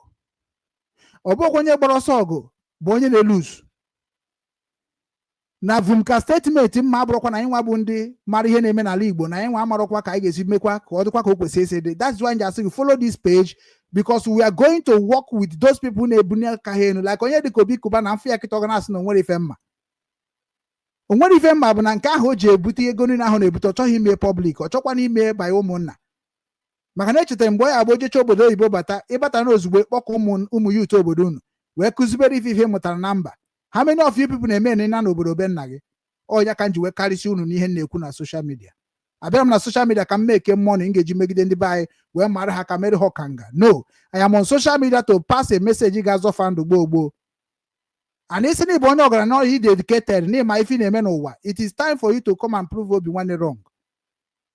Me watch the TV mu, me watch your TV mu, me watch ndị nọ n'Obi nwanne, me watch ndị nọ n'Obi nwanne. I'm still going to execute against of Igbo illegal business in abroad. I'm going to fight it. I'm going to stop it. I'm going to make the whole world to feel that why should not follow the same structure of our ancestors or our fathers, so that now our dignity will rebuild again. Onya mere nji wee kwurie gbasara ndị na-egwu mmiri, ndị na-egwu wayo na ndị na-eme ụncha niile agbanazie n'ala Igbo jemebeze lokal. Maka na ndị ọcha amarugo wayo unu na-egwu. Ejidego ma ndị Ghana jide ma ndị Nigeria jidesi onye ọbụla tụcha ha mkpọrọ because of 419 unu egwu n'obodo oyibo. Then ejigo maka daka ntị wee marụzie anyị. Mana anyị nwa bụ ndị na-emerụ ihe ahụ ma na-akpata ego ma na-arụkwara obodo ọrụ ma birikwa n'obodo legally. Anyị nwa ga-fight ndị na-eme ihe legal. We fight you, and that is why we are telling you that even American, even that Israel, they must arrest all the 419 Bundi Igbo na Nigeria. They must arrest them, they must jail them, and they must punish them. Unu chokuna marina onya ka unu ja fight ndị dị ka because na each and all fight anyị be ihe ga-eji wee mechi nwa ya ọnụ. No, we are going to work with Israel. Nnamdi Kanu ma ngwa ndị Israel ihe anya amaro. Nnamdi Kanu will never tell American ihe anya amaho. And any American or Israel make a move against of Igbo structure or Igbo race, we are going to fight and destroy them immediately by the way international community recognize it. It is acceptable. Maka ihe na-egbu unu bụ na ha ajụ ese ndị na-anọchitere unu n'ọgbọ. Dịka unu anaghị ajụ gọvanọ ego ne ka ha na-eweta na location eji enyere obodo aka. Unu achọghị ma nke a ma na-eru echu na Benobi nwanne help me. Whereby na ya help ka anyị na-direct you how you can get your own in your village. Today unu na-eme ala land grabbing. Kedu ka Obi Kuba ga-esi bịa n'obodo mmadụ? Anyway, ka nje na second news. Anje na second news. Na-ewenara m iwe. Anje na second news. Ekwukọtabazi m ihe niile ọnụ. Anyị abịago mgbe a ga-agbasa ozi ahụ. So ịma ihe a na-eme na Biafra osetikwana, ịmakwara ihe a na-eme na Igbo race osetikwana, ọ bụ ọzọ mgbe ahụ. So onye ọbụla niile amarugo ihe na. So anachọọ m kunu rikwa ndị be anyị mugo again. Achọọ m ya. Agaghị m anabata ya. Onye nke a bụ Asari Dokubo. Asari Dokubo bụ unu n'anya o nwere jinguru na de etinye. Let me say breaking news jingle. Unu fere ebe ntinye ma Asari Dokubo work with Uwazirike. Asari Dokubo work with Nnamdi Kanu. Asari Dokubo work with Uchemefo. Asari Kubo have worked with the people you are claiming that are savior or they are defender or the whatever. Asari Kubo have worked with them. Now, my question to all of you that have worked with Asari Kubo, why did you choose to work with Asari Kubo, and what happened that you and Asari Kubo is not in a good condition? Rubbish na social media. And let me tell you people, let me tell you people before me play Asari Kubo voice. Iwaji funa mana ha ejika attack Asari Kubo. Mune ada aroko ama homonyo. Ihe na-ekwugasị na ihe na-eme na-ewute m, but as nke nji bụrụ nwa ajana, I reason by my knowledge. I go far to think before I talk. O nwere ihe mere crayfish ji wee bend. Crayfish ada akpacha anya bend. E nwere ihe kpatara na Asari Kubo ji eme ihe ọ na-eme anyị. E nwere ihe dị behind it. And that thing behind it can now warn on the IPOB, now warn on the Biafra government in Israel, now warn everybody, now warn soon, because I saw what is going to happen. That is why you will be do na nkuzi nkome na Northern Igbo. Because only thing that can suppress or can subdue Muslim, Christian, Jewish, Pentecostals, and so whatsoever in our own heritage land, Igbo land, but the structure of our ancestors, that is the only thing that subdue. All those things are not under their structure, which is not behind nike corrupt work, but na uno biara late. Uno biara late. Uno manamu menwuri here. Mamu go to 7 ka yana akpakwa ike. Aga mamu kwa ka ọkụkọ. Onye Igbo ọbụla bịa na condemn Muslim. Onye Igbo ọbụla bịa na condemn Muslim, ma ọ na ha condemn Christian. Onye Igbo ọbụla na condemn Christian, ma ọ na ha condemn Jewish. Onye Igbo ọbụla na condemn Jewish, ma ọ na ha condemn Pentecostal. Onye Igbo ọbụla na condemn any faith of only onye Igbo ọbụla na ala Igbo, you are causing treason. You are causing havoc. And that is what the international community will use to tell you that you are a racist. And it may help the international community. Because now it's na Muslim man him of my a country of Muslim whom Igbo juru there. Get a hand media. Open over there had drama. Can you wedding one to there? I am telling you people every day by day that na onuwaji religion chi destroy a Igbo no gabruno you get regret in this life.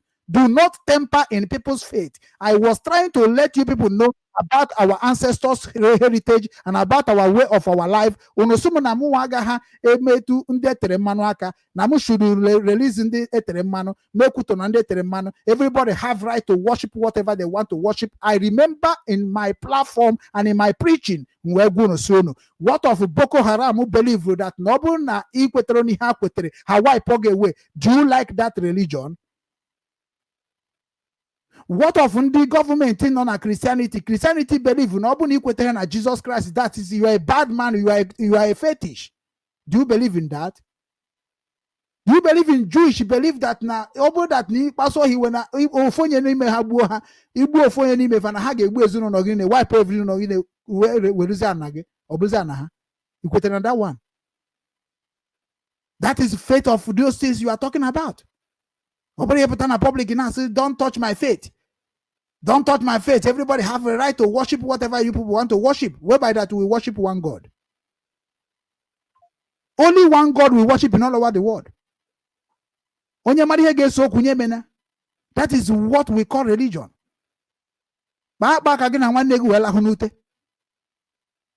Mgbe Simon na-declare okwuchasị na Muslim anọrị ebe a ka nọ ma na ọ dago iwu ndị obodo. Because who China migrate to Christianity?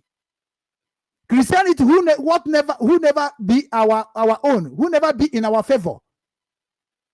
Neku favor Christian butere in Igbo. A man a favor Christian butere in Igbo with 2% among 90%. I now go that a lot of things are to go wrong into religion. Let us not use religion to go in anything we do in Biafra and whatever we do to separate ourselves from Nigeria government. Marono jurajo. Boma jomar bom sabotua. Mem na mu amarozi ihe na muziri mu biazi ndi Igbo nini. No mu awuna gunu maka nna anyị Igbo. There is a reason I mentioned that name. I have been teaching all of you about Eke Oku Uwa no ka isa kpoku ndị mbụ na ndị mbụ na ndị egede. Una na-eme ko na na ma ha na Okechukwu nwere ihe ọ na-ekwu dị iche. unu akpachago n'ego ahụ agwa m na ego a ga-agbagbusi unu niile unu ga-agbụ ya onye ukwu na-agba onye nta ga na-agbụ ị ga-afịa na-eme because ndị ọcha m nwere structure ha ji edozi obodo ndị Israel bịa kịta ka ha dozie obodo anyị with their structure m ga-stamp ya ndị America bịa ka ha dozie ebe anyị with their own structure m ga-stamp ya efere ya ana onweghị nke m ga-stampụ ma agaghị ha survive ya n'ime ya mana unu nwa bụ ndị ahụ na-eme ajọ ife nna agwunu na ọsọ etie na unu ga-ata afụfụ enwere ike unu ayọ nri n'oge na-adịghị anya maka na ife anyị na fight bụ ndị ọgaranya na fight ndị ogbenye na fight ndị ọgaranya ọgaranya achọrọ ka ogbenye mara ihe ọgaranya ma so that na ọgaranya ga-afụ ndị na-enyere ha aka n'oge ike gwụrụ ha that is the game mana ihe mụnwa bụ obi nwanne na fight bụ ka ndị ogbenye ahụ tadobere ndị ọgaranya afọ wee nwetebe nke ha dịka anyị si eme n'obodo oyibo everybody nwere title to go and work in a factory and they pay them in every month and they use the money to make serve themselves, take care of themselves and their family. mana ibe na banya sị na na-agba bọyị a ga-agbagide bọyị gba bọyị 8 years ọ bụrụ ego ka ewetara gị ewe na be nna gị mbọsị krismas agaghị enye di gị ewe na be nna gị asọ onye mụrụ onye dịka gị zụọ onye dịka gị wee nabaziri ha uru a na-use advantage of our people every blessed day.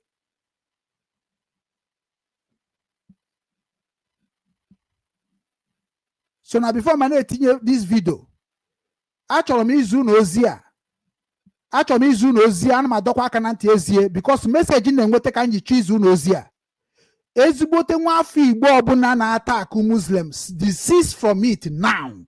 ihe nji agwa gị ya bụ na ngwasịa gị ya unu ga-amakwu ihe ngwagidere unu n'isi Nnamdi Kanu n'isi Simon Ekpo nwekwa nke mmadụ ga-apụta challenge m global ọdọrọkwa possible and ihe nji wee ka dobere ha nke ndobere fa ha jecha bata ha ejiri aka ha wee kọwa ife ha na-eme with ụmụ Igbo through whatever they created. onwe onye karịrị onye Igbo n'obe onye Igbo anyị niile bụ one. enweghị amamihe ị ga-eji ka m na-abụrụ nke ahụ ị ga-agwa m nsobe gị. If you think that Muslim is the problem of our land, we need to start from the indigenous of Muslim in our land and ask them what are they doing in our land. That is why you will know Bundi one Igbo be ejeri Igbo ozi. Obo nde egoro dịka Christian. Dịka Jewish. Unu chali na egoro na ego. That is why Mazi dị baji wenyu na ozi omo nyere unu na elugwa glade na nke Chukwu Emeka Zeni. Una na-eme ka ndị nwụrụ anwụ. We know all those things before. When I was talking about Jewish, when I said I'm against Nnamdi Kanu because he's a Jewish faith member. When you hear about the Jewish, I don't know about Jewish. I want to go to Israel, but I want to do paper before I go to Israel. That is nonsense. When you say I'm gonna go one day, you don't need to be giving me demarcation. For what? We are all built it. I'm in a relationship with Israel, but almost all of us are suffering in Israel. Colonize people's mindset. Benefit nonsense about political situation on it. I'm amazing now. I'm amazing. Very soon I have to sign agreement with the Facebook.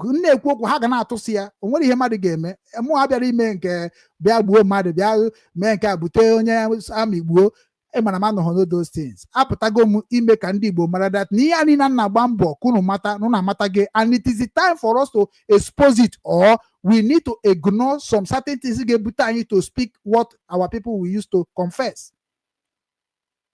But I also he support to go to India support with millions of naira, with millions of dollars. Nah, when he make the no work you can never protect lie when the truth want to prevail. Otro possible no wa.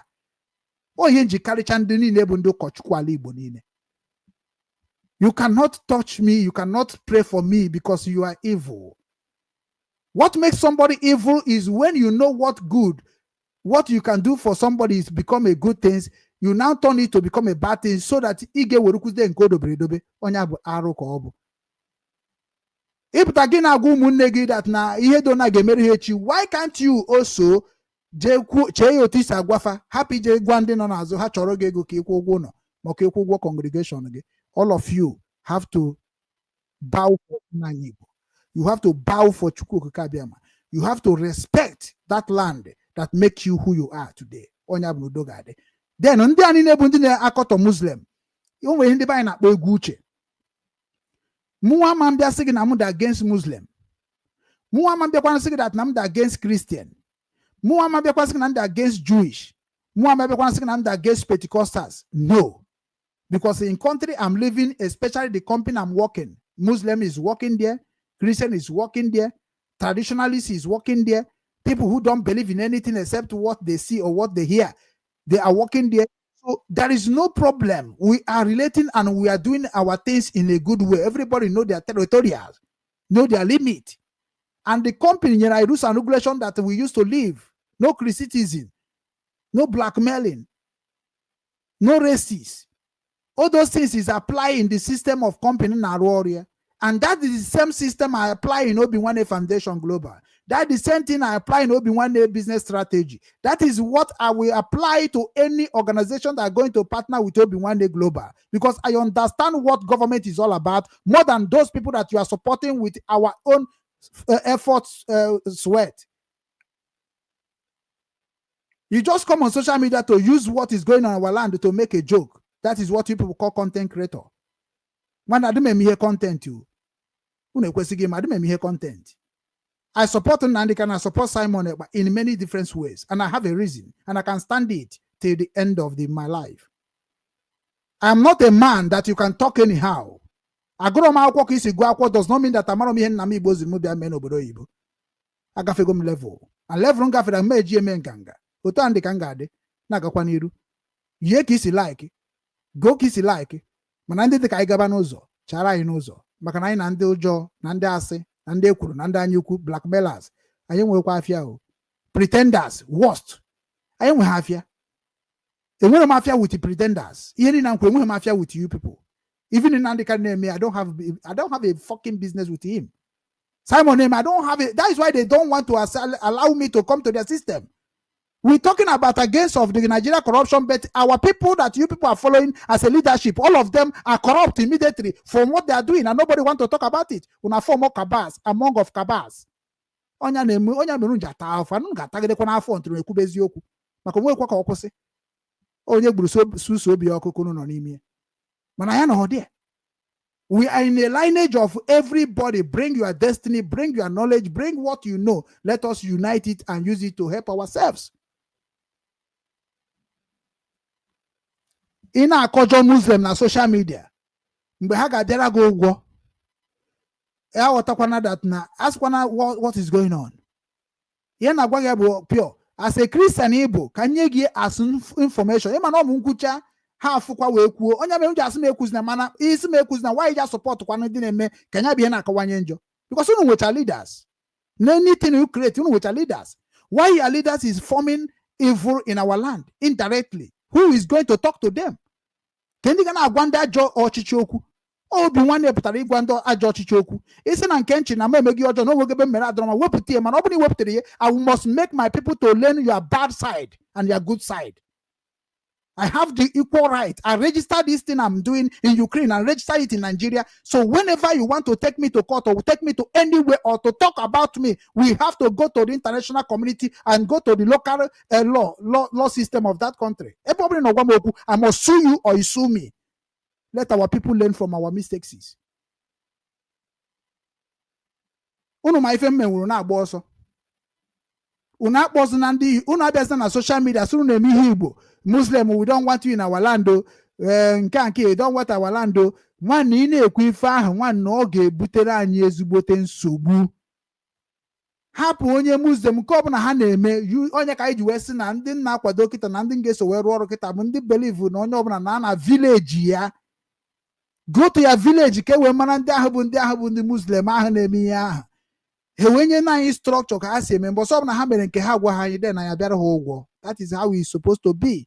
You cannot come in Igbo land and say that na Muslim man the be a Christian because Christians have stayed in our land more than 60 years. But what have we achieved in Christian? I remember when Kanku enoli Igbo. Echetere m mgbe nna bụ anyị na-eje ụka, anyị na-eje dịka catechism, ma na-eje block rosary. Anyị ekike anyị na-adị iche. Ekika ije junu kana diche. Manakita now Catholic have destroyed the image of Igbo land by making all our mothers to be doing evil against Ifeanyi and such and so. Some Catholic priests have preached against our culture in the same land that we give them free of charge to manage. And nobody is talking about that. akacha goma bego kwuo nke okwuru ọdụnụ ka asị na okwu okwuru because na Ifeanyi Ube mere ọfụma because Ifeanyi Ube tikwara aka na ji ife so because of that unu efile na ndị dịka ihe nwere ike ikwu support work ka that in gafa ka I withdraw Pope Francis or Pope whoever that in that place, who are you in Igbo land by the Catholic race? We have the right to ask him and say, stay away from anything concerned Catholic in our land. We have the opportunity and the right. Then I got banned Catholicism. Everything Catholic international, we need to ban it in our land because we have evidence of what we are going to show them that they are destroying our land. Muhammad Atafuna Germany they follow the constitution of Germany, but Nandi Abukwandi in Kebera na Bible Germany and he follow the constitution of our home. Who is fooling who? Respect me, I respect you. N'obodo bịara kịta enwere Igbo youth Muslim ka ngwakwa ga eziokwu ịma ma like ịgwa ndị mmadụ eziokwu anaghị akụ mmiri ka ibido n'oge prepare aba enwere strong Igbo youth Muslim in this Hamburg. I'm seeing you. I'm not kita. Very soon maybe invite no be one enough. Obo so ibiasim no Muslim ke bozo kita now. Biasing why for what? Mu abru Christian ke di hem butara. Mu abru traditionalist ke di hem butara. So nobody should fight the people's faith. Ihe need to be fight ihe ha ji faith aheme. Because everybody na eje Catholic ba ajo mmadụ. Everybody na eje Muslim ba ajo mmadụ. Everybody na eje Jewish ba ajo mmadụ. Everybody na ekwu na ha na-eso ụzọ na ha bụ ndị ọdịnala omenala. Ha cha na-eme ajụ ihe. So we are all in this mess. What we need is to set a law and make every day. Law ga guide everybody bụ onye Igbo. Which in any he create na law had to go na village di iche iche. Gabido soban ken na gana so from now. Maka na ihe nna gị na-asọ ị ga-asọkwa ya n'obodo ọbụla ijere. Ka ndụ gị wee dị. Enweghị iwu na-eweta n'obi nwanne onye mere iji afụ na mmadụ enye mmadụ ọtọ na adịma force mmadụ believe on ihe believe. Mana m ga-agwa gị na nke ahụ believe na-eme arụ and gị ma bụ onye arụ by support ihe ndị arụ na-eme. That is ebe m nụrụ na-enwe problem. Because m bịa ngwa gị ihe Katọlik mere agwa gị ha ji wee mee ya ị na-ajụsịkwanụ m kedu ihe ọma ha mere ngwakwanụ gị ihe ọma ha mere gwakwanụ ihe ọma ha mere were na na-ebenefit ka anyị na-ha ebenefit otu ọ dị na befa before ha bịa rụọrọ anyị ya.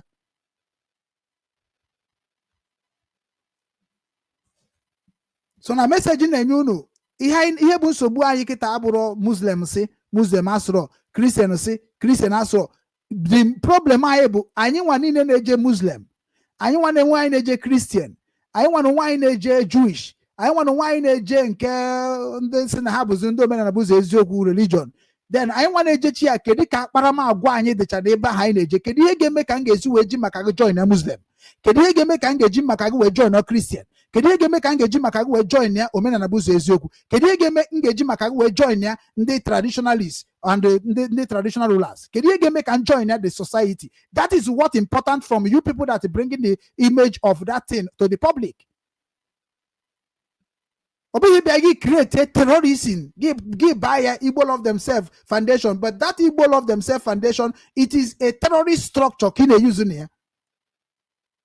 Ndị ahụ na-amarozi ha na-akpa education ma ndị na-amaghị history behind whatever you created thinking that is na ị na-eme ọfụma ha nọkọtakwa asị na-echekwa m na ọnya na-eme ọfụma echere m abụrụ ihe obi nwanne ji arụ ọrụ.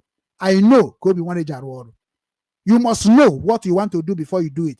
Avoid sorry. Ọ bụghị ọma niile na-anụ sorry. Sorry dị ka mmadụ ịbụ mmadụ ọnụ. Sorry dị ka mmadụ ime ọkụ mmadụ. Sorry dị ka mmadụ ichetere mmadụ ihe ọjọọ mere. We don't allow it in Igbo land. It is not in part of our life. Unu je mutacha nonsense bunati na ala Igbo we chere that na ga-eji social media to suppress people like us. Man ibido because he can't we educated. Ihe mara bụ akwụkwọ ndị London na akwụkwọ ndị British, Oxford and Cambridge. You cannot defeat me from what my ancestors have given me to preach for all of you in public. Adamanu kwa ọgụ mana mmemme gị je mkpọrọ life imprisonment. Ịchọkwuna na try Okechukwu ugwu. Keep on trying Okechukwu ugwu. Aga m agwa unu na gọọmenti mgbe anyị ga-ebido jebe gọọmenti of the whole world ka unu ga-amara everything onye isi unu niile nọcha na group dị iche iche na-eme akpata ego na ihe ha na-eme wee na-preach fake news and fake information to the public. Ije na Yoruba land now, none of them they talk about their land. Ije na Hausa, nobody is talking about their land. kita na onye ha nchanye na ekele mzi na Igbo enye Igbo freedom enye Nnamdi Kanu freedom ewere anyị na-eme content anyị nwa bụ ndị ji eme content weze bruzie ndị ọjọọ na-egbusi onwe anyị na blackmail onwe anyị na propaganda onwe anyị. What a nonsense. Achere m unu ka time ruo ka unu tetecha matachi ya na-eme ka m pụtakwa ọzọ ka m si apụta. Okenye ada aka nka na-egwu ọma agba unu afụbekwa nke tọrọ Biati.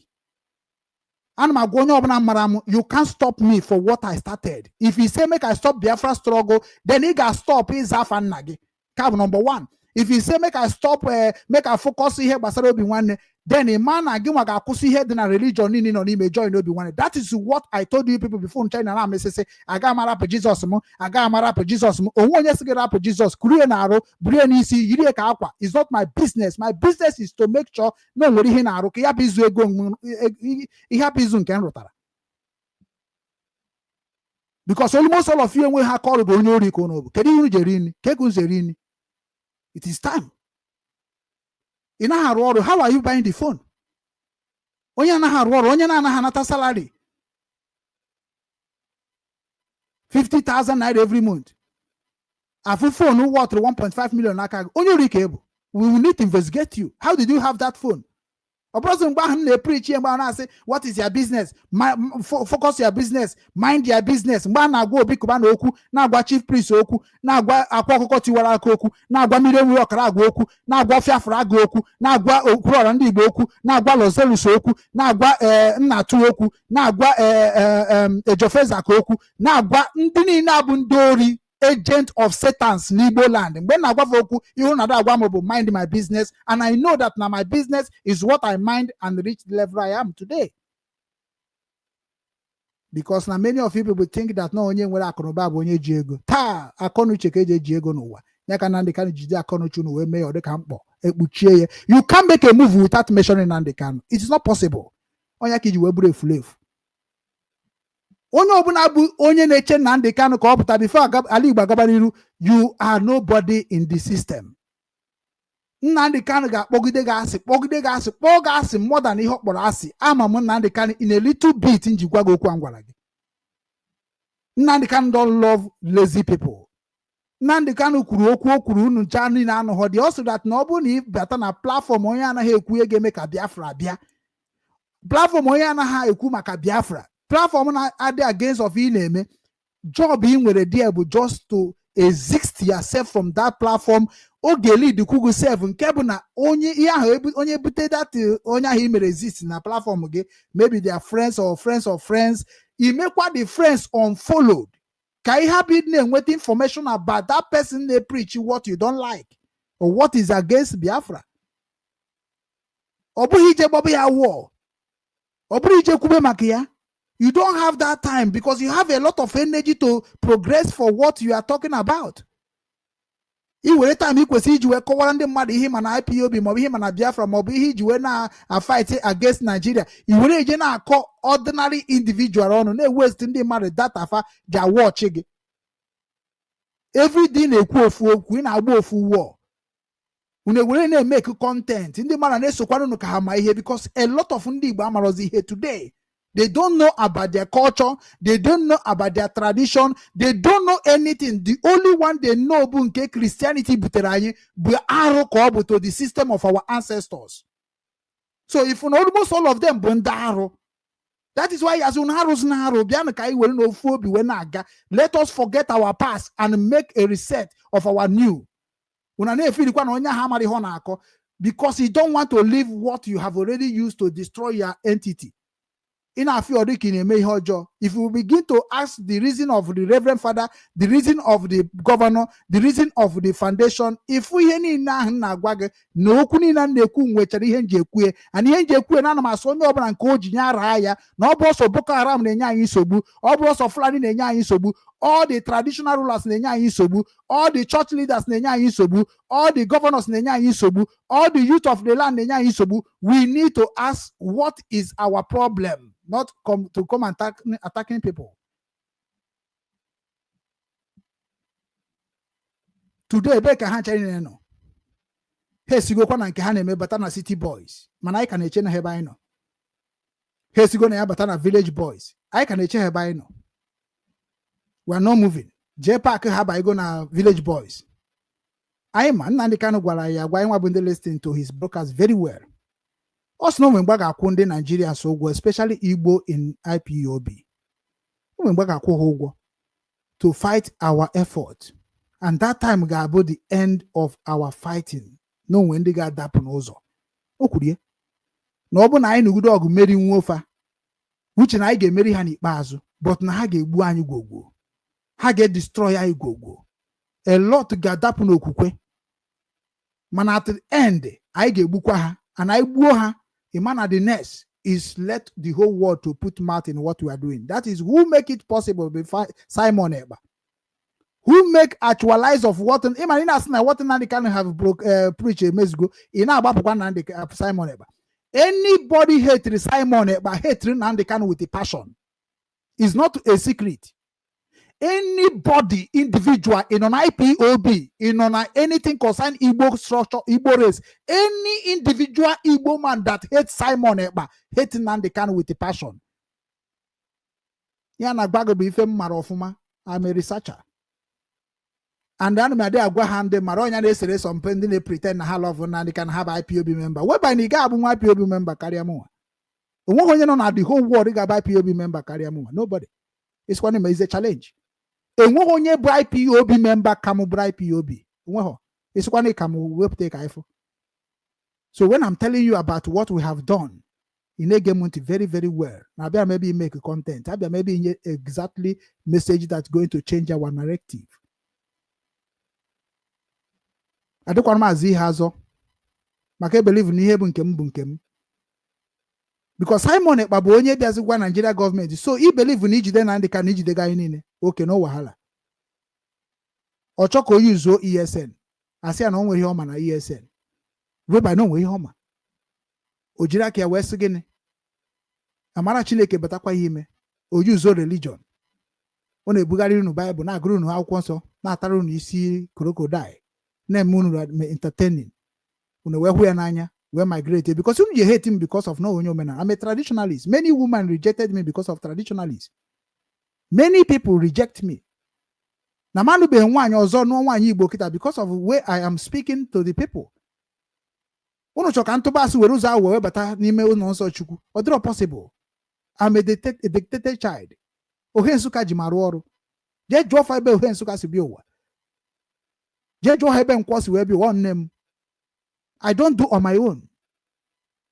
I challenge every spiritual or spiritual people in all over the world. They can never stand against my ancestors.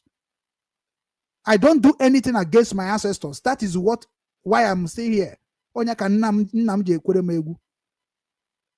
Everybody there on social media knowledge. I don't talk what can bring our people down.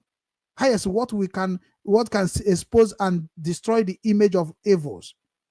Like Kubi Kubana and Mabayamba, Yenekum na Ihone made injure to the system of our people. Same thing to Bi Kubana. Same thing to Zenko. Same thing to B Lord. Ndiabundo Buroji Webiri. Hapatareka how we my slave under the wealth to Hapatara. Hapatareka Haji na manya kakaine buso hane will come for anyone they were up. What is this kind of slavery for? This is part of the slavery. Mother Richard Goriga quit 10,000 naira, give 5,000 because him and only her choice. Osiki see application takwanyozo, makune mego poverty a career the good living. Hanchani na yozu na yo oge politics une were umo nonsense bread na ogrine nyefa ka ha we wesu no bezigbo mmadụ. Una amago na onye agụ na agụ na ikenye rice ka orie na ọ ga-afụ ka Chukwu zori ya ndụ. Una amago onye na were na suppress our people. If you hate Simon Eba, you hate Nnamdi Kanu. If you love Nnamdi Kanu, you love Simon Eba. And that is final. And if you change it, because when you begin to bring the evidence of rubbish we have done in this struggle, all of you is supposed to be in prison. Life imprisonment. The foundation not created. What an intimidation. Ndị niile abụ ndị soro Nnamdi Kanu wee gbaa mbọ na afụzi ya ka onwere ihe ha gbara mbọ betu unu ga-emechata afụ nke ụwa unu maka onye si na nke nwanne ya dịrọ ma nke ya madịnata mmanụ ọsụkwa gị zuo ya n'ori o emecha gbagbuo gị So Kaibana they tell Njimaka, the Oyaka Jwagunu, fighting Muslim is big mistake. Uneje kuna no no imane akugo no wo Oyaka Jagu Igbo.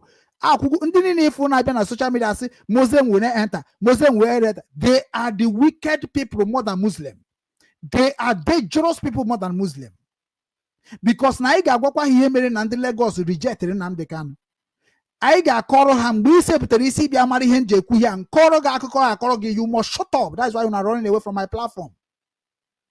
Because na ndị Igbo nọ na Lagos be a threat for Biafra struggle. Nnamdi Kanu have begging them osike chiri obuni we 3 documents money we 4 documents we here dịka 3 we na be na nie na na mezeki mara no onwe ihe na-eme ji nwaanyị na-ewane ewene na ọrụ na ofu maka na agha na-abịa no n'oge erikwa onye isiri onye nta. And that is what Tinubu ji na threat Obi Kubana na Chief Prince. That obunu na support homo, everything that you have in Lagos must be taken by the government. Kezi ha ga menwuzi for na konoba ha ni na nabago ni. They won't have choice. They don't have choice. They must support. They must support. Ka ngwa fia ha ni ma uno ha rucha na Lagos happy na ni. Because onye ka na agwaru na onye ruru no be mmadụ ọ dịka Oliver de Kokweti na-ewu egwu ọ dịkọsịrị onye jere be mmadụ na-akụ flower onwezie ka onye bi n'ụlọ ji wee sị gị na alaikwanụ flower ga na ọdịgo m mma na ọkwa ka nna cheta n'ụlọ amakwanụ n'ụlọ m mara mma were otu a ngwanụ biko ịnọkwu yere ka 2 days gị naba etago ịbịasị ya kekwanụ maka flower nkụrụ flower dị na nkụcha ọsị gị chọkwara iwere flower gị werekwa flower gị maka na were gị isi wee mara ka flower ahụ dị ịpụ ha n'ozugbo dochie ya ifugo ịsịkwanụ ka ịlapịa na o nwere ihe iji eme ọ bụrụ uru ya na so onye bibe mmadụ anaghị akụ flower ihe Oliver de Kokweti na-egwu if I'm not mistaken. So ije na Lagos jee rụba ihe na-arụ ọ gbasahụ ndị nọ n'ala Igbo because no gosi that na ịhụrụ ndị nọ n'ala be nna gị n'anya because onye ọcha na-abịa n'obodo oyibo biri na one room wee na-edevelop be nna ha ọ bụghịkwa na onye arụ ka ọ bụ. Ndị China na-agba ha bịa ha bie ihe dị ka mmadụ 10 na one room wee na-edevelop be nna ha ọ bụrụkwa na ha mara ihe. Ndị India na-abịa ha ebie one room 20 30 wee bie na one room na-edevelop be na ha bụrụ na ha mara ihe. Obodo ọbụla chọrọ ịga n'iru ha jee ihe dị ka nta ha na-abịakọta ọnụ gbaa ofu anụ osi ike abọwa ya taa ya mmadụ na-abụ. So onye jere obodo oyibo wee kpata ego ịkpatara ya fọ ụmụnna gị ịkpatara ya fọ vileji gị ịkpatara ya fọ ndị enyi gị na ndị ọyị gị ịkpatara ya wuti ụmụnne gị na ụmụnna gị ịkpatara ya ka ị bịa ka ị were ewe maba ụmụnna gị aka. That is the structure of our ancestors, and many of you people have forget about it. Ebụta na social media gị na-asa onye mere ka anyị mara ihe asarị dọkụ bụ o kwuru agbanyeghị na ọ na-akọzi nsị mana nsị ọ na-akọ ọnụ nwa na-akọs na ya na ahụ ana ụnụ kwụsị kọs ya den ya nwere onwe ya nọrọ onwe ya ọmafụdo onye na-agwa ya okwu ka anyị gee ya ntị n'onu.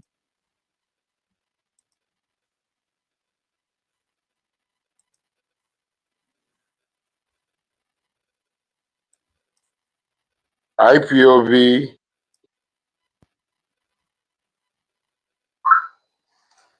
good evening, good morning, good afternoon, depending on where you're listening to me.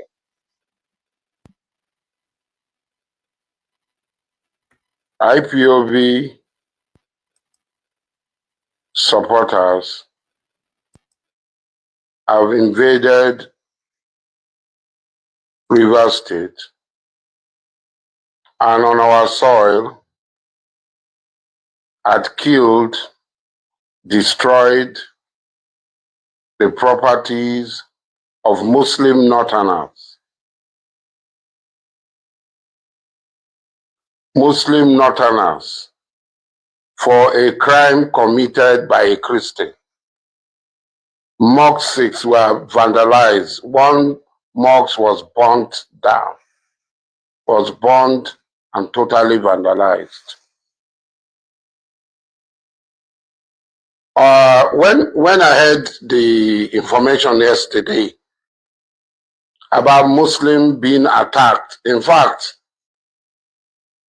it was a Christian relation living at Obibo that called me that oil mill is an old area, Northerners and others were fighting because an Aboki killed a Christian. And immediately I reached out to members of the Northern community, immediately. started making calls. And most of them were unaware of what was happening. In fact, I don't want to mention their name, but one of them told me that the person is lying. There is no such incident. And immediately he said, I said, look, try to find out. And immediately swung to action. And he later called me that indeed there was a riot going on and Northerners are being attacked. And he was in a position as the leader, one of the leaders of the Northern community, to immediately do something about it. So I urged him to immediately do something about it. I called some security officers immediately to alert them, which they told me they already know, and they are trying to put mechanism in place to stop what was happening. Finally, in the night, because my phone kept ringing and we kept talking. Finally, in the night, I got one of the Northern leaders, one of the Arewa leaders, who told me that two Christians fought. Two Christians fought. One from Benue, a Tifi man, and the other one from Adamawa. The one from Adamawa, two Christians. The one from Adamawa stabbed the one from Benue to death. Immediately, the Igbos around took it over and started a Boki must go protest. Destroyed all the shops owned mostly by Northern Muslims. I don't think there was any Christian shop that was destroyed.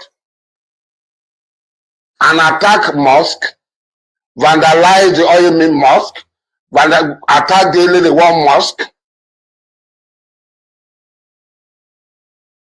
and it is feared that people must have been captured and had been killed. Two Christians fought. One Christian stabbed another Christian to death.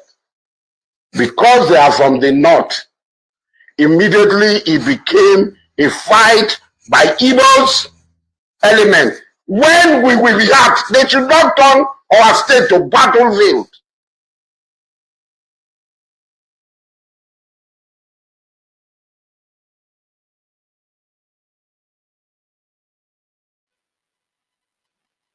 ebe a ka m ga-akwụsị ya ebe a ka m ga-akwụsị ya unu anụghị n'ọnụ Asari Dokubo.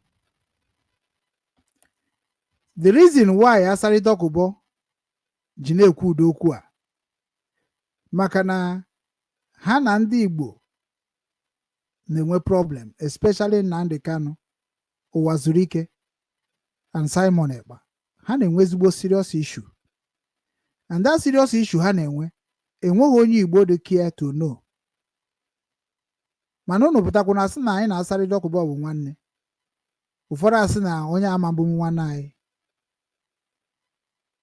Mana enwere mgbe unu jee yọọ ya onye aka wee sort issue of Mazi Nnamdi Kanu, o si na Nigeria wee nwee freedom. Unu echefuchago nke ahụ. Ihe Asari Dokubo na-eme, Asari Dokubo bụ somebody mfo na ọ na-arụrụ ndị mmadụ ọrụ, and ndị ọ na-arụrụ ọrụ the gains of our own race. So enwere way esi treat udu ndị a, ọ by diplomatic, maka ọ ihe gọọmenti, ọ by knowledge, amamihe. Asari Dokubo na-achọ ka o prove American na even Christian dey kill Christian. Ọ na-achọ ka o prove ndị ụwa na even Christian dey kill Christian, which is ịma na eziokwu. Christian dey kill Christian.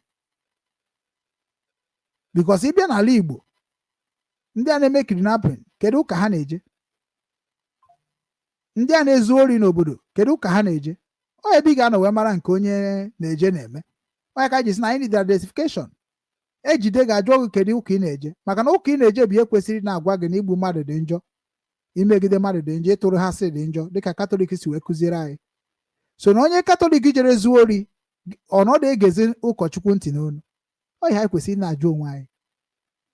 O tego mma na ndị fada na-egbu fada ibe ha maka na ndị fada na-wetacha m infọmeshọn ji na my documents here mplay fụna okwu na-ekwu bụkwa ofu ihe. Ndị masaba na-egbu onwe ha, ndị sista na-egbu onwe ha, ndị reverend fada na-egbu onwe ha, ndị kpọziri onwe ha ndị otu kraịst na-egbu onwe ha, na-atụrụ onwe ha asị. Onye mere na ha anaghị aga n'iru maka na ha nwere ekworo n'ime onwe ha, enwere ihe gosi na ha bụ kristian. Ihe Trump na-eklem na na-egbu kristian, ha chọrọ ịbịa sevu kristian. Trump ọ bụ ezigbo mmadụ na-abịa sevu ndị kristian? Mgbe e mere black man life mata, ọ bụrụ na under his own regime, gịgo ji wee chọ ka black nwee problem na American? Kedu ihe mere oti o buteghị justice gosi na black man life matters na American? Mana today you people will have to believe them. Ị chọrọ ibelieve Trump maka na ọ rụrụ ngwa egbe, o nwee kaadị dịka o si wee gwa ndị Ukraine na ha enweghị kaadị. Kaadị bụ ndị nwere ngwa egbe na ndị nwere right iwipe obodo na onwere ihe na-emenụ. Onye a bụ ihe Trump ha ji wee karịa nyakwuruje gị ha ntị ka ha bịa bute egbe ha, bute ngwa egbe ha wee gbubere gị ụmụnne gị, instead of gị wee ji aka gị expose ụmụnne gị. Otu a teknọlọji dịgoro, onye na-eme ajọ ife na-ekwu na na-eme ajọ ife, onye na-eme ọfụma na-ekwu na na-eme ọfụma. Ị gaghị sọpọtụ onye a na na-eme onye na-eme njọ bikos na gị na ya nọ n'otu. Ị ma protect nna gị bikos ọ nna gị ebe ọ na-eme ihe ọjọọ. That is what we are trying to push, ka onye ọbụla na-ekwu eziokwu. So asarịjọkụ bụ na-akwụ na ndị Igbo mere ihe na ndị kristian gburu kristian. According to ihe anyị nwa na-achọ, ihe anyị nwere ihe ọ gbasaghị anyị, okwucha onwere onye ọbụla agba ya nkịtị. Ị ga-emebi ike nkwụcha werekwa vidiyo edobe. Ọsọsọ asarịjọkụ butere egbe na public wee na-egosi unu na isusu onye agbagbuo ogu. Onwe bụ onye je jụọ ya ajụjụ. Naijiria gọọmenti ejebe ya ajụjụ maka na ha na Naijiria gọọmenti na-arụkọ maka ihe o mere ya bụ threat to whole Igbo race. Mana duto na Igbo people, ọtụtụ ndị Igbo na-eme ajọ ihe. Onye na-eme ajọ ihe ma bịakwasị mmadụ niile eme ajọ ihe o. Ọnya mere ndị Igbo ji gba nkịtị, ọ dị ka ha mara ihe ha na-emezi na, because a lot of ndị Igbo tiri aka na ajọ ife ga-abụ ha wepụta isi ha were nke ha mere na mbụ tupu ha ekwube nke ha na-ekwu jọji ha. That is why ji fụ na onwe onye na-ekwuru Igbo na ifure. Nnamdi Kanu bụ onye anyị fụ na onwe ha ji ihe o mere ndị Igbo na-ekwuru ndị Igbo ha jide. Simon Ekpa anyị fụ na onwe ihe o mere ndị Igbo na-ekwuru ndị Igbo ha jide. Ị hụrụ ya? Mana ihe ji ejidezi ndị nke ahụ because of the way ha si eme ihe ha na-eme.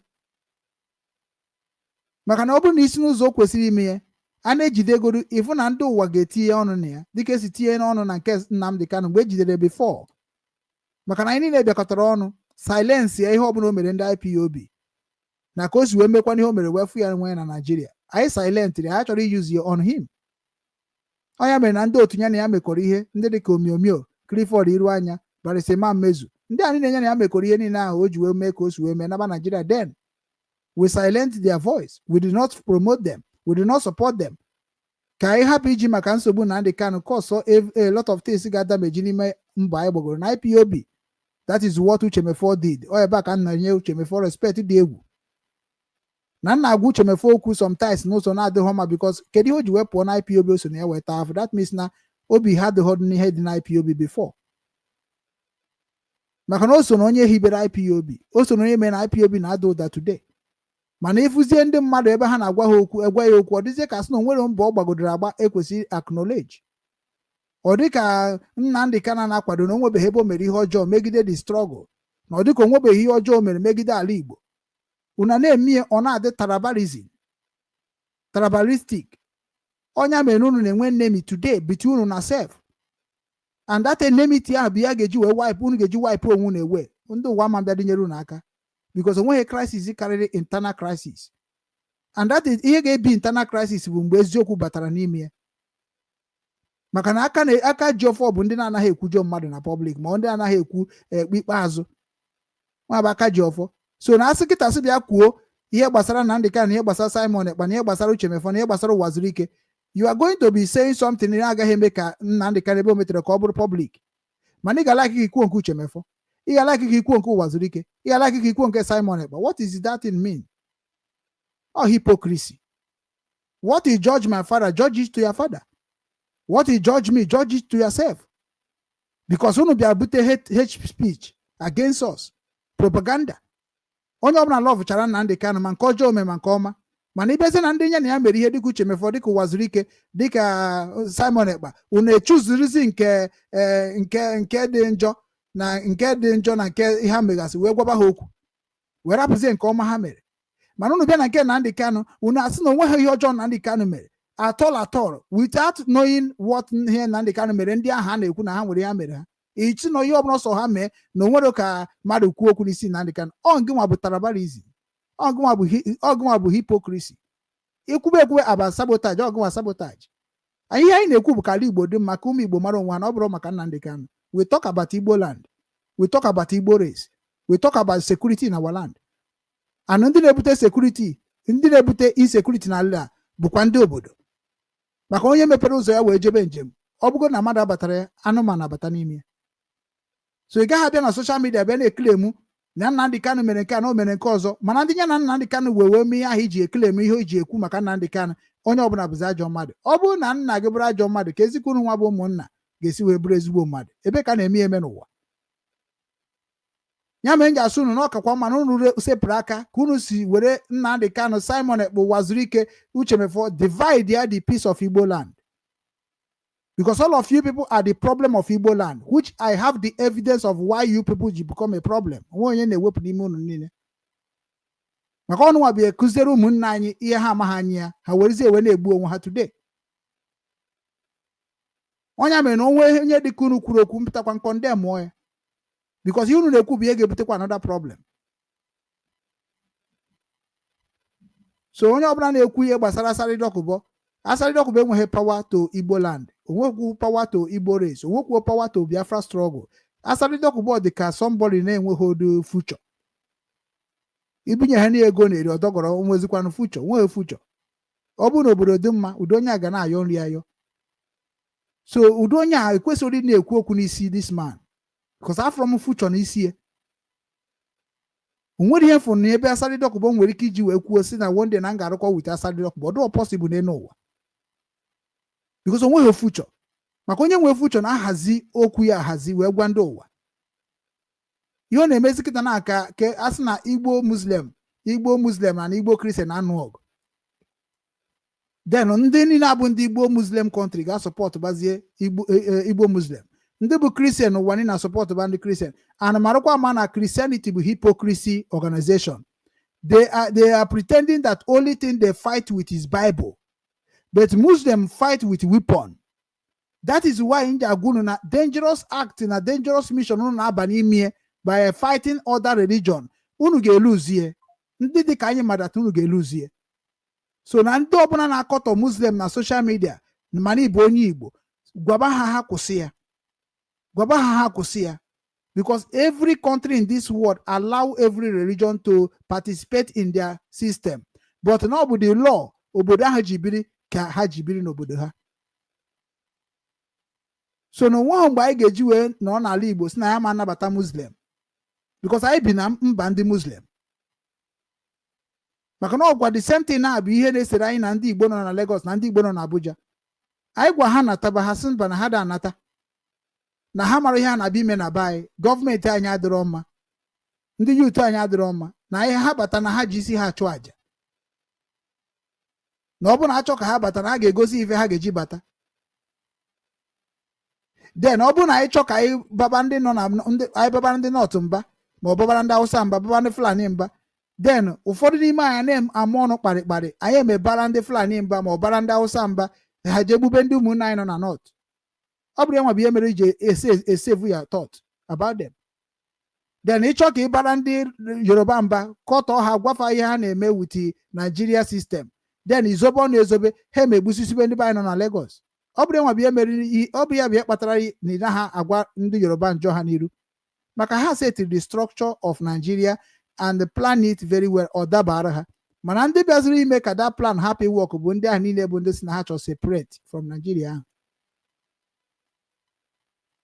Because na ihe ji chọọ separation ya bụ referendum in na ya na this program na referendum bụ ọchịchị onye kwuo uche. Come and vote. Do you want to be part of Nigeria or do you want to go away and form your own state according to your state law? On your referendum will let us speak our mind. Obuho Tinubu ga na-agwa m ihe nga na-eme na Benam.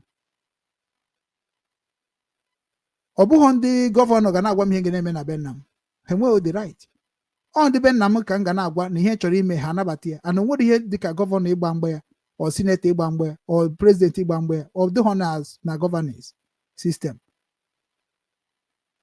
Ị kwesịrị ịma ya right and stand for your right. Anọ ya na-akụziri gị now.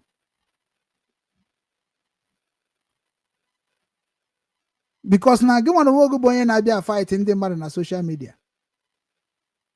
Ị na-fight ndị Yoruba na ịka ha wee ma ihe. Ị na-fight ndị Hausa na ịka ha wee ma ihe. Ị ka ndị Hausa wee ma ihe mana ọgụwa develop Hausa land. Ị ka Fulani wee ma ihe mana ọgụwa na-enye ha ego ha ji eme equipped of their weapons. Because na ebe ha na-enweta the resources ha ji agbanwe weapons to the resources ha nwere bụ na Bayelsa.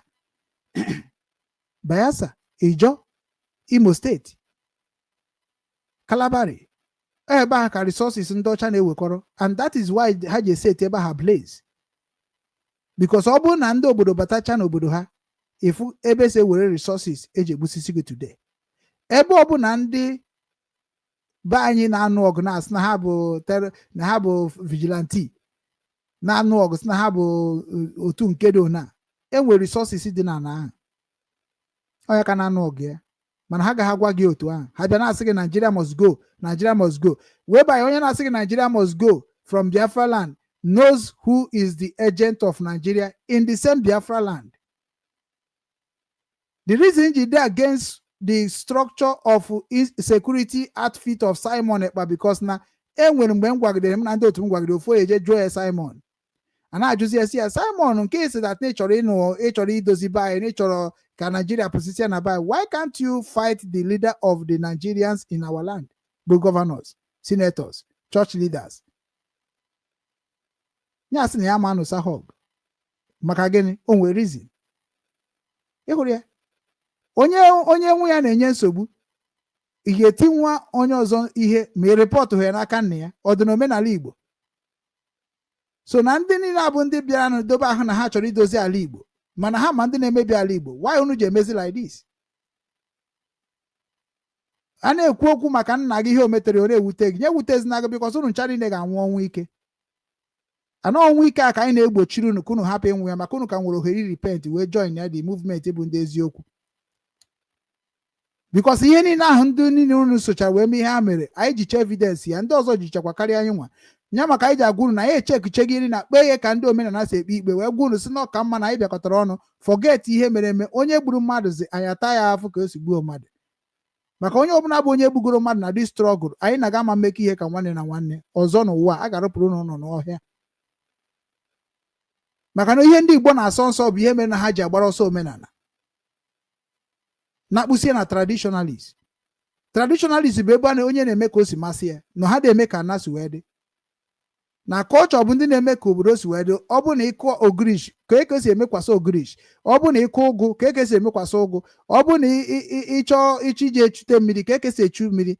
Ọ ebe a ka ị enweta culture ọdịbendị ka esi emesi ihe dịbendị.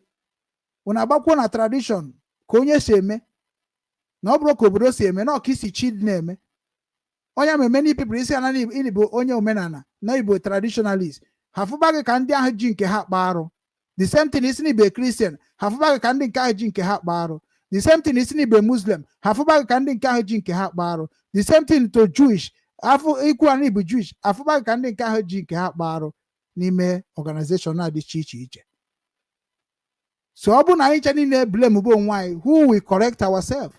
If ọ nọ ebe a bụ nsogbu anyị nwere, wuchite ọ bụ ezigbo nsogbu ka nsogbu. And ọ bụ na anyị retreat be step from those things anyị nwa nọ n'ime, ịma that na ndị ga-abịa doziri anyị obodo ga-like wipe anyị away because onwe onye ha ga-like ka ha na ha mekọọ ife, and ọ ga-abụ a disaster, and achọghị m ya, and ụmụ Igbo achọkwughị ya. So na mụ na-agwa unu nwa bụ ndị Igbo na-atakụ Muslim on social media, ọ bụghị ezigbo adịa. Unu ekwuzina ya. Because na ndị niile unu setiri kunu wee mee nchekwa ala Igbo. Ma Biafra Liberation Army si na ya bụ Gentle Yahoo, and then the China Samoru Hana Maya Nemena ESN. They a problem of Igbo land. They are problem of Igbo land, and this is time for them to come out. Haga putabia gwani, kedife ha choro ka emerefa, haberi chekwa obodo ka habia ịghasa obodo. Ọ bụghị bịa sị ana unu na-eme ihe unu na-eme like nke kpọrọ nwa eje makeup ka gịnị bịara kọgherie nonsense na social media last time. Because ihe anyị ji agba ndị dịka unu nkịtị because na nwere ebe anyị si abịa na anyị nwetara n'ebe ahụ anyị si abịa to God unu chara ine ga-apụta n'ime ọhịa by fire by force. Ịchọkwago na nene ka o si adị. Ọ bụ na anyị jupụtaize onwe anyị na anyị chara ine ga-asabụtaje onwe anyị mazi that na anyị ga-anụkwazị ọgụ nke ebua n'ime onwe anyị before ndị Naijiria bịa tiri anyị ọnụ ọ ndị ọcha. Because nweghị ga-abata mebie nke mmadụ si na onye ma bụ odogwu for what? Ịmasị na ịbụ jetu Yahoo bụrụ eje makeup bụrụ ihe ịbụ mana obodo Imo steeti unu chekwabere how many years today ka nọ n'aka ndị ilo? What makes you to become a security? Whereby na the obodo ikwetere ka ichekwa na ị na-echekwa nwe ịgba kpom ịgbaba n'ime ọhịa na-ajụ onye na-egbu. The same thing ji wee condemn ESN till today. Because na ha ba n'ime ọfịa ha na-achụ efi na-agba efi kpa na formulate ka iwe wee tụọ fundraising ka iwe tụọ ego ka ha wee na-ebube ego ka o si wee masịfa. Then ngwuru na ndị a abụrụkwa nchekwa ka ha bịara. These people are format people. Ha bụ ndị ha na-akpọ ndị yahoo. They do people and they give people empty promises.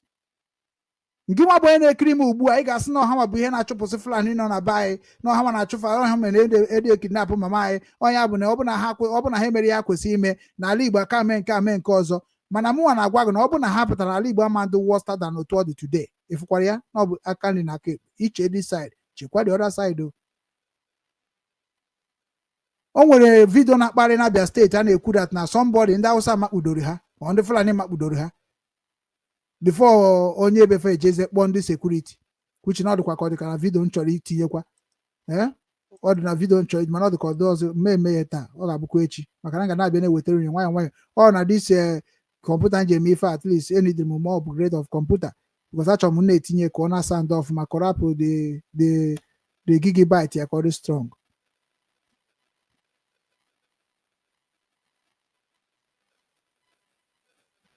So unu nwa niile bụ ndị nke na-asịrị unu na-echekwa obodo anyị through security, especially the people a na-akpọ Gentle Yahoo, eje makeup and so on. Unu ga-akpachapụ ezigbo anya. Ma unu nwa na-atụrụ ha ego ma ndị na-atụrụ ego, we need to know all of you all over the world. Onye ọbụla na-atụ ego fundraising to Gentle Yahoo, we need to know all of you. Anyị nwa bụ ụmụ Igbo youth worldwide. We need to know all of you and know why you people are giving eje makeup kenga na-akpọ ya kedu ya na-akpọ ya Gentle Yahoo. Anyị ga-ama ihe unu na-enyere ha ego. Ọ bụ na ọrụ ha na-arụ adịrị anyị mma, anyị nwa agwazie unu kwụsị inye ha ego, then automatically unu na-enye ha ego, ịma na anyị ga-agbu na akwụkwọ na that country unu nọcha nwechara law na guide unu. Unu ama nọ n'obodo mmadụ nwere iwu wee na-emebi obodo onye ọzọ nwere iwu. Ada eme ya eme. Ọ bụ nnukwute against of international criminal law. Ọ dị very against. Otu ọbụla na-support ị na-enye 10 euro, 30 euro, 20 euro. Ọ bụrụ na otu ahụ na ịma nkọwanwu ka otu ahụ si wee dị, ịma nye nwa accountability of otu ahụ, you are supporting a terrorist indirectly from international criminal law. Je chekwa ya chekie. Adịkwa m ekwu nke a bụ nkwucha ọ dịka ọ bụ okwu an illiterate man. You gotta go because anyị na-ajụ ese ọfụma before anyị emebi ihe ọbụla anyị na-eme. Otu ị na-support ESN, ị ga-agwa anyị how many villagers, how many people nọ na ESN now, kedu ebe ha nọ, which area ka ha nọ, let us know. Mgbe ọbụla ihe ahụ ha na-eklem na ha na-eme mere ebe ahụ, ịma na ha emewego ọjọbọ, we need to tell you to stop paying them.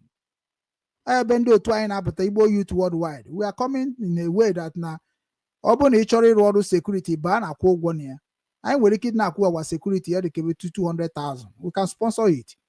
Igbo ha na security na anywhere you are in your village, you'll be receiving 200,000 in your account to make sure that you sabotage your area. soro chekwaa ya. Ọ bụrụ na onwe ha aka ọrụ join ya security. Ndị nke ahụ ejoin goro ajoin dịka Biafra Liberation Army, ESN, ndị nchekwa ala Igbo. Ndị nchekwa ala Igbo, ihe ndị a niile ka nzagoro kọọlụ a mapụta.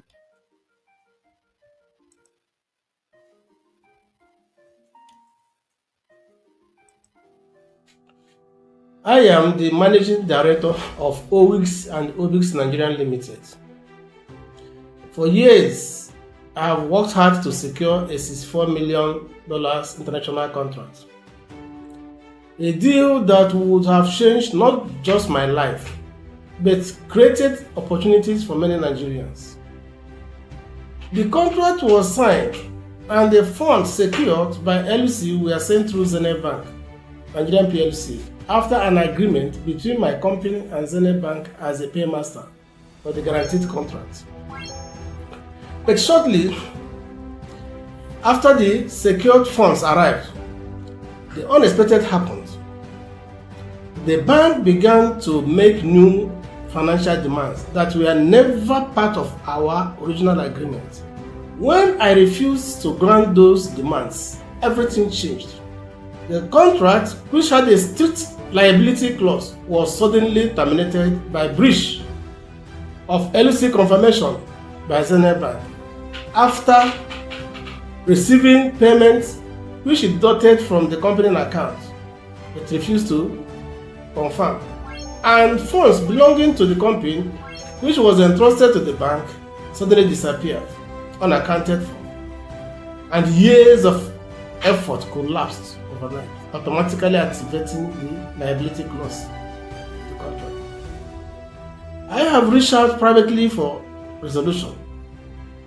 I have contacted lawyers, human rights advocates, and even the authorities, but no one has been willing to take this matter seriously.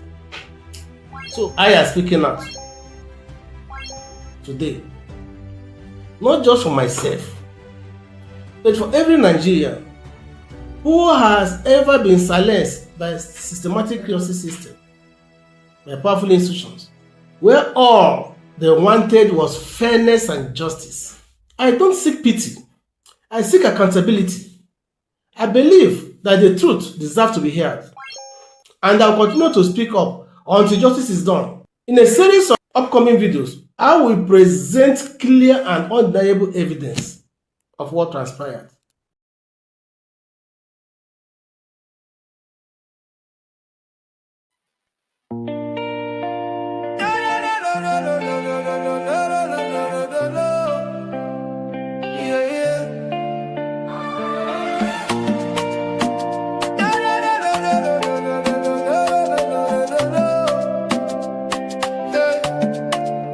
From the streets of Hamburg, across the deep blue sea, a message for the children, for you and for me. Hoping when them is calling, can you hear the sound? The roots of our fathers are being found. We know they forget where we come from. The strength of a lion, the beat of the drum.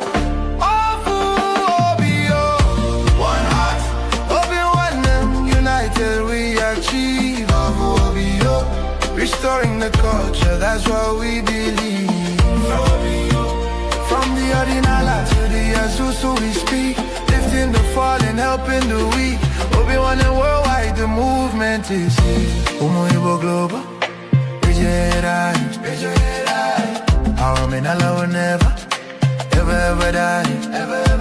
It's more than a page, it's a spiritual loan. No matter how far in this world you roam, we're bringing back the wisdom, the tradition, the grace, putting the smile back on the Igbo face.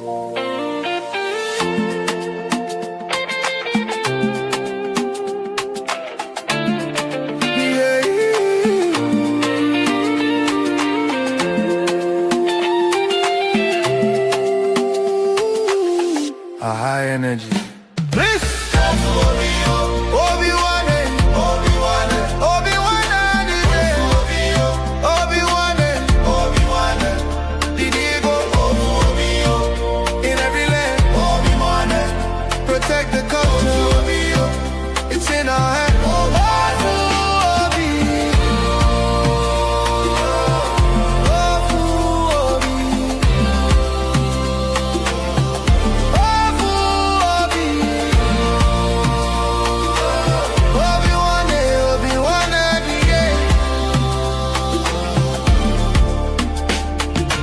Follow the light, follow the way. Obi-Wan is leading the day. Keep the fire burning, keep the language strong. This is where we all belong. Again and phase out with a final celebration.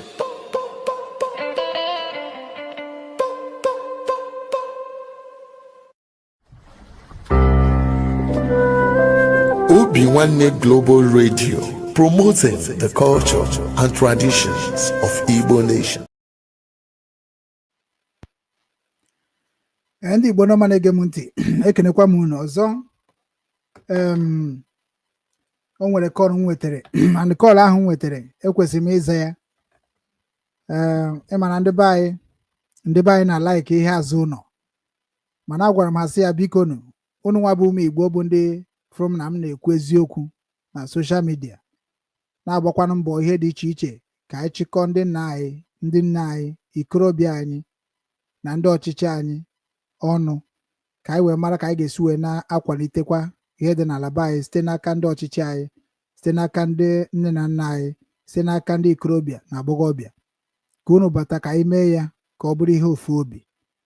Maka na ọ bụrụ na anyị were ofu obi na-aga, nsogbu ama na-abata na be anyị. Maka na ihe mụnwa na-akpa n'obodo oyibo mkpatacha mwenata ya, mana ọ na-abụ mwenata ya emisuzuo ya, ana otu a ka ọ dịkwa gị nwa na ezinụlọ gị. Ya ka anyị ji wee sị na anyị ga-ebido n'ezinụlọ wee kụziri nkụzi nke okwukwe wee na-apụta. So biko nu, ana m ayọ unu nwa bụ ndị anyị na-ebu ndị chọrọ ịrụ under security, ndị chọrọ iso chekwa obodo. Ọ bụghị arụ ibu egbe, ọ bụghị arụ. Unu afụgo Chukwu ka ofe egbu kịta na-ebukwu ma egbe.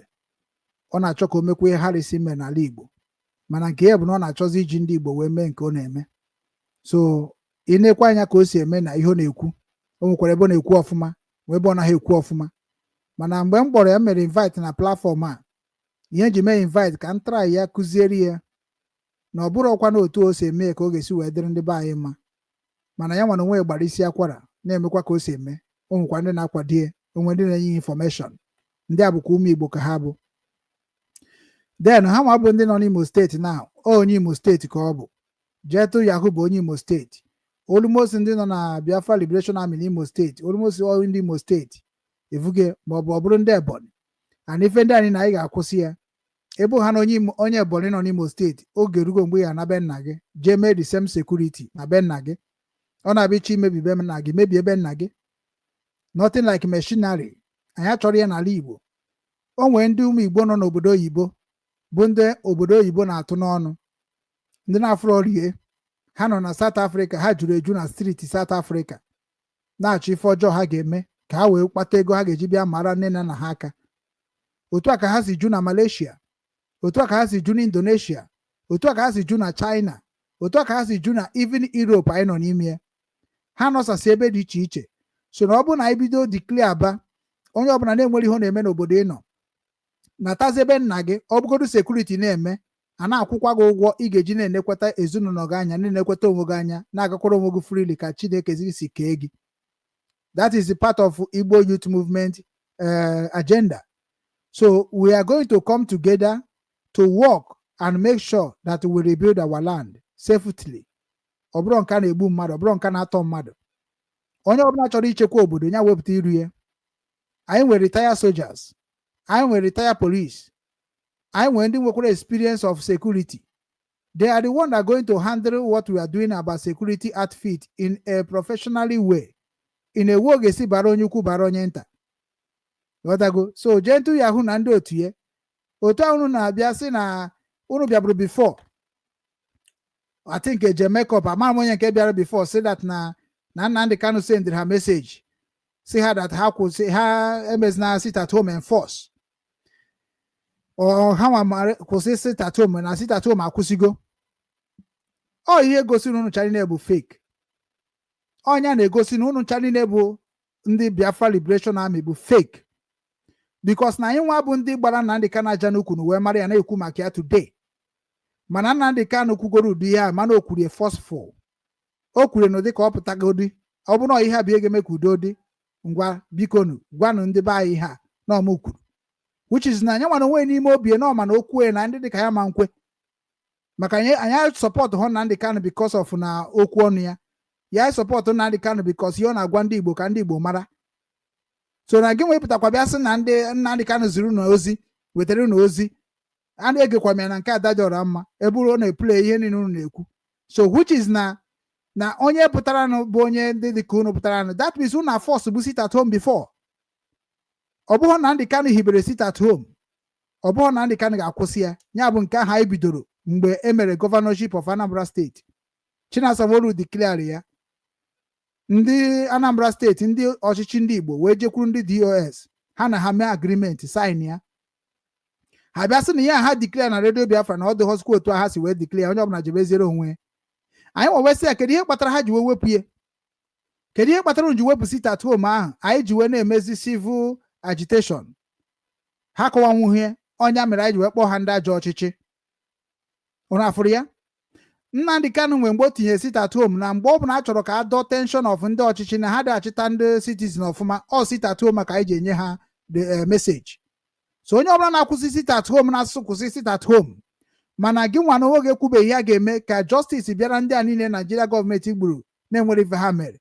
Ịma na gị nwa na oge bụ ajọ mmadụ, ịbụ ajọ mmadụ because na onweghị onye obodo ọ ga-abụ ọ bụrụ egbuo ndị ezinụlọ ya ọ bịazi na social media na-asọpọtụkwa ndị ahụ gburu ndị ezinụlọ ya. Ada eme ya eme. So na ọnya ma bụ ekwuru na Nnamdi Kanu kwụsị sit at home. I am one of the people who condemn ya, ga condemn kwa ya wee ruo echi. Epin gomie n'enu page ya. Ị na-afụ ife ozi nziri Nnamdi Kanu. So wejere ihe na ọ bụghị ọsọ nsọ ya nwa mekwa na IPOB ji na-ada ụda n'ụwa niile. Ọ bụrụ ọsọ ya nwere akọnuche a ga-eji dozie ala Igbo. Anyị dị many nwekwara ka o si wee nwee. And the respect must go to every individual who knows what we can do to rebuild our land. Ọ bụghị ofu onye ga-rebuild ala Igbo, anaghị eme eme. So na ọ bụ na Nnamdi Kanu chi ikwu okwu from Kuje prison, ịma na ihe ọ ga-ekwu bụ ihe anyị nwa na-ekwu, and ọ ga-ajụ ese before okwuo. Their lawyers kwesịrị na-arụkọ with the DOS o ji arụ ọrụ. Their lawyers kwesịrị na-arụkọ with their family. Their lawyers kwesịrị na-arụkọ with the indigenous people of Biafra bụ ndị nke Nnamdi Kanu na-anọchitere. Ọ bụghị apụta Nnamdi Kanu kwuo na abịa jos kwuo o gosiri unu amara ihe unu na-eme na unu ikpe, maka na all false information, and false information na-ebute riot, na-ebutekwa confusion. So na ya ka nji wee sị na ọ dịrọ possible, mana ọ bụrụ that na unu nwa bụ ndị Igbo na-anọ na sit at home ka e wee nuo n'unu n'ala Igbo adịrọ mma, na ihe Nnamdi Kanu na-etiri mkpu esi rụọ ụzọ ka ụzọ dịkwa, ka moto na-aga ka o kwesịrị na-aga, trafik abụrụzie ndị sekuriti ndị road safety ya bụ were trafik wee setie road safety, arụ ụzọ ka esi arụ ụzọ, rụkwana ihe eji echekwa ụzọ ka esi echekwa ụzọ. Onye ka ihe Nnamdi Kanu na-edemand na anyị nwa abụzi ndị nke bụ n'obodo anyị nwekwara mmiri, a ga-ama ka esi waya mmiri ọ na-agbago ma n'elu na-agbago ma n'ala, ebe ọbụla onye ọbụla abịa mmiri a na-abata na biya anyị ebidobe mmiri n'isi tadobe afụ na-emedobe ka ndị mgbe ochie, maka na anyị nọgo na civilized world. Ọkụ na-anaghị adị na be anyị steady, ọkụ na-adị 24/7 because anyị nwere ihe eji enye ndị be anyị ọkụ. Anyị agaghị na-enye obodo ọzọ ọkụ anyị na-anọ n'isi ọ dị eme eme. So na ihe ndị a niile na-ebu ihe Nnamdi Kanu na-edemand from Nigeria gọọmenti bụ nke gọọmenti anyị na-asọpọt, ebe si ebunata ngwa afịa dịka Apapa Lagos na ndị ọzọ dị iche iche, si meela anyị na anyị nwekwara mmiri a ga-eji na-ebunata ngwa afịa from China to our land, dịka ije na Hebridge Ọnịcha, ije na Hebridge ka ya na-akpọ ya River Niger. Ọ bụ na akọchasịa River Niger, Igbo niile etuko ego ọnụ ka akọcha River Niger ka ụgbọ na-abata dị, ọ dị possible na River, ọ dị possible na Ọnịcha, ọ dị possible na Imo State, ọ dị possible na Nsụka. Ebe a bụ ebe anyị nwechara connection water connected to the Black Sea, Red Sea. So na ọ bụ na anyị niile si ka anyị kọchasịba ebe be anyị, ịma na ngwa afịa tinye na ụgbọ na Ọnịcha ya bụ na River Niger, ịma that na ngwa afịa ahụ na ọ nata na enwere ihe dị ka anyị nwe ije kwụba ndị Lagos tax before anyị abịa buru ngwa afịa anyị, na ndị anyị ga na-akwụzi tax bụ ọbata Ọnịcha anyị akwụba ndị tax, anyị akwụba tax to Ọnịcha people, which is na Ọnịcha people bụkwa ụmụnne anyị Anambra steeti. So na ego na-abakwa ụmụnne anyị aka na-abakwa anyị aka indirectly. Otu aka ọ dị na Germany, Hamburg anọ ọnọ ka center of ebe ụgbọ si abacha obodo dị iche iche.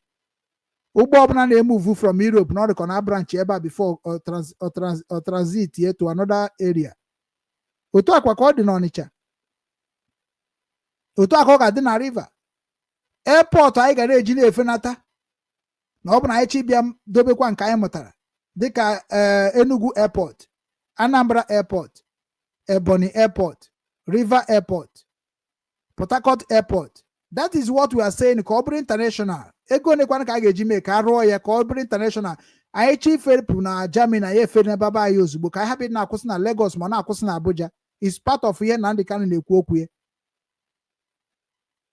Ka anyị chekwaba onwe anyị, hapụ na-ezu onwe anyị ori, na-egwu onwe anyị wayo. O so na ihe a na-ekwu okwu ya. Then keduzi ka ihe niile a Nnamdi Kanu kwuchara n'okwu si ka na-eme na ọ bụ na emere ihe ka anyị si wee kwuo na ya ma nkwụsị agitation anyị na-eme iji wee pass a message to the world. Ka ezi ka Nnamdi Kanu bụzi architect of ife a kwuru kịta ga-eji pụtakwazi si anyị forget ya ihe niile anyị ji egosi ndị ụwa na-enwere ihe na-eme na be anyị through sit at home, because mgbe anyị na-eme agitation in a physical way, ha na-egbusisi anyị, ha ji gbuo anyị na Mkpọ, gbuo anyị na Hebridge, gbuo anyị na Aba High School, gbuo anyị na Afara Ibeku, busisi ndị ha gbusi n'ime ọfịa. Unu na abụnụ je n'ime ọfịa na-ewetara anyị information na-enwere ebe na-eni ozi ndị mmadụ, na-enwe ebe gwara na-eni ndị aka ha dị ọcha, na onye a sịrị ya weta nke o ji o wetara egbuo etinye ebe a. Nobody go ask about you. Ije na family dị iche iche n'ala Igbo, a lot of people na-eme isi na their families. Ebe ka ha nọ? Ke ndị na-ekwuru ndị ọnụ, ndị bụzi ndị ọchịchị unu na-akwado abụrụzi ndị na-azụ ụmụ ha n'obodo oyibo. Anyị nwa bụzi ndị na-enwere ego ikpopụsị ụmụnna anyị n'obodo oyibo je nye ha diplomatic passport. Anyị nwa bụrụkwazi ndị na-eti mkpu na social media na-afọ anyị ka ndị ara. Mana the world justice ha nchara na mana ife anyị na-ekwu bụ eziokwu. That is why people like us are not afraid of what we are saying. Adị m atụ ụjọ okwu na-ekwu. Na aga m alaikekwanụ ka asị na okwu nkwuru adịrọ n'ihe na-eme na gọọmenti ka m mechiere omume ọnụ. Ọ na okwu na-ekwu na-ebute nsogbu ka m mechiere omume ọnụ. Mana ọ bụ na okwu na-ekwu na-ebute udo, why can't all of you to support it? Or because na onye na-agwa bụ onye nke gị na ịkpọrọ onye isi. We need to start to telling ourselves truth. Onye gburu nwanne ya egburu mmadụ. So na ihe niile Nnamdi Kanu kwuru ka ihe mere na-emeberie, o wee bịakwa gwa anyị mechie sit at home.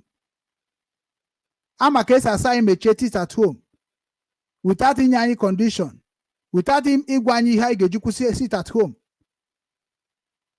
Aka na-ekidnap mmadụ, aka na-egbu mmadụ, aka na-emegide mmadụ. Mbọsị aka sị na ofu onye bọyị igburu ọgụ ya, ọta ka m kwubere okwu ahụ. More of that thing is going to come. Ụwa amụtago ife a na-eme. Kedu ka nwa ikorobịa mmadụ ga-esi na-agbara gị mbọ? Onwe dị nke na-enye ka onye nne na nna ha na-asọ edistọpụ fa. Ụmụnne ha nwaanyị na-adịstọpụ ha, nye m ego bro, nye m ego bro, sendere m ego. Onwe onye na-adị mma nwanne ya na-ebe akwa, na-ebe akwa. Unu amara ihe kpatara ihe mmadụ ji eje oshi ka o wee zụọ ụmụnne ya. Then ọ bụrụ na nwere ebe onye ọbụla ga-esi na-enweta ego eji na-enyere ụmụnne ya aka site n'ike ọkpụkpụ aka ya, ọ gaghị reduce dị isi sekuriti dị na be anyị. Ọ Nnamdi Kanu ga-abịa mee ka ọ bịa na mezu. Ọ bụghị Nnamdi Kanu, because ọ bụrụ na ọ ga-eme oke emege esi nso na-eti mkpu na redio Biafra. What we are talking about is a good governance, and good governance started from your brother and sister on a government, or non a leadership, or non association. Ọ bụghị pụta na asị m hate gọvanọ, na hate gọvanọ nwere ihe mere karịrị ihe gọvanọ na-eme. So na ihe ndị anyị na-akwụsịbe asa anyị kwụsị sit at home. That means ọ dịkwana ka nke Nnamdi Kanu pụtara gwa anyị condition have made. Unu echize mgbe ọsọ condition have made. The condition have made, who agreed and signed for condition have made. Ana achịgharị ụmụ Igbo ka ọkụkọ. Unu eche na propaganda ka a ga-eji wee dozi nwa ala nna m na gị na-abụ. Condition have made that na ihe niile anyị na Nigeria gọọmenti kpara na ha ekwetego na ha ga-emere anyị ya bụkwa ihe ndị a ngosiri gị na ha ga-enyezi anyị freedom to develop our land. Anyị biri na Lagos, anyị ma na anyị bi na Lagos because anyị chọrọ ibi na Lagos maka population. Anyị biri n'ala Igbo, anyị ma na anyị bi n'ala Igbo because na ihe niile anyị chọrọ na Lagos dị nakwa n'ala Igbo anyị. Onye abụ na oke zuo oke. Ihe ndị anyị na-adịbeghị na-asị ka sit at home kwụsị. Unu chi kwụsị na akwụsị ọ bụrụ by force. Mana okunu marakwa ihe unu bidoro. Na onye bidokwara gbaba ọsọ ma ọ gbarubeghị kwụsị nke ọ gbara gbaga nakwa n'iyi. Onye kwena ka ndị ọchịchị bụ ajọ ọchịchị ndị a na-emebi obodo wee mee gị ka ị kwụsị ịkwanyere ndị egburu n'agha Biafra ugwu, ịkwanyere ndị egburu n'agha IPOB ugwu, ịkwanye ndị egburu n'ala Igbo na-enwere ife ha mere na ọ bụ because of na ha kwuru eziokwu wee gbuo fa ka ịkwanyere ha ugwu. Ọkwa ya ka iji anọ na sit at home. Ọ bụ ọkwa maka Nnamdi Kanu. Nnamdi Kanu is part of the reason eji anọ na ụlọ, maka na Nnamdi Kanu bụ onye ga-akọwanwu exactly what triggered the sit at home. Ya ka iji enye the respect ruru that side. Not that no because of Nnamdi Kanu. It is because of the problem we are passing in Igbo land in the hand of Nigeria authorities in our land. That is the reason we are sitting at home. Anyị nwa nọsụ n'obodo oyibo na-akwanyeziri ndị anyị nọ n'obodo ha ugwu na-akpata ego na-ese ndiri unu ma ị nọ na ụlọ ma ị nọ ha n'ụlọ ka anyị dịchọ na ego na-ezu onye Igbo ọbụla. Because anyị chọrọ ihe nọcha n'ụlọ, then kedu ka anyị esiri nri? So ihe anyị mere na unu nwa nọba n'ụlọ, then organization niile ahụ bụ ndị na-akwado okwu n'ọnụ ụlọ agba mbọ fụ na onye ọ na-atụ n'ọnụ na-akwado ya n'ụzọ dị iche iche. O nwere mgbe anyị mesite at home, onye ọbụla je ribe ofe egusi, onye ọbụla je ribe ofe ede, onye ọbụla je ofe nsara. O nwere mgbe anyị na-eme ka ọ bụrụ ife anyị ji enye message to the world. Anyị emere ka ọ bụrụ na maka Nnamdi Kanu. Ọtụtụ na-asụ na maka Nnamdi Kanu. You don't know what you are talking about. You don't know what you are talking about. This is not a word of maybe na-enwere ife ọzọ na-achọ n'ime. No, we need to set record straight. Nnamdi Kanu is part of it. Eji bụ ndị IPOB na mkpọrọ. Onwe ndị eji before ejide Nnamdi Kanu. Ewe jide Nnamdi Kanu nke mbụ wee release kwa Nnamdi Kanu. Ndị nke a ka nọ na mkpọrọ wee ruo today since 2015. Enwere ndị ejikwa mgbe release Nnamdi Kanu wee jidekwa ha wee rukwa mgbe ejidekwara Nnamdi Kanu again. Kedu ihe mere unu anaghị ekwu maka ndị nke akụ si ekwu n'isi Nnamdi Kanu? Ifo na ọ bụ hypocrisy. Onya mee nna anyị Igbo agaghị enyenata unu ihe unu na-achọ because unu ji division mindset wee na-achị ya. Enwere first class, second class and third class na Biafra struggle. O kwesịrị ịdị otu ahụ na ọ bụ na anyị chọrọ ịpụ na Nigeria system. Kedu ka anyị si na anyị chọrọ ịpụ na Nigeria system na-emekwa Nigeria system? Ọ catastrophe na ọ bụ ndị Germany. Ọ disaster.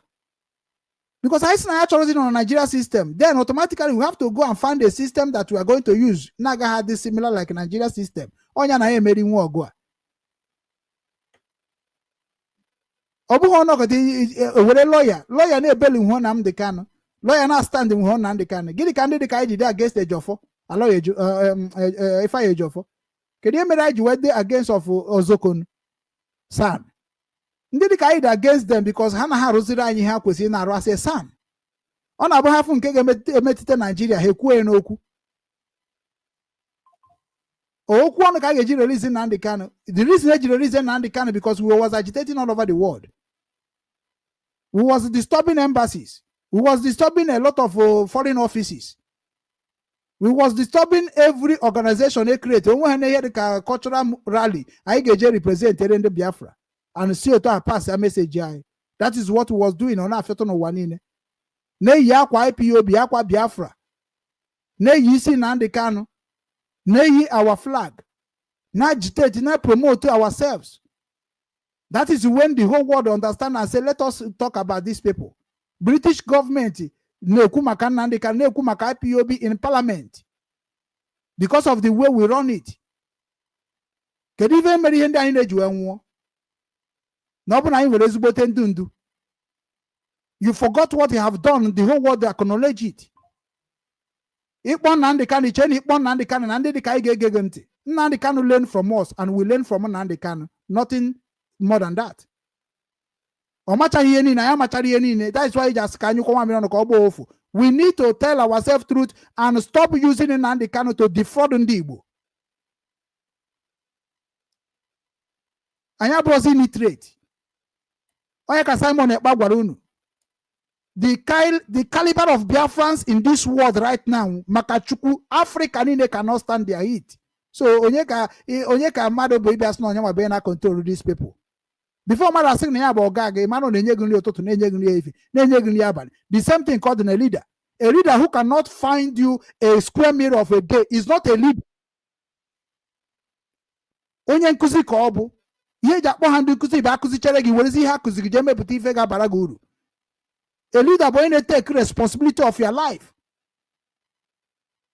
Many of you people knows what I'm saying, but you people don't think that EGG propaganda to destroy the lineage of our ancestors through people like us. Or not possible.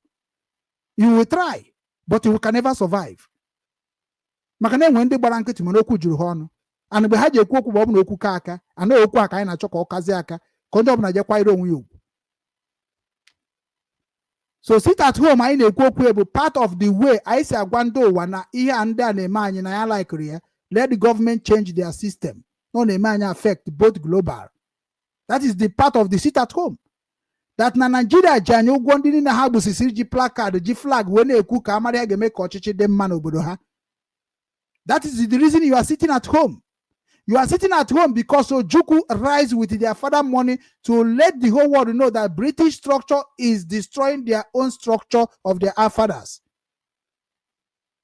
Ojukwu did not declare Biafra because not Choribonyo or Chichi Biafra. He declared because not forgo the system you want to achieve in future.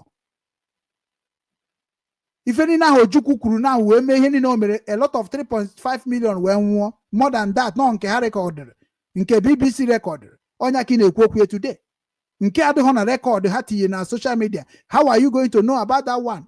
Because all how jaka ha gorogu ndị gburu n'aya inwe technology ji agụ ya. That is where they destroy your mindset. That is why they set record of your future children on the system. Ya mere agwa m ihe gbasara Google, na agwa m ihe gbasara YouTube, na agwa m ihe gbasara Facebook. I'm not going to listen to you because you be brave. You don't know anything.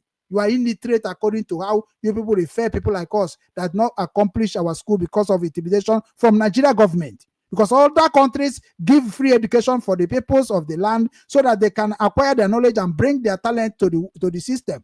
But unu chani na eworo ndị anyị na-aghọ akwụkwọ. Before you go akwụkwọ na ọba anyị ga-abụ onye ji ego. Ụfọdụ lechara na be nna ha ma ya bụ na ha gụrụ akwụkwọ. Akwụkwọ ịgụcha today you cannot even spell your name.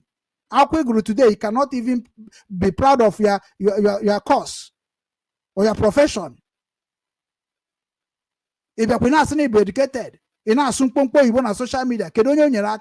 You na London, you cannot speak like London, English London. You cannot speak like American, English American. If you don't leave, go say any ground, even on social media, we don't deceive, we don't defraud our people. You get you only, but then I go woman na go. Nnamdi Kanu know three slogan when aga.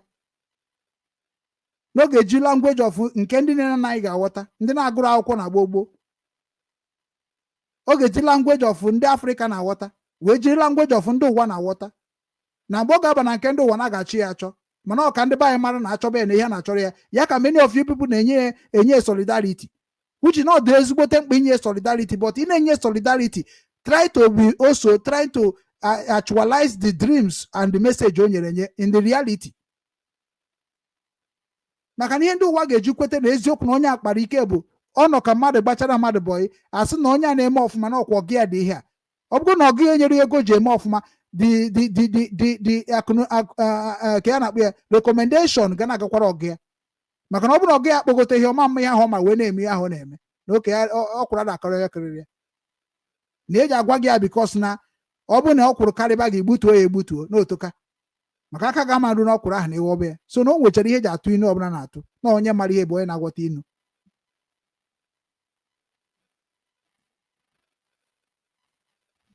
Many of you people amarọ dị ihe ị chọrọ ya ka unu ji eme nsogbu ji bụrụ ndị nsogbu na social media. Ọ bụ na ịkpọ ha na ndị ka na-afa ịmaze dị bụrụ efuro na ndị ka n'anya is nonsense. Ọ bụ na ịkpọ ha uchemefọ ịmana ịhụrụ ya n'anya. No. People like me na akụziri fife head emete. People like me na agbaziri ha onu. I am the one who are telling you people that the leadership started from Nnamdi Kanu, not corrupt to go. We need to reset it before maybe ife or maybe basi hunu chane. I mean, asi achoba ndị nuga support kewaze ụmụ Igbo into pieces. Nanya mu nanya ocha. I know when all of you was attacking Nnamdi Kanu on social media, attacking him, so go and look for a job. Go and look for what you will do. Stop dividing Igbos. Stop making nka. Oh no, abia na biaza agwazinde de kae that Nnamdi Kanu mere nka. Na Nnamdi Kanu bụ nka. Ni de kuto Nnamdi Kanu. Ịchọ ka eme nka because all no one ejeziri Nnamdi Kanu ozi arụrụ ana. Ka ndị mmadụ fụbaze na unu hụrụ Nnamdi Kanu n'anya. But unu jizi Nnamdi Kanu destroy ndị mere Nnamdi Kanu ji wee bụrụ ihe ọ bụ today. Because okay, if we stand there, I know when Nnamdi Kanu kwucha okwu we are going to tweet his voice and tweet his message to the global. He didn't work on media. He was correcting everything that we are doing on media. So there is people that work and make sure that the whole world listens to the voice of Nnamdi Kanu. Where are those people? Have you asked about the people before? You never asked. No, but when you say PTC, chokwa ko gwogu wayo, o wera fa Nnamdi Kanu we bido, wera fa IPOB we bido, we kotobaze nke nda IPOB metobe, kotobaze nke Nnamdi Kanu metobe. Ifubazo nya ka ezigbo mmadụ. Mana anyị nwa chi aka na bụ na aga na agwa gị that na ọ bụ na iso Nnamdi Kanu na-ekwu ụzọ. Ọ bụ icho Simon na-ekwu ụzọ. Ichiso governor na-ekwu ụzọ. You have to know the road of all of them before you join them. Ikpoba anyị sabotua.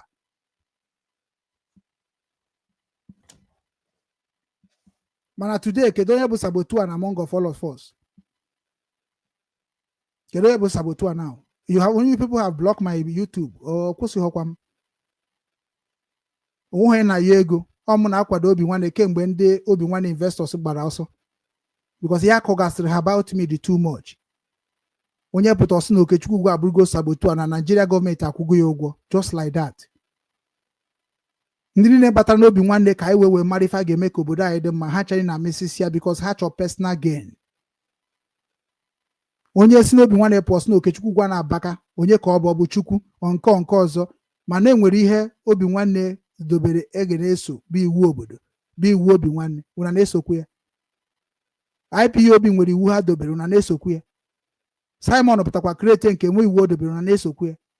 Nna remind unu iwu ndị isi unu na-eso ka wee sị tinyere na ihe ahụ unu ji esoro ha ka unu na-maintain ya unu eme ntị ka unu anụrụ ya na-agakwa na-akpọzi ndị ahụ na remind unu una duty ajọ mmadụ because na ihe ọra na-eme n'ụwa ga-enwe opponent. Anyị nwa bụ ndị ahụ nọ na-agwa gị na struggle anyị nọ n'ime ebe IPOB. We know how we start, we know how it runs, and we know where it is now. Anyị ma ka esi wee hibe IPOB. Mana ihe anyị amaghọzi bụ ka ndị hiberie. Ọ bụghị ọsọ Nnamdi Kanu hibere IPOB. Even Nnamdi Kanu abụrụ enwa bịa wepụta the name of indigenous people of Biafra. But unu eburugo ihe niile abụnye wee jidezi ndị niile mere Nnamdi Kanu ji mata the same thing dị na IPOB. Wee jide ha chere na silence the voice. Their voice na-ebe n'ọzara. And the ọzara ahụ na-ebe Nnamdi Kanu ama nwe freedom.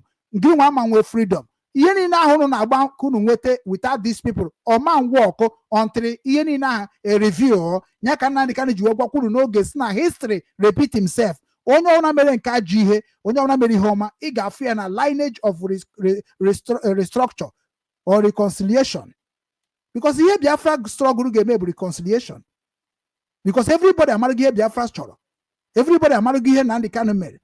So no nwezi nke o mere bụ ihe ọjọọ mgbe ọ na-eme it is his own business. It's going to be his business because that is why before you do anything in public you have to be careful. Enwe ndị hapụrụ ka ha si eje hapụ ihe niile Chineke ji gozi ha wee join ya Nnamdi Kanu so that na that one will work. Onye nọkọta ibe na-agwa ndị ahụ megoro ihe ọfụma magoro ka ha si aga wee were ihe niile ha wee sacrifice ya to make this struggle to work so that na anyị ga-achụpụ ndị ajọ mmadụ ndị Britain ji arụ ọrụ na be anyị ga-eti ike na ndị a na ị ga silent nwe ha ịma silent ọmụ na ha nọ kemgbe ụwa ị ga-emecha mara ha very soon. Ọmụnwa na-agwa unu nwa bụ ndị nọ na social media ka unu hapụ ijizi Nnamdi Kanu ekwu okwu. I want Simon Ekpasia stop using Nnamdi Kanu na IPOB. You are not a member of IPOB. You are not part and parcel of Nnamdi Kanu. The same thing na Simon mere ka m gwazie gị ihe o mere. Ọ sị na ebe Nnamdi Kanu kọtọrọ na Wazirike wee stand ya. The same thing na akọ use kwa Nnamdi Kanu and stand, and that is what happened. You know Jabari also because when I start talking about all your leaders, they will not see where to stand in all over the world. Mana pụta so onye gburu nwanne ogburu mmadụ anyị na-asịkwa ka anyị gwakwa unu nwa ji this kind thing na-eme fake na-fake history na-fake information kunu stay away. I wish na ndị Igbo used movement na ha ga-ama ife. We don't need terrorists in our land. We don't need saboteurs in our land. We don't need autocracy in our land. We don't need intimidation in our land. We need a freedom of everybody in our land.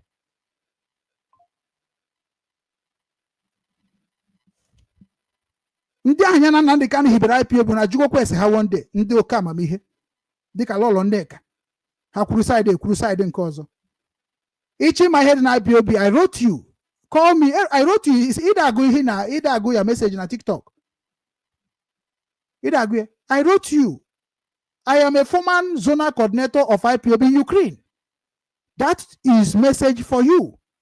The same IPOB you are pretending they have done well. I am former zonal coordinator of IPOB in Ukraine. Lead them without a problem. I'm that one were poor. We in South Korea. That is the way of my own struggle. Makano mune briefing in Ukraine, then IPOB Ukraine. And when agitation my inner idea the honey me Joe Chicken Warusi, now national coordinator of IPOB Ukraine, Bonya Nambra State, not Canada right now, because all of them will appear and tell the whole world what you people did with these indigenous people. I don't remember any rule when I go no way rule na Benama Kitana insecurity. Part of all of you cause all of them. And open I China water IPOB by this time, this kind of thing cannot be happening. Now, Namuan will defend on IPOB.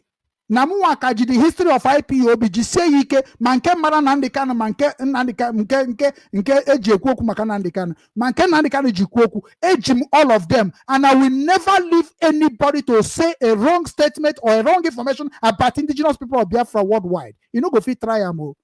Amuan ebo o kaman unu hapro wa that na unu be injustice against of a human rights person.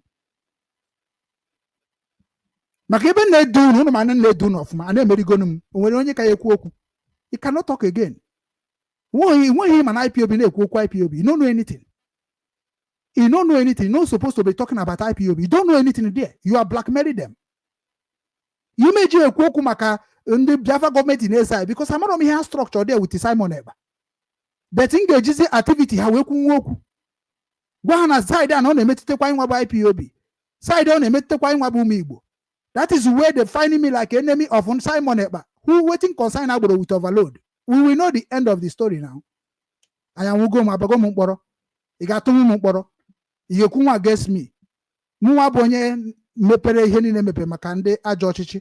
Ajochichi as nandin on IPOB na mama gwahoku na ajochichi. As nandin on ajochichi na Igbo group of anything hakreti no wana mama gwahoku. Ebidom no ge sibo mumofuma. Sio woman keb na ngwabago oku. You don't have anything you can do. Nobody could see in name or Buddha Chagoch.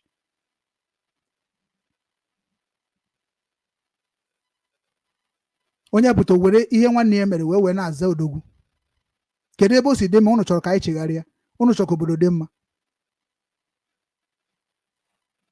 Onwebeghị onye n'ime unu sịrị ka ya nwegoro interest n'ihe gbasara ihe mere uche mefọ na Nnamdi Kanu ji eso okwu. Onweghị. Because you Chinese very deadly people, very deadly mindset, very wicked people. We never talk them now. Biana pro for momo. You want to tell me the sin of Uchemefo, why all of you become against of Uchemefo, save Nnamdi Kanu na 2015 to 2017. Come and tell me. I am the representative of all of them. Mona haro koro kukoku. Enwebe ihe ha mere momo wana mo maga hakowanwu. Then kahunu ne boy unu jaga sasorwa kaini nero na this struggle. Anamasu no kuno putana the whole world gwazendo. What is these people do inu juwe oba ha John Mad? One by one. Obroya imana ali igba ine kuko kuya mandana takwa mozo. More calamity gana abekwa o. Ihe ge save ihe niile n'anya bụ onye ọbụla kwụsị ịkọtọ Simon Eba na social media, onye ọbụla kwụsị ịkọtọ Nnamdi Kanu na social media, onye ọbụla kwụsị ịkọtọ omenala Igbo na social media, onye ọbụla kwụsị ịkọtọ Christianity na social media, onye ọbụla kwụsị ịkọtọ Muslim na social media, onye ọbụla kwụsị ịkọtọ any organization na kpọrọ ha na social media. Then let us focus in our problem right now. Problem I will let us go to develop our land and secure our land by ourselves. Nsogbu agwụkwa o. Uno sukwanu nunge jin sobu Nnamdi Kanu when I destroy Ali Igbo. The end of the story kaina ba now. Unu chenu unu kpon Nnamdi Kanu je meet Nnamdi Kanu obasara ndi kai obasa hanyi jim ichokwa gid na huba within Nnamdi Kanu na Sokoto prison. It's not our fucking business. Our fucking business is to let you know that you're supposed to be doing what Nnamdi Kanu preach if you love Nnamdi Kanu in your own village, in your own state, in your own local government. Oye Nnamdi Kanu kwuru okusi na onwugodi. Now the same message I hope pass the gardenis in Dumibo. No bu no di imano genyaka go when I call more. Ija matanki mabe obunisi today. Oji signal bunketo. Because ndị ya na Nnamdi Kanu na-negotiate about Biafra struggle, about IPOB, anya maro ha ọsọ si ya nwa ya. On arụkọ with the government of Nigeria, anya maho. On arụkọ with the governor, anya maro. Kiti na asunu Wazirike riri bribe no nya ko jiwenna because Nnamdi Kanu amago no obu no one nara ministry without bringing what he have said by his mouth that Nnamdi Kanu life got condemned. Give you meru Wazirike nke oburo mgbe Wazirike mere nke oburo ka odin back on Nnamdi Kanu de. Let us reason like a brotherhood. Nnamdi Kanu na prison today na ebe ahụ no kariyama akwụkwọ me before ebe ahụ no kariyama maka na ihe Nnamdi Kanu committee with the men of Biafra and people that is Nigeria onwe kwa ko stand without peace already be before pụta. Jekwe na agwakwa gị na-edekwe na akwụkwọ ka o si ekwu na-ewete pen na paper na-edie because you will never hide anything that is happening in IPOB or not possible. I listen to Nnamdi Kanu very carefully, listen to Simon very carefully, have all their videos, all their records, have it on my own decks. Onyaka jiwe create Obi-Wan Media. Unaga ha blackmail unu Igbo kunu wewe nara ngozi or not possible. Or not possible. Ichokwe na makwa ka na propaganda ihe ni na-eme. I am coming. We are coming. Because Eburibu Bunda IPOB, Kamihaneme, they are calling me. I am maybe midi barrel. Esom Nandin as a Kadian Seruche Mefon Nnamdi Kanu, Nekuhe. Ndem that attack Masop, or to some Nnamdi Kanu's attack Masop then. The Masopian, Ndibu Masop Nasuka called me and give me a record of what I supposed to know about Masop. That is when I stopped talking about Wazirike. Go and check my record. Because some allegation Wazirike, you people can never survive anything goodness in Igbo land, in Biafra land without apologizing to Wazirike. Ichokwena marker every day by day. Try me and you will see what truth is all about. Truth is powerful. Oburo by education. Oburo by supre. It is by knowledge. It is by spiritual power. Na konye obuna na-ekwu eziokwu no dey fear what people will say. Unu chani na corrupt Igbo land na achọzọ onye ga-edozi ala Igbo.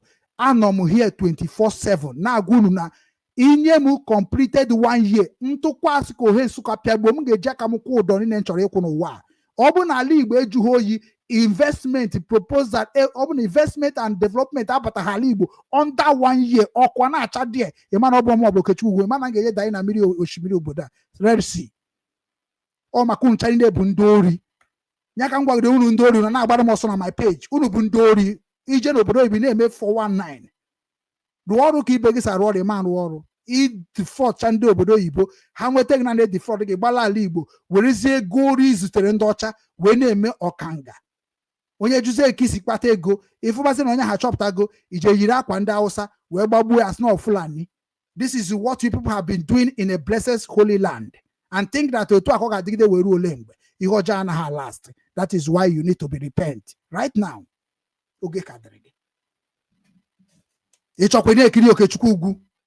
Ụfọdụ o nwere onye sendịrị message which is na mgbe m ga-atụ ya nwanne m nwaanyị nọ na Sweden sendịrị message na obi nwanne dara ada.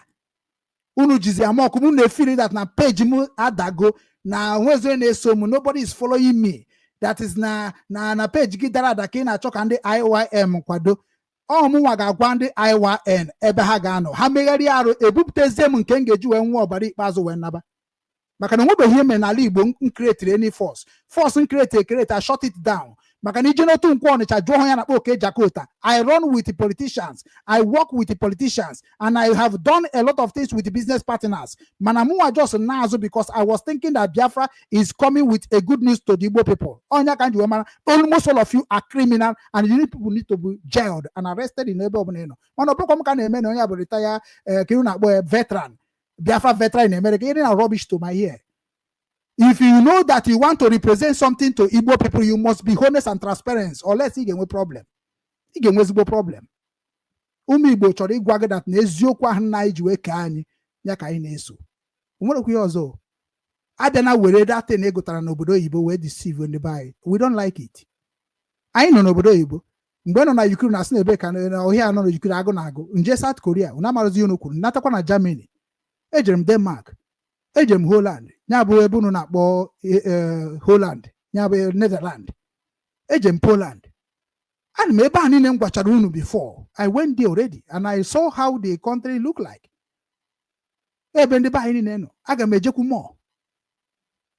Because now I need to remake and Igbo. Every organization he created, we need to tell ourselves truth. Anya Burundi neme eme kando fe mano. Even in dofe mano biaze kaza anyema mwe secret haji jiko umunna haono. Nda usa mwe secret haji jiko umunna haono. Ndị Fulani nwere secret aji jikọ ụmụnna ha ọnụ, mana kedu secret aji jikọ ụmụnna ya ọnụ? Ebe ọ ga-abụ inweta igwe abụrụ onye nke na-asabotaji village ya, inweta ndị eze abụrụ ndị na-asabotaji village ya because of money of politicians. The reason of the money of politicians ji dịzi oke mkpa because na ha rapụziri ọrụ ugbo nna ha nyere ha ji eri nri ha kaba nke jekwa ọ bụrụ ụgụ ke na-akọ ịkọba ụgụ, ọ bụrụ green ke na-akọ ịkọba garden gị ị ga-eji nwe na-azọpụta ihe ga na-eri na-ata were mkpụrụ osisi kụjuse na be gị, ọ bụrụ ube, ọ bụrụ gova, ekwe na kọmpand gị ịpụta ụtụtụ ofu da ịtụrụ ya taa, maka na ọ bụrụ na ihe iri n'ọnụ ka iji adị mmadụ. Maka na agwaghị ihe mụnwa bụ Okechukwu na-eri sinsi nọ na ndụ, ịma kweta na onye ma na shine m like this because obi gị dị ọcha, ife niile na-anabata gị n'ahụ ga-enye gị nri, nye gị ndụ. Many of you people the wicked na-achọ ka ị were nwanne gị wee mee business ka ị wee ke ya ka e wee sị na ọgụnwara odeki na ọgụnwara hotel a mgbe na wụọ na akwa ọkụkọ tiwere akụ. Every of you people was laughing at me. Ngwa akwa ọkụkọ niile ha arụ gold. When you are going to die in this golden house, people will be saying that Igbo people na-egbu onwe ha, mana anyị chebido unu n'ụkọ rubbish anyị were too unu niile mkpọrọ. Onye ọbụla agba ọsọ mgbe ejidere akwa ọkụkọ. Where is akwa ọkụkọ members? Where is akwa ọkụkọ supporters? Where is akwa ọkụkọ shouters? Where are you people? Because all of you are evil. Ọ publish unu na-asa I tap. Ọsọrọ gị arọ, yeah I tap. Ọsọrọ gị nke yeah I tap. Ị mara ka o si akpata ego, ị chọkwa n'ịma ka o si akpata ego. Okporo ndị youth anyị online ha up na-efe ọsọ ọkpa ha, isi ha niile onwe ha ya afọ ya. Ọ bụ part of terrorists and 419. Unu fụ eziokwu unu ga-agwa ndị mmadụ na-ama ngwa ya, unu na-asọpọt ihe ọjọọ backfire ba, unu amegharịba ka amịrị ọwa, ya bụ dịka esu. Unu abịa na public preach nonsense. Unu preach chaze nonsense, ọ backfire bụ unu na-achọ ka unu mee ka ọ bụrụ ihe Igbo. Isi na ibe professional na ịgụrụ akwụkwọ, but you can never ever do anything show that ịgụrụ akwụkwọ. Anyị nwa bụ ndị fọsụrụ nwaanyị wee mata ihe unu mata na ebe a na-agụ akwụkwọ bụzi ihe na-abịa agwazi eziokwu unu kwesịrị na-ekwu na-achị obodo. So ndewo na ụmụnne m, ekwuona m ya ka ọ ga-ha na nso. Ama ekenekwa ndị nke kọmentịrị akọmentị because na the reason ji wee na-azụ since ọ ka unu chari na wee gbacha egwu unu na-agba unu gbachazie anya pụta. Ana m ayọ ndị Igbo Youth Movement, ana m ayọ unu ayọsi ike unu ada na mba maka na ihe ọbụla ntiri aka ihere ada emekwa ebe ahụ. Unu ma ihe akwara obi nwanne, unu chari nọ n'Igbo Youth ahụ, unu ma ihe akwara obi nwanne. Somebody okwefuru the worst things unu ga-eme n'ụwa ka m gwakwu na ọ ka mụnwa bụ Okechukwu ugwu nwankwụ ha esikwa nwakarị kpakpa nwa ikeji ọkwa. You see me, my culture is my pride, and that is why I mention all of them. Because na abụghị m ndị pretender. Abụghị m ndị pretender. Abụghị m ndị hụrụ ego n'anya karịa ụmụnne ha. So that is why you cannot cross on my door. Because ihe unu na-eme kịta na ahụ ga-emere unu na-enwe problem. Almost unu chanye nọ na that Igbo Youth Movement. Nwụọ na iyi mbutere unu iyi unu na-anwụ unu asị unu anọbeghị n'obi nwanne. The structure of obi nwanne na Igbo Youth Movement, which one na be difference? About the same thing. But to prove you people na mụnwa nọ n'ebe ọ na-aga aga kala Igbo dị mma na anything ọ bụla ị created, any foundation of it, I am going to still come with Obi Nwanne Foundation and partner with you. Enweghị any foundation or any government house mụnwa na ụmụ mba with Obi Nwanne. Let's not nke abụ mbacha ngwabazi unu ihe nwetara ebe ahụ dobaziri ha njọ. So unu nwa na unu nọ na Igbo Youth Movement, o nwere sisi na anụ. And onye weta sisi ahụ bụ onye Nkanu. And that sisi ahụ ọ bụrụ na m wetie onye ma nji gbaworo nkịtị ọntịrị ịma na ọkụ ụzọ akọtọ m. Ọ bụrụ na m wetie ihe nji agwa unu that I don't forgive and I shall never forgive you what he did to me. Kama mu were n'obi wee gbuo nne gị gbuo ụmụ gị gbuo ihe niile iwe condemn your destiny. Because you will never survive when I'm beginning to fight you spiritual and physical. You never get IPOB. Everybody, because you can never frustrate me, and you can never make me to never achieve what I want to achieve in my kingdom. You can never. Mano come sign a contract with the German. I know they are afraid of my kingdom. I will not be afraid. Man, no one will be ha. Man, then I want to ban a bunatako baka. Man, what even blood ham and gaff is millions. Oh, join no to focus and note. Obi-Wan is Renka. Then na scream Obi-Wan Edasia, a man say also na useless words of panel no create each other. Kuru na aba against Okechukwu. Unu juna ke Simon na aba against Okechukwu. When I come to Simon use I told me na kuno una make una baseball mad bia si no Obi-Wan ni na make off mana ite tegonora managa me kechi akara ka unu niile nge kechi ha ncha niile unu ga egbusisi onwu na obu na abia ha jo nwa nkwo no hesuka. What can you problem here? Chineke no enigwe mana I will never forgive all of you. Unu ga agbogore ka ojaka, unu ga agbogore ka okpaka, unu ga atagide afufu, unu ga emegide ihe niile ahụ niile unu na-eme chere unu eme ndị ekejidesi unu law ejidesi unu unu anwụchasịa ihe niile ahụ unu mere wa turn against all of you. Unu chọkwuna akụrụ ya n'aka maka na onye isi unu bụ Simon knows me in a way. Ogeji nwe gwunu, be careful.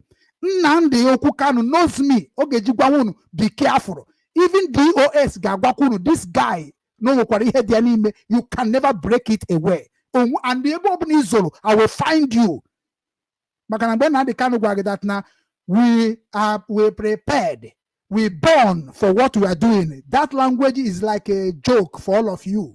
You think that when you work with the terrorists of Nigeria, when you work with the terrorists of the whole world, people like us will be afraid of you. Makachukwu obu ya ka eji we bido n'otu nkwo Ọnịcha ụmụ awa.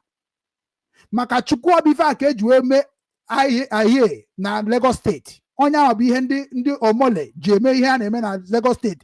You people still learn work. Onya ka eji kpike na Bini.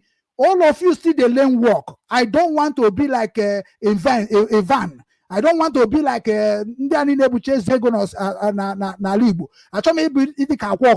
I will use the same structure of my ancestor to destroy all of you. Ihe na anyị metere wee na-eme arụ. Unu ga-afịa ome. Onweghị gọvanọ nwere ike ịnọ n'ebe m na-ekwu okwu maka Chukwu na m awụrụ ya mmiri ngwọ ya ajọ mgbọ ya asọ. Ya mere ha ji kwụsị ime travel. Eso m ebupụta ihe anyị mere ese ekwere mmadụ. Eso m ewepụta the plan. No wutere m na mgbe unu bịasịrị mebezi ihe ndị ụchụ. Unu etighị abalị ibe tikasị arụ na London because unu bụ ndị hypocrisy. Kedu ihe dị iche na ekwere mmadụ na abalị ibe? Can you come and tell me? Onwere ihe dị iche. They are in the same party, PDP. So na ọ bụ na ezipụzie ka ọ na-eromansị unu dịka esi wee jiri ndị ụka na-eromansị unu na-efe na Ebuka Obi bụ ezigbo mmadụ, Mbaka bụ ezigbo mmadụ, nwekwa esi na ha bụrụkwa ezigbo mmadụ. What we are talking about ife ha na-eme na-abụkwara unu uru because ọ na-abụ nwoke ekwu okwu okenye ọ dịzie ka ụmụazị na-ekwu okwu na ihe eji ekwu okwu anaghị akpọchi afa ka amara ka uche onye ha. So ọ bụghị na ihe a na-eme adịrọ ma ọ na-eyi elu for people na destroy kwa some people mana ihe na-ekwu okwu ndị ọ na-enyere aka na ndị ọ na-akọndem ka ekwu one ka ọ dị onye abụ ebe anyị ji abata n'ihe anyị na-eme. Anyị abịahụ na this struggle ka anyị bịa febe Nnamdi Kanu ka anyị bịa sị na Nnamdi Kanu kwu ha na n'okwuchago weba na ndị dị ka anyị nwa abụzi ndị ọ na-ekwuchitere nwere ajụjụ anyị ga-ajụ ya, nwere a lot of question anyị ga-ajụ ya before onye nwa stand kwa ka ọ dị bụ na mbụ. Ọ nwụrụ anwụ ọ dị ndụ, the same thing na-ekwu bụ ihe ga-emecha mee n'ụwa. Ụfọdụ n'ime unu na-asị m chere ka ọ pụta mana mụ nwa na-echezi ka ọ pụta. Unu ewerezie wee na-azụzi okwe na-azụ ya ebe ọ dị njọ. Ndị niile mụ na ha gbara mbọ mma na m ga-ekwu mbọ ha gbara m ga-eji wee complete my mission and my history in IPOB. Unu ejide ha na-adọ ha van na-elebere ha ihe ha abụrọ ha ewerezi iwe wee na-eme ma nke asị ha mee ma nke esi ha sị ya emena dịka Nnamdi Kanu jikwa wee create ESN dịka Simon Ekpa ji wee create Liberation Army. Otu akwa ka gị nwa na onwe gị feel that na ị ga na-esave Nnamdi Kanu no matter na omere ihe ọjọọ na omere ọma. Otu a ka ndị ahụ niile da against nwechekwara mens and calibers ha ga-eji wee kụọ onye bụ mgbọ. Onye mere ihe na-eme n'ala Igbo ịkwụsị ya onye ọbụla ga join n'obi nwanne. Eji m ọfọ onye ọbụla one by one. We don't need to be coming and fighting each other. Onwere ihe mfuru n'uru ya. Uru ga-eluzukwu ya. Ndị a niile gbara mbọ na within Nnamdi Kanu, we need to know the people that are not alive. Anya jụọ ha kedu ihe na-ese anyị chọkunu bịakọtakwa ihe unu mekwa na ọdịkwa mma ka a continue ọnụ. Onye ọbụla bịa kwube ka o si wee mee. Ma ọ bụrụ na ị chere na ọ bụ ka eje America nyere Nnamdi Kanu documents Georgia ekuru Nnamdi Kanu kuje American then esi otu a zokpuo ihe niile abụ ndị ọ na-eri ndị o mejọrọ ma ndị arịrị na-egbu maka Chukwu pụtabada na unu na-eje wrong channel. Onye mere o ji abụ ekwucha ka erelizi ama relizie. O nwere ndị niri apology for Nnamdi Kanu, which na-agwa ha na onye dịka Nnamdi Kanu can never be isi akwara. Ọ ga-ayọ apology, ọ ga-ayọ ndị Igbo apology a lot of places. Ịchọkwa gị na-enene m ka onye na-amara ife ọntịrị gị fụkwa ka ha si akwado maka na emego m research of ihe niile na-eme n'ala Igbo wee chọpụta na ihe na-eme n'ala Igbo bụ na onye ọbụla na-achọ ka ọ bụrụ nke ya nwa nọ n'ime ebie na-aga aga without knowing even that one na-agatakwa ọfụma ka ọ na-agata n'ihi na asụ na ọbata obi ijekwu Ada dọrọ mma kịta onye ọbụla kwutere ha na Simon Ekpa okwute ha na ifu ka o esi gbọ ka nkịta agwagwagwagwagwa ị na-agbọ ịgbọchi dona ofu ebe. You was IPOB before you migrate to the Biafra government in exile, so automatically you sympathize Nnamdi Kanu already by joining another group out of Nko creatory there. That is number 1 point for you. Adadorama ị na-ekwu okwu IPOB ịnọkọta iwere ọnụ gị na-asị IPOB Nigeria, IPOB this one. Enwe IPOB Nigeria, ihe anyị nwere bụ Nigerian.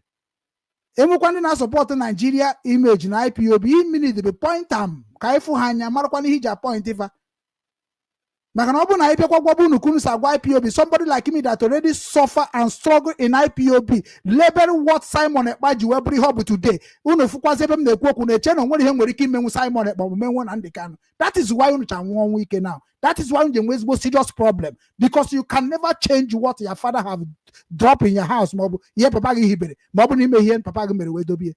Go and check record very well ka unu mara onye na-agwụ n'okwu. Many of you people hypocrisy. Ijukwu ha na Simon ndị dịka Adadoro ma gbagbuo onye ihe nji like yourself na okwudosi nwere Simon ike. I told her ihe nji love Adadoro ma na okwudosi Simon ike no ji osu na ihe ọbụla ga-eme Simon mee ya ifuge onye ma bụ ihe nji wenye respect ruru ndị ọzọ arapụsigo Simon, ndị ọzọ agbawasigo do mana Simon ijizi na-ekwu okwu try ya mara na Simon na IPOB abụrụ ofu ife ka ha na-eme, ọ bụrụ ofu ife ka ha na-eme, mana the mission of ihe Simon na-eme and mission of ihe Nnamdi Kanu chọrọ iji ESL mebe ofu ihe ka ọ bụ. Mana ihe mezi na Simon bịazi mebezie n'ụdị na a ga-enwetagodu ha ga-abịakọtagodo ọrụ before ya ebido mebezie nke street guard, ihe a na-emegodo forest guard. Onye abụ iji fụ onye dịka igwe bute ụzọ na ndị otu ha ma gentle yahoo ha ju n'ime ọhịa na-ata anụ mmadụ maka ọ bụ na ha chọrọ ine mana ha chọrọ ichekwa obodo be na gị na-achụzi ha ọsọ n'obodo maka na ọ bụ na Naijiria na-eme otu a ndị gentle yahoo na-eme unu aka avọgo ha avọvọsasịa unu aka enyego ha this message na-enye ha mana ọ bikos unu na-asọpọtụ gentle yahoo na-asọpọtụ ndị a unu na-afụzi ebe ha na-eri mperi from the system of ihe ha na-pretend na ha bụ unu eme ka unu ama na mperi ahụ dị die mana ọnya maka Chukwu m ji wee bụrụ Chukwu dị ebube na izochagodo nne gị zocha nna gị na ji ihe na-eme mgbe ha ga-ebido confession a ga-asị gị why na ikwurokwana ya mgbe ahụ ya bụ ihe na-eme wee ruo this time mgbe aka ya azụzi ya agwazi ndị ụmụnna gị why iji gba nkịtị because ihe gentle yahoo na-eme dị against the IPOB rules and regulation. Ihe gentle yahoo na-eme dị against of Nnamdi Kanu structure. Ihe gentle yahoo na-eme dị against of liberation of Igbo nation. Ihe gentle yahoo na-eme dị against of the entity of Nigeria system. So what is he doing? Ka ihe bụ aka ọrụ gentle yahoo? What is the mission? Ndị Fulani ha na-achụsịsị ha nọ na-egbusisi ndị mmadụ. Onwe ihe na-eme n'ihe amụhụ esetibeghị Biafra Liberation Army before bido. Ihe na-eme n'ụzọ ụwa na esetibeghị Biafra Liberation Army before bido. Ihe na-eme na Ebonyi State esetibeghị Biafra Liberation Army before bido. Ihe na-eme na Anambra State esetibeghị Biafra Liberation Army before bido. So why are they not protecting what they are collecting money for? Ka ezebe ndị Hausa Fulani nke asa abata whereby na ha nọ n'ime ọhịa. Ka ezebe ha ka ha ga-esi nọ n'ime ọhịa ihe na-emekwa na be nna ha. Una na-ajụkwa ha ụdị ajụjụ a every day every Saturday na-atụ ego na-akwado terrorists na-achọkwa ka ndị dị ka anyị kwadokwa terrorists ka o si akwado. No, anyị nwa ga-agbatu terrorists ahụ.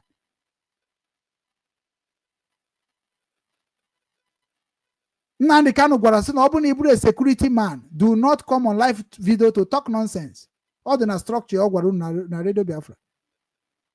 Anybody bụ onye na-take care of security n'ala Igbo do not have any contact to our people nọ abroad. He mentioned it. Unu na-eso Nnamdi Kanu na nke ga-enye unu this criminality, unu na-eme ego fundraising, ego nke a kịta na ha asị ka atụ ego je nye lawyer ga-abịa fụ Simon Ekpa. What a stupidity, what a nonsense.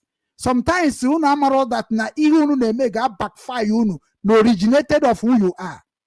Every time unu na-anakọsị ụmụ Igbo ego, unu na-anakọ ụmụ Igbo ego, ọ bụrụ ije ego egburu ga-eji na-egbu onwe unu, ọ bụrụ iji wee je na-akwụ ndị ọcha na-enwerozi aka ọrụ na-amarụzi ka a ga-esi wee survive. Unu akwụọ ha ego si na ha bụ legal lawyers, na ha bụ legal representative. Ụmụ ndị agụ nọ n'obodo oyibo kunu eji akwụ ụgwọ bịa kwuoro unu ihe na-eme na be nna unu maọbụ ihe nwanne unu nwoke metere. Unu makwara unu je na system of that country, unu go just dig information about the person and you get what happened for the person. Ọ bụrụ ọ ga-anọ mkpọrọ 4 years to pay his own evil or his own wrong in the system, ịrapụ ya ọnọchakwa mgbe họpụta na ọ bụrụ ha na-ejere court spend ego there.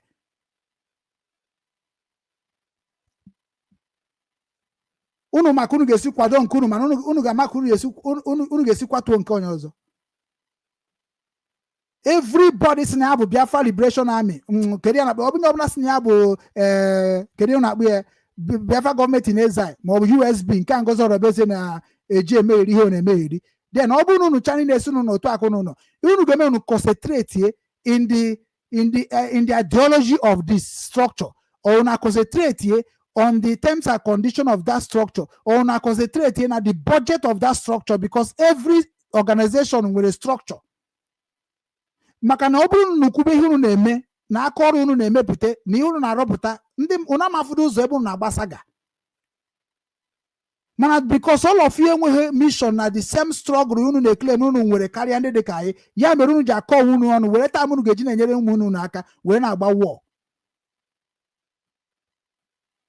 Onye ọbụla bụ onye nọ na the Biafra Liberation, Biafra gọọmenti in exile, mbụ ndị otu Simon na-akọta IPOB, the same thing ahụ gwakwara gị na ebe Nnamdi Kanu nọ, gwakwara na ebe Simon na ọkwa ofu ya ka nka na-ekwu. Enweghị m ike ịpụtara na-akọtọ Biafra Liberation Army na-asị m ka ya na-akpọ ya Biafra gọọmenti in exile, mana aga m agwakwa ndị nọ na the Biafra Liberation Army na ha anaghị emeta ihe anyị ji maka ya wee mee gịnị wee hibe ihe Nnamdi Kanu ji nọ na Sokoto today. Maka ma ihe Nnamdi Kanu ji wee hibe IPOB. IPOB bụ ndị ozi ọma. Onye bụ evangelism. Onye asị na we are evangelizing the mindset of our people to change, because Nigeria mindset ndị be anyị bụ kịta bụ ihe ji egbu onwe ha. So anyị bụ ndị nkụzi, anyị bụ ndị ozi ọma. We are missionaries, people that are bringing back our dignity. Onye bụ IPOB. Then mgbe abịa create zie ESN, asị because na anyị bụ ndị ozi ọma, anyị anaghị eji egbe, anyị anaghị eji mma, anyị na-eji placard and the flag. I were na ndị a na-egbu anyị because ọ ha nwe weapon. I was okay na ya ma njezi kita na je mebezie agitation nya ka na ndị ka njesi short all agitation n'ala Igbo ka ndụ dụfọrọ ụmụnna anyị na-agba mbọ ka echekwa. That is why iji afụ na ada emezi agitation of Biafra n'ala Igbo, because ọ bụ na akpọ ya ka esi akpọ ya to God ifu na the whole Igbo land ga-echi under 2 seconds. Mana due to that, now many of us ndị dị ka anyị nwa anaghị support any agitation did by Biafrans except that Nnamdi Kanu nwere onwe ya. Nya ka anyị ji akwado sit at home. Na ọ bụrụ unu chani na-ebidogodo afịa on Monday, onye dị ka m ga na-agụkwa ọfọ na-agụ on Monday. And ọfọ ahụ ga na-agụ ma unu nwa na-eje eje ma unu nwa na ụmụ na-anọ n'ụlọ, ọfọ ahụ ga-etigbu onye ọbụla bụ onye na-agbụsa asọ mmiri ma ọ na-anyụsa nwa mmiri n'isi ndị anyị na-ebere ụjụ, anyị na-eriri ụjụ na ndị isi ndị anyị na-ebere every Monday that they need justice from the condemned and the corruption of Nigeria.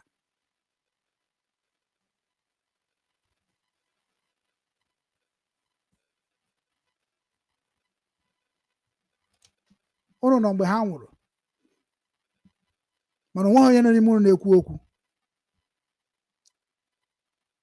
Eburu Biafra gọọmenti in exile. Why are you fighting IPOB? Why are you fighting IPOB? Ebe na-ese unu n'okwu. What do you know about IPOB? It's and Simon when or blackmail our people. See that now a lot of non-IPOB BNOs in Ankia. See we put them one coordinator, non-IPOB, non at this Biafra government in Ezra. We put them of phone. Makanama, the whole coordinator of IPOB worldwide, when I was giving the information about what is going on in IPOB, and immediately you write me the name of one person on a Biafra government in Ezai, Born IPOB coordinator of principal officer, then I banged the activity when he was there. Because in the IPOB, as a government officials, in IPOB can never mess up in IPOB struggle, or possible. That is why we have right to talk to the leaders of IPOB what they're supposed to do, because we have the merit, we have the power, and we have the knowledge. That is why we can talk to them. Otu akita na we hene na Nigeria, ida fundi ndị na-agwa ndị Nigeria gọọmenti PAPC uneme ọzọ. That kind right bụ ihe ndị dị ka anyị nwere n'ebe DOS na Nnamdi Kanu nọ. Ịmara ịmata ya today is also a government. Because now mgbe m gwara unu na IPOB abụrụgo a government na ọ bụrụ ọzọkwa agitation unu na-eme, unu aghọtara mgbe na-agwa unu ya. Ngwakwa Chike dozie m na ọ bụrụ na change go this na ọ bụrụ political solution, mee ka anyị mata ka anyị change kwa narrative of how we preach. Unu eche na ndị dị ka mamara mgburu na-emegharị nonsense unu na-eme. Because if I sign IPOB structure, but he not support the Nigeria government. IPOB never support and work with Nigeria government. That is what you people teach all of us. So automatically, if Nnamdi can negotiate with Nigeria government, he already failed his constitution. If Chike doesn't negotiate with the Nigeria government without the profit of IPOB, or betray go the IPOB. Go and check their record. We say we will never work or negotiate with the Nigeria government. Any negotiation is give us a freedom, give us a date of referendum. Then I was here over horror. How was ending a negotiate on our back? A Johasan we case me. Makana had the politician Quecha Hanquanina Gequeha, Chorhan Kaga Chorha, Habazan a radio biafra, Amabachi and Aka, Tibe or the name weho is in Aka. You know, continue Tirimu in a Hakuruguno. In a Tirimu in a Hakuruguno, in a Tirimorda. In a Hezimu, in a Hakuzirima, in a Timorda. In a protect my village in a Tirimorda. In a Hakuzirimo, when they do not delete. Ihibo Onuku, Anaman cable in the system of the white word. Kehi Jibru leader, Kehi Jibru my director. Kehi Juebro Yendum, Kehi Juebro Onyen Ekurobodum. Yeni ne kuru no na emebe na ala Igbo eri ka mụrụ nwe nkuru chọrọ igudo we na-agwa ndị ba ya okwu ka ha repent ye. Agwa m na mgbe eziokwu ga-apụtaba, almost all of you ga-achụka aka na-ekpu anya ka ndị oshi. You couldn't go talk. Maka ihe dị unu na-emecha n'ala Igbo, maka unu nọ n'obodo Igbo wee na-eme n'ala Igbo, ha nchara na-ga-emecha turn around. Onye agwara na American government ga-emecha na-echete ndị Nigeria with ihe ha na-benefit na Nigeria. You no go believe o. Enwere mgbe Israel dị against Biafra. Mee ka ha mara na onwe ihe dị ka Biafra struggle. Ije na radio Biafra every Saturday ha na-ekwuchi anyị ntị si na ha na-eme Sabat. Enweghị platform ije na platform ndị radio Biafra nso wee gba mbọ so wee kwụ ụgwọ so wee kwado, ị gaghị afọ onye na-aga ụfọdụ. Mgbe ha na-ayọ mba agọba ụfọdụ nsị na mbịa ịga ụfọdụ na nga na-agọchi ndị ụka gọchikwuo ma ndị Jewish jụọ fa na adịm ekwu okwu adịm anọkọta kwu okwu ma na ha ma ihe njikwu ya maka na power ndị Jewish na power ndị Muslim na power ndị Christian nọ under our own power and our own constitutional power maka na ha chani na-emụtara amụta n'aka nna anyị n'aka our race.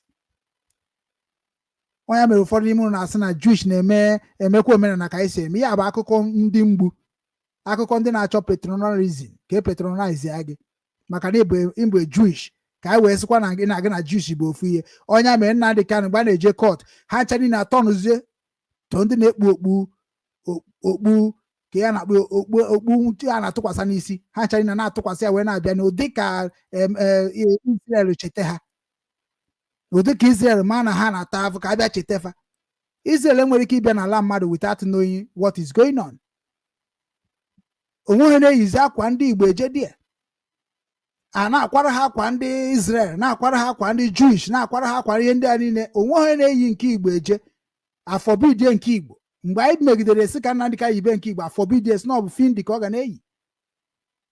Ihe ọ bụrụ na-eme n'ụwa unu anaghị represent Igbo mgbe unu na-eme ọfụma, na mgbe unu na-represent Igbo bụ mgbe unu na-arụ arụrụ anụ isi Igbo biko nụnụ Igbo adarapụ onwe ya, Igbo adarapụ nwanne ya, mana mgbe ahụ ọ na-agara gị ị naghị echeta Igbo na ọ bụ mgbe ọ febara gị arụ ichetebe Igbo kedu onye mere unu ihe ahụ on the religion.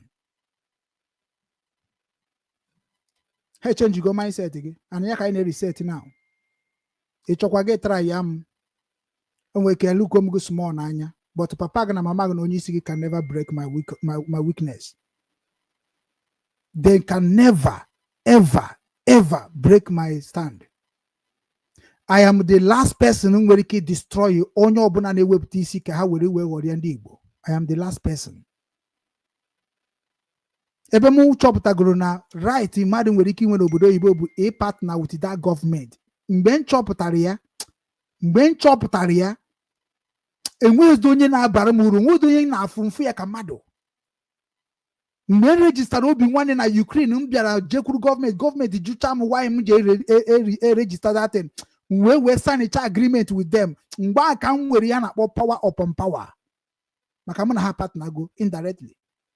Mgbe register IPOB na South Korea je work with the government of South Korea with the police immigration, mgbe m gwacha m ihe dị na ya ka m jiwe mmadụ that na enweghị onye amụrụ n'ala Igbo nwere ike stand my gospel. Enweghị onye ọbụla and m ga-eyi ụlọ ezigbo egwu at the last. Imam pretend, imam protect ọga gị mere arụ, imam protect onye isi gị mere arụ. You can never protect them. They must be whiter than white and whiter than snow before they can talk to ndị Igbo again. Na agwa gị okwu na mark my word. Bido n'oge Nnamdi Kanu gwakwa unu bido n'oge mebe ihe ọbụla unu ga-eme ka Biafra hapụ ịbịa ma ọ bụ ka Biafra na onwe ka egbuo ya.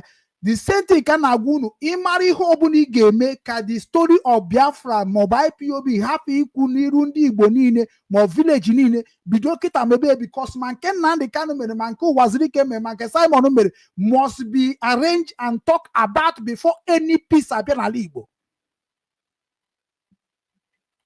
Ọ bụghị hide there under who you don't know, who you cannot talk about what he did. Iwe na-akọs riot na ala Igbo through your nonsense page. Onye jụọ gị na nkiri na fight Ụwazirike lọna Nneka abịago Ụwazirike wee rie ego riri wee buba ego. Ụwazirike na nkịta kpọpụta men ka abịa ka jụọ ya kedu ebe nna anyị riri ego. Ọ dawakwa na Ụwazirike na-etrete Nneka because o kwuru eziokwu. Gị nwa na-achọzi ka ị protect Nneka by ilebere onye ọzọ ajọ ihe, then ị gaghị amazịkwa na o nwere mgbe Nneka kwuru okwu a maka na okwu ahụ o kwuru kịta ga-eme ka onye isi nke na-akwado ka nke na-aga aga ka nke Ụwazirike bụ the fada wee hapụ ịga imezie ka ịma na o nwere Nneka kwuru. Nneka kwuo maka Nnamdi Kanu, the people wey dey claim say na ha nwa bụ the lion of Nnamdi Kanu arịpụta. The law Nneka kwuo against Simon Ekpa, ndị na-claim na ha bụ lion of Simon arịpụta. Ekwuo maka Ụwazirike onwe na arịpụta because Ụwazirike shot all their members and give them what they call internal education. Go and check it. You the reason ihe na-eme unu nwa bụ that na especially unu nwa n'obodo oyibo, you people ga-ata ezigbo afọ. Ọkwa na struggle a unu ga-ata ezigbo afọ. Ana m enye unu a scope of information na gather na obi nwanne news information. Na-enye unu how what we have been passing through and what we will do to help ourselves. Una na-echere m na-ekwuere. Ibe n'ala Igbo kịta n'ala Igbo be nna m na gị nke a na-ekwugodo bụ nke ala Igbo. Enweghị Biafran struggle, Biafra organization, IPOB kama sop wee dị strong n'ala Igbo, dị coordinated. Enweghị onye nwe right time in this comment section. Ihe niile abụ anyị nwego Igbo youth Justice Ozobi anyị akpọ ya mgbe m ga-emekwa invite akpọ ya jụọ ya ha m kwuru kedu ka o si wee fụ ya. So then why are you insulting somebody that you know that he contributed in the system? Mistake o mere before onye ka ije eroteziri ya ihe na-eme kịta. Unu achọkwa na ugbu ka o wesị unu hụrụ Nnamdi Kanu n'anya. Even Yoruba kịta na support zi Nnamdi Kanu mana na support na Nnamdi Kanu wee fụ na unu wee happy chere Yoruba ji echiche, unu happy chere ndị Hausa ji echiche. He werezie that kind nonsense style when rubbish people like you.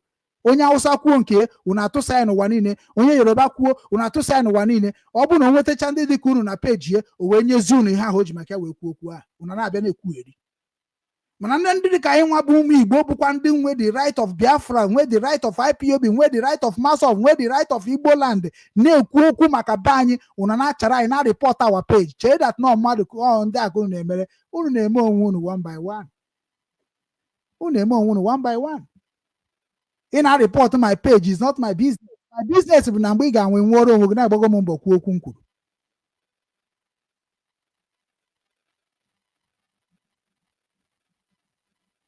Nolo Nneka na-amaghọ history of IPOB. He never called me. He never called me. Ndekwari, he never called me. Mu ije na platform ya bụ ije insult all myself. Agwa m ya si na nchọrọ ime gị invite na my platform. Name you dele m direct. Ana m akpochi my inbox of TikTok. Adị m akpochi inbox of my Facebook. Ọ na mụ amaghị ihe dịgasị na ya. Na message na karị m aka. Adị m akpochi phone m. Ihe nwere phone number akịta dị ebe akịta na onwe onye amara mgbe m wepụtara phone number. Onwe onye amaghị mgbe this phone number bidoro m n'aka nke a na-agagharị n'okpuru na. Onwe onye amaghị nwere mgbe idere this number akịta nweta m. Onye nwa bụ nke a dị ebe akịta na. Onye a bụ phone akịta dị ebe. Onwe mgbe m chọrọ mgbe ọ bịara crack ba nchọ ka m delete some ihe niile dị na phone na wipe out. Information karịrị akarị. Ihe niile ji wee mee obi nwanne, a lot of them dị there. Nke m na-eluzi na bụ nke m nwere kịta bụ nke m nwa transfer go na my ka ya na-akpụ ya hard disk and my flash. But nke dịcha there dịka voice dịka ihe ndị ọzọ niile nji enye ndị mmadụ nje enye ndị mmadụ example maọbụ nje azara ọnụ m ụfọdụ apụsigo mana onweghị nke pụrụ apụ m eburu n'isi. The number nwere ka ikpọ na ka ihe bụ inweta m onwe ka ịchọ m ka ya bụ inweta m but ịmago that na mụ nwa na ọga gị mere arụ onye isi gị na dị struggle mere arụ nya ka iji adọji ka arapụ ikwu maka arụ onye isi gị mere but na mgbe ị ga-ebido na-anụ maka arụ onye isi gị mere ọ ga-adịrị gị too late. Don't think that you are smarter than your brother because ị mara nke o ji biri. Agwago m unu na ịkọ na abụrụ ka eji dozie obodo. Onye mara ihe o mere ya pụta bịa confess ya bido na-eme ihe ọma. Ọ bụrụ m ka eji ndị religion emere okwu. Ọmụ bụ ụzọ wee gwabụnụ maka Mbaka, maka Ebuka Obi, maka ndị ọzọ. Ebuka Obi bụ mmadụ nyaa mana kịta unu hapụziri m nwa bidoro bife Ebuka Obi hapụzie m nwa wee jezije kwadobe Ebuka Obi. Ihe ọ dịkwa m ịkwado Ebuka Obi ka ọ na-eme ọ na-eme mana how far security ọdụgo a somebody that pray by Virgin Mary grow my Rosie mana arụ ka na-eme n'Imo steeti ka na-eme mana still can we the God pụta na social media of the whole world na-ekwu na Ebuka Obi nwere power whereby na power Ebuka Obi cannot even stop insecurity in the state ọ nọ n'ime bụkwa be ya. Odumeje na-eme mkpọtụ na Ọnịcha o nwere ike ịkwụsị insecurity dị na be o nwere ike ibu Indaboski by Imo steeti. Ndị mere n'ikwe mkpete n'azụ. Very, very, very wicked and heartless race. Onye mere mgbe onye create reality like force. I don't dey against it because I need the ezigbo force to force people out of our land so that na ndị ahụ bụ ndị ezigbo mmadụ ga-take over. Because all of you abịago divide bacha na otu nzuzo. Biafra government in Ezai bụ otu nzuzo. IPOB bụ otu nzuzo mana ha mere ka anyị ma na ọ bụghị otu nzuzo. Everybody start wherever you are, become a coordinator, become a leader. Na-abịaza report anyị nsi n'otu ahụ ha si wee kwuo ewe na-aga ma n'ụlọ nnukwu ka mbụ mana ọ bụ ezigbo mugu ka mbụ n'ime onwe ha mana ọ mugu a ka m gwara unu nọ ama cross ya na no go fit cross am ebe unu ga-atọ bụ n'obodo oyibo. Anọ m na Hamburg, Germany mgbe ọsọ meet coordinator of Germany here. Ihe m gwara ya mere o ji wee kwụsị ịkpọ m na phone even mechasị m akpọzi n'afọ ya na social media si afa gị ị nwere afa Nnamdi ka na-edego information na from prison wee sị gị rituo dị ka onye ọzọ rigoro in my left and right gị na IPOB leadership. You don't know your left and right. That is why IPOB Germany ji wee nwụọ. You don't know what you are doing. When I was in Ukraine, no, they see how in the bombing. When I was in South Korea, no, they see how in bombing. When I joined Obi-Wan, I don't see how Obi-Wan rock the whole social media. Or because all of you useless the agents who will destroy the power I have. But now I'm ribeg nangerigi. Mwogi nga nwobaragi. Nwobaragi. Iman hega fono ba anogen nga tanoge. ịma na ntasị anụ gị na ihe ga-afọ bụ ọkpụkpụ then ma ọkpụkpụ gị ahụ m ga-egwe ya ka soya beans ngwechazie ya m ga-ewerezi ọkpụkpụ soya beans gị wụnye na akamụ wee nwee ndị so na nwere ihe dị ka gị dị n'ụwa na ọbara n'ime eriri gị ụbahụ gbasa n'oge ka agwọ so eno mmadụ unu aka m dị wicked afụbeghị m onye nọ n'ụwa ka m dị wicked na ọ bụ na nchị fight my right afụbeghị m onye nọ n'ụwa ka m dị wicked na nchọghị fight my right afụbeghị m ya I know they move because of people are moving anakọ m ekwu because people are na-ekwu ihe ọbụla gbasara m nwa mara ama na ọ bụ na mụ na-aga n'ọnụ ihe gbasara m nwa the number one thing ị ga-ewepụ bụ asị before I jebe na pretending before I jebeze na blackmailing before I jebe na propaganda before I jebeze na fake because many of you people na-claim na Igbo onye Igbo mana ihe mere gị onye Igbo bụ ori na-ezu onye mere gị onye Igbo ori na-ezu maka ọ bụ na Igbo onye ori come and tell us what you are doing with Igbo name in any way you are. Create my IPOB anọ m na IPOB na-agwụ na anọ m na IPOB kpọọ egwu obodo anyị agwa m Chukwu Emeka Eze agwa m igwe obodo anyị Igwe Okoro Patrick Okoro nke ntị iru nọ na studio Obi Nwanne TV na Enugu State wee kwuo okwu ife a bụ my mission eze ndị ọbụla bịanụ kwube okwu na TV Obi Nwanne unu kwuchaza anyị were na-ajụ na ajụjụ ha chamacha ife m bịara ime because na ndị Igbo almost 95% of Igbo youth bụ ndị ori 419 drug dealers. That is why they're fighting the truth that is coming from me and think that is now if I tell you how many years ago city boy village boy village boy are the content creator on the number left and right if village boy city boy bundi na-egwu wayo ọha bụ ndị na-ebu mkpụrụ mmiri ndị ka flavor ha na-aga na-ebu mkpụrụ mmiri na-agafecha obodo oyibo ma ebikuba na-ebufecha mkpụrụ mmiri na-evutego drug dealing ọ bụrụ ego drug dealing ka ha na-eri ego oyiri ebe nna m na gị na-abụ kịta na ọdụ ka ego oyiri anaghị awa ọkụ ha bazie na ana ha bịa ozugbo chụpụsịa gị n'ụlọ ha were ha kpọzie ndị China bịaziere ụlọ ha na-enweta percentage na ya ha na-achọ islamize gị in another way mana ọhụrụ ukwe onye ka m ji akpọ ndị youth Igbo niile bụ ndị nwere knowledge bụ ndị nwere amamihe ndị tagoro afọ ka nsị taa afọ. This is time for us to fight our richest people. This is time for us to fight the billionaires. This is time for us to fight governors, those bad government, those religion leaders. This is time for us to fight them bone to bone. What war? No chọk ala Igbo dị mma anyị menwurie anyị enweghị ego karịa na ndị nwere ego. So anyị ga-destroy ndị anyị na-enwere ego ma werekwa ego ha dozie ala Igbo anyị. We can do that. The structure dị na be m. Onye ga-commit offense. Only thing, follow the direction I'm going to give you. Obi Kubana ga ya iyo n'ala Igbo.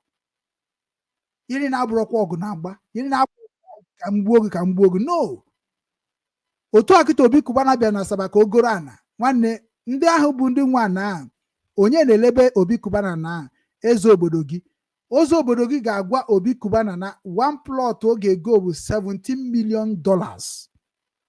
Na-eje butezi ego niile ahụ kpatara n'ụwa niile butere ya unu ka unu wee nye ya na maka na adaego nwa na-ego adaego a na-ego maka unu na-ele ezi ana Igbo adaego ana Igbo o so n'ihe na-esere m na-ejofa agwara m ya na ọ ga-ejiri ana zere mmiri n'oge na-adịghị anya Chukwu ga-akpọ ya ọkụ na ọ bụ na ọ kwụsị ile esteti ahụ adịkwa m ekwu okwu a na-azụ ihe na-esere m na ndị Igbo bụ na ha bịa tumi ha chọ ka ha chenjie ife mmadụ na nchenjie mbuduzie worse than them. The reason ha China ji da against Nnamdi Kanu ma kwa ọkụkọ tiwara aka ma mmiri enwere ọkara agwụ ma Ezobi na Asaba ma Lozeus ma Okwuru ndị Igbo. The reason they are against Mazi Nnamdi Kanu because Mazi Nnamdi Kanu they are against of their elders. Kedu ya na-akpọ ha their ndị ọga ha. Ịma na ịbịakwuru Okwuru na Kanu Nwankwo dị na mma. Kanu Nwankwo bụ a very hardcore Nigerian. Ndị ahụ niile dịcha in support of Obi Kubana ndị a dịka anyị don ha ndị a dịcha in support of na-ericha ma ego money ha enwero ka ndị a dịnwa against of these people mana the structure of IPOB the against of all of them.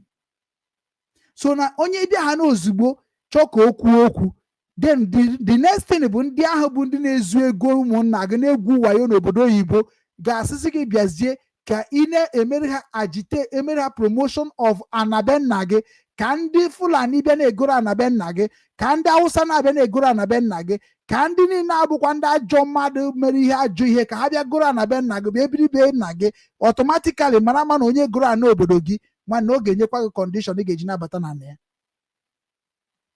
A na-agwa unu ihe so ana ụnada anụ. The whole eze ndị Igbo bụ eze arụrụ ana. The whole igwe ndị Igbo bụ igwe ndị arụrụ ana. Maka na igwe ọbụ eze nke abịara kwuo okwu gwa Tinubu okwu, ọ na-adị unu ka o kwuru hayes, mana ọ kọgheriri akọgheri n'ihu ntị m. Ịmana ndị dị ka mba ikwu okwu ọ na-apụ iche. That is why I don't like to talk much again. Because ọ bụ before na-ekwu okwu ahụ ọ na-ekwu, o kwesịgo ka ọ kpọọ ndị eze ndị Igbo niile, kpọọ ha oku, kpọọ onye ọbụla bụ onye chiri ka o si wee chie, emuvodu njem. Ka e kwuchara ya kịta ka a nụkwara rumo na Tinubu so na Nnamdi Kanu na Sunday Igbo ha anaghị eme ofu ihe. Automatically na Nnamdi Kanu bụ terrorist mana Sunday Igbo bụ agitator. Kedu onye ga-abịa kwugharịa ya? Ọ bagokwa Sahara Reporter. Maka ọ bahana Sahara Reporter in next 200,000 years ọ ihe ga-agwa gị na terrorist bụ Nnamdi Kanu. Mana ihe mere na akpọpebeghị terrorist nke Nnamdi Kanu like akpọpe ka ọ bata Wikipedia bụ maka na ndị ụwa ka na-agbara ya akaebe. Maka na ọ bụ na ndị ụwa wee tọọ Nnamdi Kanu azụ, a ga-akpọpe ihe ha nidebe ikpọpe. Maka na ọ bụ na ibe publisher like me, ọ bụ na ibe publisher ichi publish o nwere history ga-publish ye wee jeze na-enyezi code na public ịmagoro ka ndị mmadụ ga-esi chee echiche maka that. Mgbe ahụ publish re hide ya the date ji publish ya adịgo mana anaghị afụ ya, so gị na-afụ ya. So ọ bụrụ mgbe ahụ ya ahụ kwuru na-achọ ka ọ manifest ya, ị ga-eme bụ just unlock it, ifuzie o jezie gwa gị jee cheke mgbe a publish ife na my website. Mana hafụ na ọwa ọkụrụ ka ha si wee publish ye, either na ha delete ọ ha arapụkwa ya na-apụkwa ụkwa otere data ya ha dịrị abịa na mezu. Onye ka ndị journalist ji emebi obodo na-edozi obodo. A lot of things ndị Yoruba degoro n'isi ndị Igbo ọ bụ na publish be to world public maka Chukwu onwe onye Igbo kwesịrị nọ na Yoruba land. Ihe ndị BBC dere n'isi ndị Igbo ọ bụ na ekwube maka ya, enweghị onye ọbụla kwesịrị na-eje na BBC station. Okoko BBC ahụ na-adakparị na baị data okoko mmadụ ma ụmụ nwa nke nwaanyị ahụ ha ka na-akpagharịkwa ka ha sakparị before. Obi nwanne media bring it down. Ana m agwasị ha ike ha na-ege m ntị, onwe ya anaghị ege m ntị na Naịjirịa. Abụ maka na m nwa na ụmụ anaghị eme onwe m kurusi ka level nọ adị m ebunye onwe m enu a na-enwekwa m ike ibunye onwe m enu nwụkwa, mana ọ kwefuru ihe m ga na-ekwu n'ọnụ ọma nkwụsịnata ọ dịghọ possible. Ọ bụ na nne gị bụ ihe nnọchi ụzọ a ga-egbu nne gị n'iru gị, anaghị ejeri court. Abụrụ m onye na-eje court. I don't believe in the court of Nigeria because kedu ihe na-eje na court of Nigeria ikpe ọ justice na-eri aka azụ ka ọ bụ san na-eri aka azụ ka ọ bụ judges na-eri aka azụ? Who is going to judge me in Nigeria? Who is going to judge me? Ndị na-eri aka azụ, ndị sistem ndị na-abụ onye kwụkarịrị ego bụ onye ga na free. Ọha bụ ihe ga judge m, ọha bụ ihe ga judge Nnamdi Kanu. Ejofọ ha erijugo afọ, ejimakọ ha erijugo afọ. Ha na-eje ike ikpe Nnamdi Kanu ọbara kwafugoro afọ ọnụ ha niile na-ashine si akwa law court na-ashine everyday. Ha bịa na talk rubbish na social media and illiterate lawyers, foolishness lawyers who don't know left and right in a Nigeria system of law. Na bịa n'ochitere ndị Igbo kajara kaja n'ụwa niile a na-eme mereme n'ikwe mkpete n'azụ. By this time ekwesịghị inwe Biafran lawyers dịka Ụwazirike si wee nwee nke ya, mana ọ naghị alike ka ọ cross boundary ụmụnne anyị sign with him because Ụwazirike ability ka ọ dị ka o si wee say their own movement to God. Ịma na gị nwa na-abata ala Igbo na ya achọ onwe gị achọ maka ọha nwa bụ ihe ma ihe a na-eme n'ala Igbo. Ọ maka na ha kụrụ down ka ala Igbo dị mma, ọ dị ka onwerezi ihe na-emenụ ichi ikwu maka masọbụ kwuo ihe like. Gịnị jikwana Nnamdi Kanu na-epụta? Ọ maka na ọ pụta with the condition of Nigeria. Ịma na ya na Ụwazirike, ịma na Ụwazirike aka gị ema, ịma na ya ka o ji nọrọ oke iche na ihe Nnamdi Kanu ji nọrọ because of na Nigeria gọọmenti dị wicked. Ọ dị egwu. Ndị Nigeria agwago Nnamdi Kanu ka ọ pụọ with this condition. That is why Sunday Igbo who pụtara wee gwa Nnamdi Kanu ọ karịgo mana iwere ihe a nabazi ebe nna gị. Hapụ ihe ndị mmadụ ga-ekwu. mana Nnamdi Kanu na-asị onye Igbo as intelligent guy ọ mago na o mee ya na ọfọ ọkụgo ọ bụ na ihe niile ọ gwara Waziri Ike ga-anachiatara ya okwe ka a na-azụ ịmara azụ okwe isoro m zụ okwe ịma ha azụ okwe ịkọba ọnụ n'aka na akọkwa n'ọnụ okenye na-ekwu okwu you need to be listening. Ụfọdụ na-asị na Nnamdi Kanu ihe oji ori bribe because of na ihe ọka ji n'ebe a na oriho bribe. Yes, maka na ọ bụrụ na oriho bribe na o kwetara ihe n'otu ndị Naijiria na-ekwu onwe onye ga-erelizi Nnamdi Kanu unless na force abịaziri bịa mezie ndị ga-force ya bụ otu akịta na anwụ America na bịara the interest Israel abịago the interest. What Israel na America ga-emezi bụ imezi ndị Nigeria government worldwide sanction. And when American sanction Nigeria, and we can sanction her by traveling around the territorial or partnership of American. And Anuko said that. Then our sanction on Nigeria and every business made with American and Nigeria must be stopped. The dollar na Nigeria must be stopped. Onye ọbụla na-eje ega ahịa na Nigeria oil na-eme na must be stop. Ọkwa ya bụ sanctions so. Enwere ihe foreign ga-esi na American wee jekwa Nigeria again. Ọkwa ya bụ sanction o. Nke a na-apịa Russia no forth and back nwanne. Ọ naghị aba ha arụ because ha nwere ka ha si akọpụta ihe ha na-eri na befa. Ha nwere ihe ha ji arụ wipom na befa. Ha nwere ife ha ji enye onwe ha ọkụ na befa. Ha nwere ihe ha ji ebiri onwe ha ndụ. Nke ha na-ewepụ karịrị nke ha na-ewebata so sanction ama nwetenwu Russia ama nwetenwu ha. Ị ga-ama na udu sanction enyere Northern Korea mana still Northern Korea bụ ihe na-enyezi aka ebunyekwudu sef ndị Russia na ngwa egbe. Northern Korea na-eji ijenugo Northern Korea ị mara ihe ndị claim na ha bụ world power gwara Northern Korea. Northern Korea bụ ebe a na-ajụ ajụ mana Trump bụ ebe ahụ bụ ebe izo jere. A na-enwe anwụrị na Trump etiwa dị aka oyibo nsogbe. Russia anaghị eje ka Trump je. Trump have been looking for peace. Trump believe na trading and by bartering. Irie nrie onye mere o ji na-aga nwa ọfụma because o jechago ebe ahụ niile na-eso okwu wee mara ihe na-eso okwu ya ka o ji gwa Ukraine ọ bụrụ na ọmụnwa bụ unu jee setụrụ wit ụmụnunu hapụrụ ihe mere n'abalị ka ọ bụrụ anwụnta. Because now Russia can ma support where they against Ukraine. Because Ukraine can get support where they against Russia. Unu na bobo munne mbrezi oyim. So amara kwa ihe ga-ekwu ebe ahụ. So ebe o nwere ike ikwu okwu ọ bụ na Russia ka na-egbu ha maka na nwere ihe ha na-emenwu ya okwuzi okwu maka Russia. Ukraine na-esezikwa n'isi akwara na ha ma setụrụ na ha ga-echekwa ka ha na-ama aka na ha ga-emeri nwe Russia. Then na-agwakwa na unu bụ ndị zuzu. Efu ka Trump si wee nọ na center. Then the same thing now Trump has America so ihe defend South Korea. Mgbe nọ na South Korea ọ bụ army ndị American bịa juru South Korea. Ozugbo Trump rigoro sị akwakọrọ mbịaba ma company ndị American dị China da place onye ọbụla abata n'ụlọ. And ọ bụ na ihe ọbụla na-arụ n'obodo ọzọ wee na-ewebata na bai tax ị ga na-akwụ na ịbata ba so indigene enwere ike ọkarịgo mana ibelata the factory na bai na-arụ ya na bai na-esizi bai na-edistribute out ka China. Oh, he Trump gwara. That is how people need reason for obodo ha si reason. So ọ bụ na ịchọ ka American bata the only freedom na dị ka ga-enwe bụ American bata bido na-eme Nigeria sanction. And onwe okwere ga na-epush Nigeria push American ka enyebe Nigeria sanction na bụrụ ndị dị ka indigenous people of Biafra IPOB ịhụrụ or Igbo World Congress ịhụrụ Obi Nwanne Foundation worldwide. Or MASOP. Or Biafra government in exile. Or Biafra or United States of Biafra. Group Obunabu group Igbo no Madibo Moito ga-ebutu Nigeria down. Mana ị ga-enwe record ị ga na submit na the table of the world power. And a ga-enwe ya na agreement resources negotiation.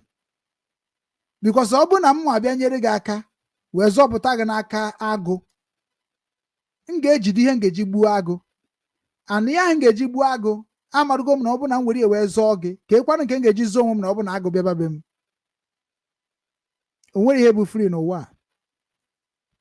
Israel bido na-ama sanction to Nigeria gọọmenti onye bụ na ha release Nnamdi Kanu ọ bụrụ na Nigeria gọọmenti na ndị bụ ndị ha na-emekọ international relationship, ọ bụrụ na ha nwa n'onwe ha enwetaghị hit from outside dịka anyị si wee nye ha hit by protest, ọ na-afịọta ebe niile Buhari ya na-agbagharị. Ọ bụrụ na ha enwetaghị hit from Israel, which na ha ji nwanyị plan ya, mụ dị away, adịm away, maka agwa m Israel na ọ bụrụ na ha emere ihe ha ga-eme, they will lose their territorial. Onwe onye anọghị mgbe m kwuru ya ga-ata ezigbo afọ, because that Biafra land anyị na-ata afọ ya today, ndị so mebie bụ ndị Israel, ndị so mebie alaba anyị bụ ndị American was partnering with Britain before they tiwara. So mgbe America na Britain nọ together, mgbe aka ebido mebe ndị Igbo ihe ha na-eme ha today. So onweghị mgbe American ga-eji wee gbanaghị ihe ha mere ndị Igbo, ịhụrụ ya, because na ihe mere ndị Igbo bie na-ese okwu na ụtọ. And that is the reason why ha ji wee dị interested na this case this time. But ha chọziri iji Africa division ka ha si wee ka Africa, ha chọkwara isi otu ahụ wee bịakwa, mana ha ga-esi otu ahụ wee recolonize Africa. Ndị nke kpọrọ nwa ha ndị Burkina Faso jụ, ndị Mali jụ, ndị Nigeria jụ, ndị Biafra jụ. So onye nwa kedu ka ha ga-esi batazie kịta na wee menwe ihe ha ndị Nigeria jụrụ maọbụ ndị Burkina Faso jụrụ, all through Nigeria. Then ha bata through Nigeria, kedu onye ha ga-eji wee kwuo okwu? Ha kpọọ Christian, which Christian enwere power na Nigeria. They know that Christian is not part of Nigeria. Nigeria have become Islamic nation long time. They are part of the Nigeria Islamization. They are part of Islamic religion. Nigeria no under Islamic country. So onye mere that n'ihe ọbụla na-emenu ha gbugodo mmadụ nweghị na-ekwu okwu because ha nwere na Abraham. So we they claim say we are Christian, we are the most mumu in this world. Because kedu West na brother a Christian is part of this. Onwe ihe mere na ba anyị were ewejere Christian ọsara maka sị m jekwuru gọọmenti. Nke nwanne anyị nwoke bụ Cardinal Nze gwakwara ndị Biafra. See, if you people want to be free from Nigeria, join politics. Okwa Cardinal Nze. Okwa Cardinal Nze unu na respect well. So onye ka nji we mara na ọba hụrụ na na-eme agitation, let me join politics. So mbidozi join politics. Politics ozugbo join the politics mindset. Then onye ọbụla bụ onye ji IPOB egwu wayo maọbụ ji Biafra struggle na-eme ya mụ na fight ya. Onye a political solution. We need to negotiate. So ọ bụ na ndị Christian unu bịa kịta na, ọ bụ na ndị Muslim bịa kịta na igbu unu with their weapon, kedu ndị ga-abịa zọọ unu? Onya mere Simon na Nnamdi Kanu create ESN and Biafra Liberation Army. Ọ maka. Mana ebe m na against bụ ka ha si structure ya, ọ dị njọ. Let them structure it in the way that na every village ga-ebu kaka machine. Anyị na-atụzi ụtọ, anyị ga support our villagers to protect our land. Self-determination is allowed in international charter. So unu aga amacha nke bụ eziokwu na na-emezi ihe ọjọọ. Ona circulate is in a anya faith. It have to stop. You have to stop.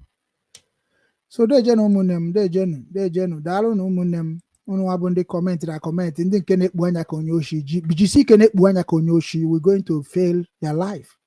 Na-ekpu n'anya ka ndị oshi. Onye na-ene anya, onye na-ege ntị n'ọnụ bụ Okechukwu Ugwu, fearless man. M ga-agwa onye isi gị, gwa papa gị okwu, gwa mama gị okwu like I want, na ọ bụ na o fele the laws that guide all of us. The reason je mere ọtụtụ ndị mmadụ ebere, ndị dịka Nnamdi Kanu, ndị dịka Simon Ekpa, ndị dịka Ụwazirike, do you know why nje mere ha ebere? Because na he gorugo brain unu wee gwọrọ abacha. Ijos na anụ oge ma merinwu. Ijos na-ese elegele ima standing with the international community. Ọ bụ na ndị ọcha bịa jụọ gị na how many people nwere IPOB today? Ndị ojikwa record. Ana m ayọkwa Chukwu ka ha jide the record. Because inquiry na-eme, Nnamdi Kanu kwesịrị inwe record of ndị Nigeria gọọmenti igburu through IPOB agitation. Makwana na maba ndị gọọmenti ụwa ime. Because ha ga-eji Georgia Nigeria bụ no evidence. So which is na mana obugodu the evidence nke mere na mkpọ, nke mere na Aba high school, nke mere na Afara Ibego recently, anyị ga-eji nwe merikwa. But na mgbe ebido nwọba during the Waka Waka in Kiru Cantonia, during even Masob ndị awere n'Oji River, Yeni now must be counted. Which family ka ha si na ya? What about their family? Mako ha maka na-enye protection. Because ndụ ha niile that risky.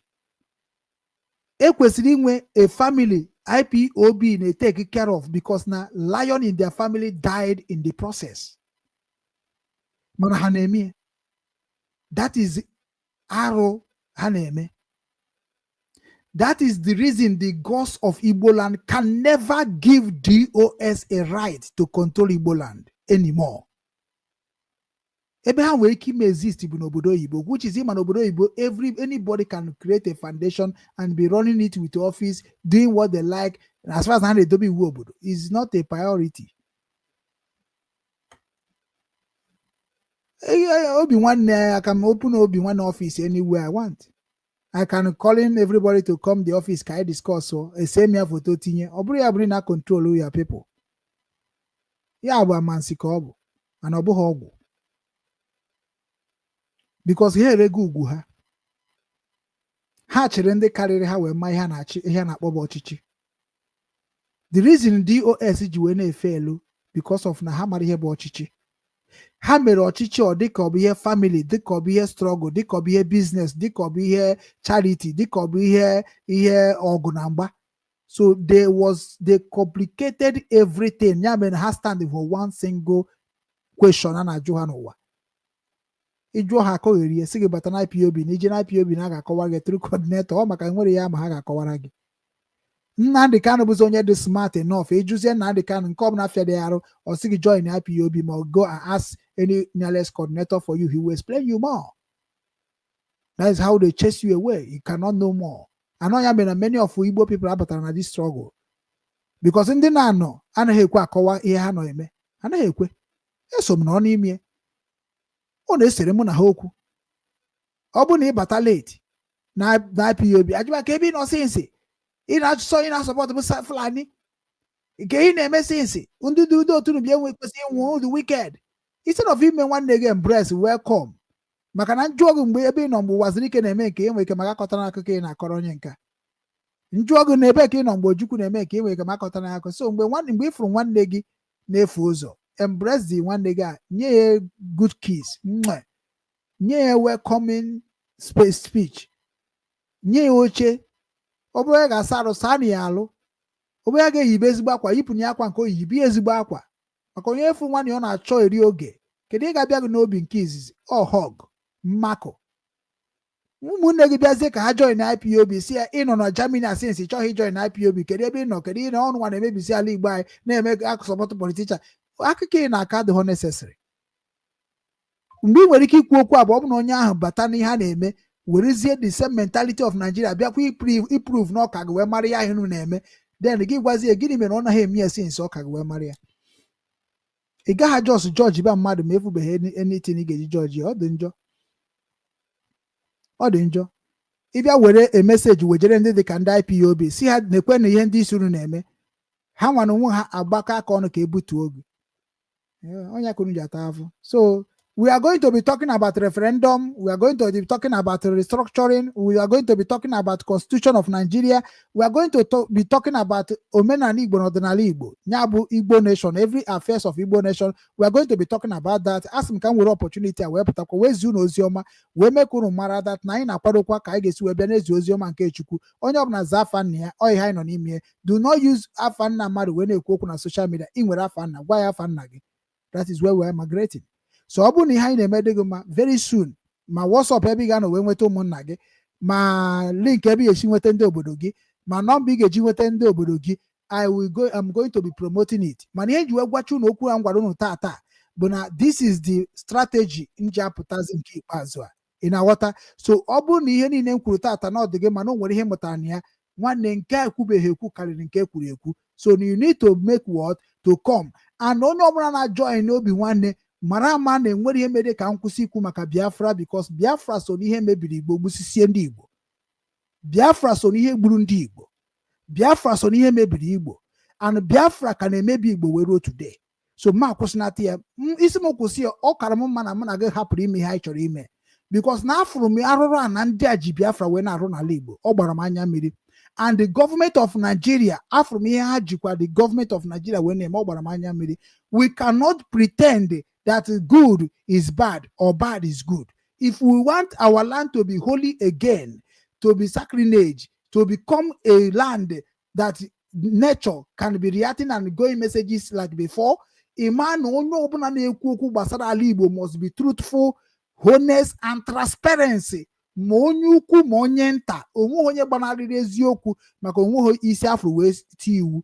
Onye ọbụla bụ onye Igbo kwesịrị na respect iwu be nne ya. Onye ọbụla bụ onye Igbo kwesịrị na respect iwu otu ọ nọ n'ime. Onye ọbụla bụ onye Igbo kwesịrị ịdị na-efolo ihe na-enye ndị Igbo ndụ na ọ bụrụ nke na-egbu ha egbu. Ana m ekene unu si na onye gwara unu okwu n'ụbọchị taa bụ nwanne unu nwoke a na-akpọ Ugwu Okechukwu, onye ndu obi nwanne ndị Igbo Global Cultural Movement Foundation. Ihe anyị na-ezu maka omenala Igbo na ọdịnala Igbo na njikọ nkume Igbo n'ụwa niile. Ihe anyị na-ekwu maka ndị na-eji ihe ọjọọ wee na-achụ ego n'ala Igbo kunu wepụ aka enwe n'ofe tupu ọwa aka mmadụ. Ihe anyị na-ekwu okwu bụ ndị ji politiks ndị Naijiria wee na-eme ndị Igbo intimidation kunu wepụ aka enwe n'ofe tupu ọwa aka mmadụ, maka na onwe ihe mmadụ ritere ka o ju ya afọ na-abụrụ na afọ fụbago ụfụ. Ị na-akpa ego Naijiria, ị na-akpa ego ndị Hausa, ị na-akpa ego ndị wayo, ịkpacha ego niile onwe okwu uru ọ ga-abara gị na mkpụrụ obi gị funahịa gị. That is why you need to repent and follow the direction of obi nwanne ndị Igbo ka obi wee dị gị mma, ka ala Igbo dịkwa mma ọzọ, maka na ala Igbo dị mma ọ dịrị mụ na gị na-abụ. Ana m ekene unu nso ya gaziere onye ukwu gaziere onye nta ka ọ dịkwa na mgbede, maka aga m abịakwa na mgbede ka mụ na ndị otu m nọrọ ya dejen.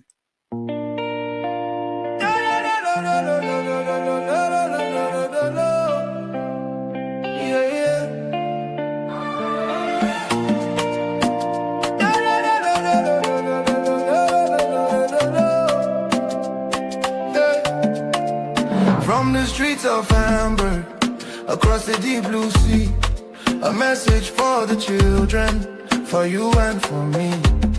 Hoping when them is calling, can you hear the sound? The roots of our fathers are being found. We know they forget where we come from. The strength of a lion, the beat of the drum.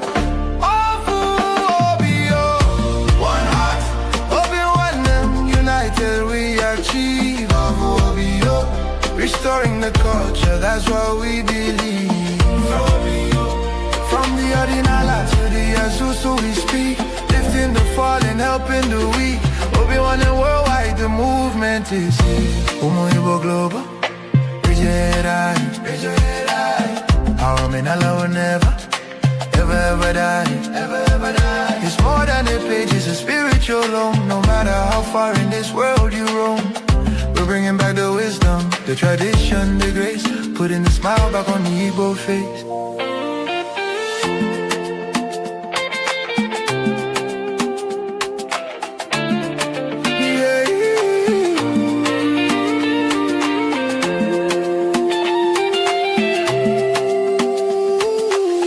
A high energy.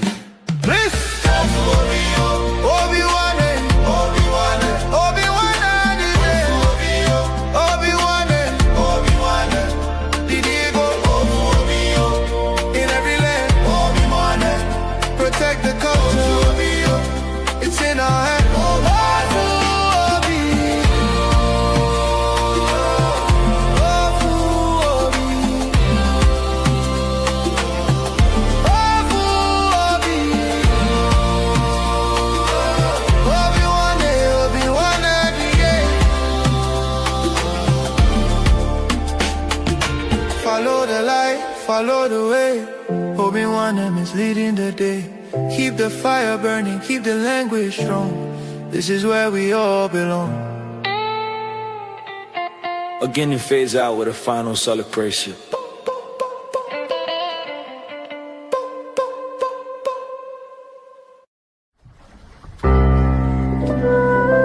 Obi-Wan Global Radio, promoting the culture and traditions of Igbo nation.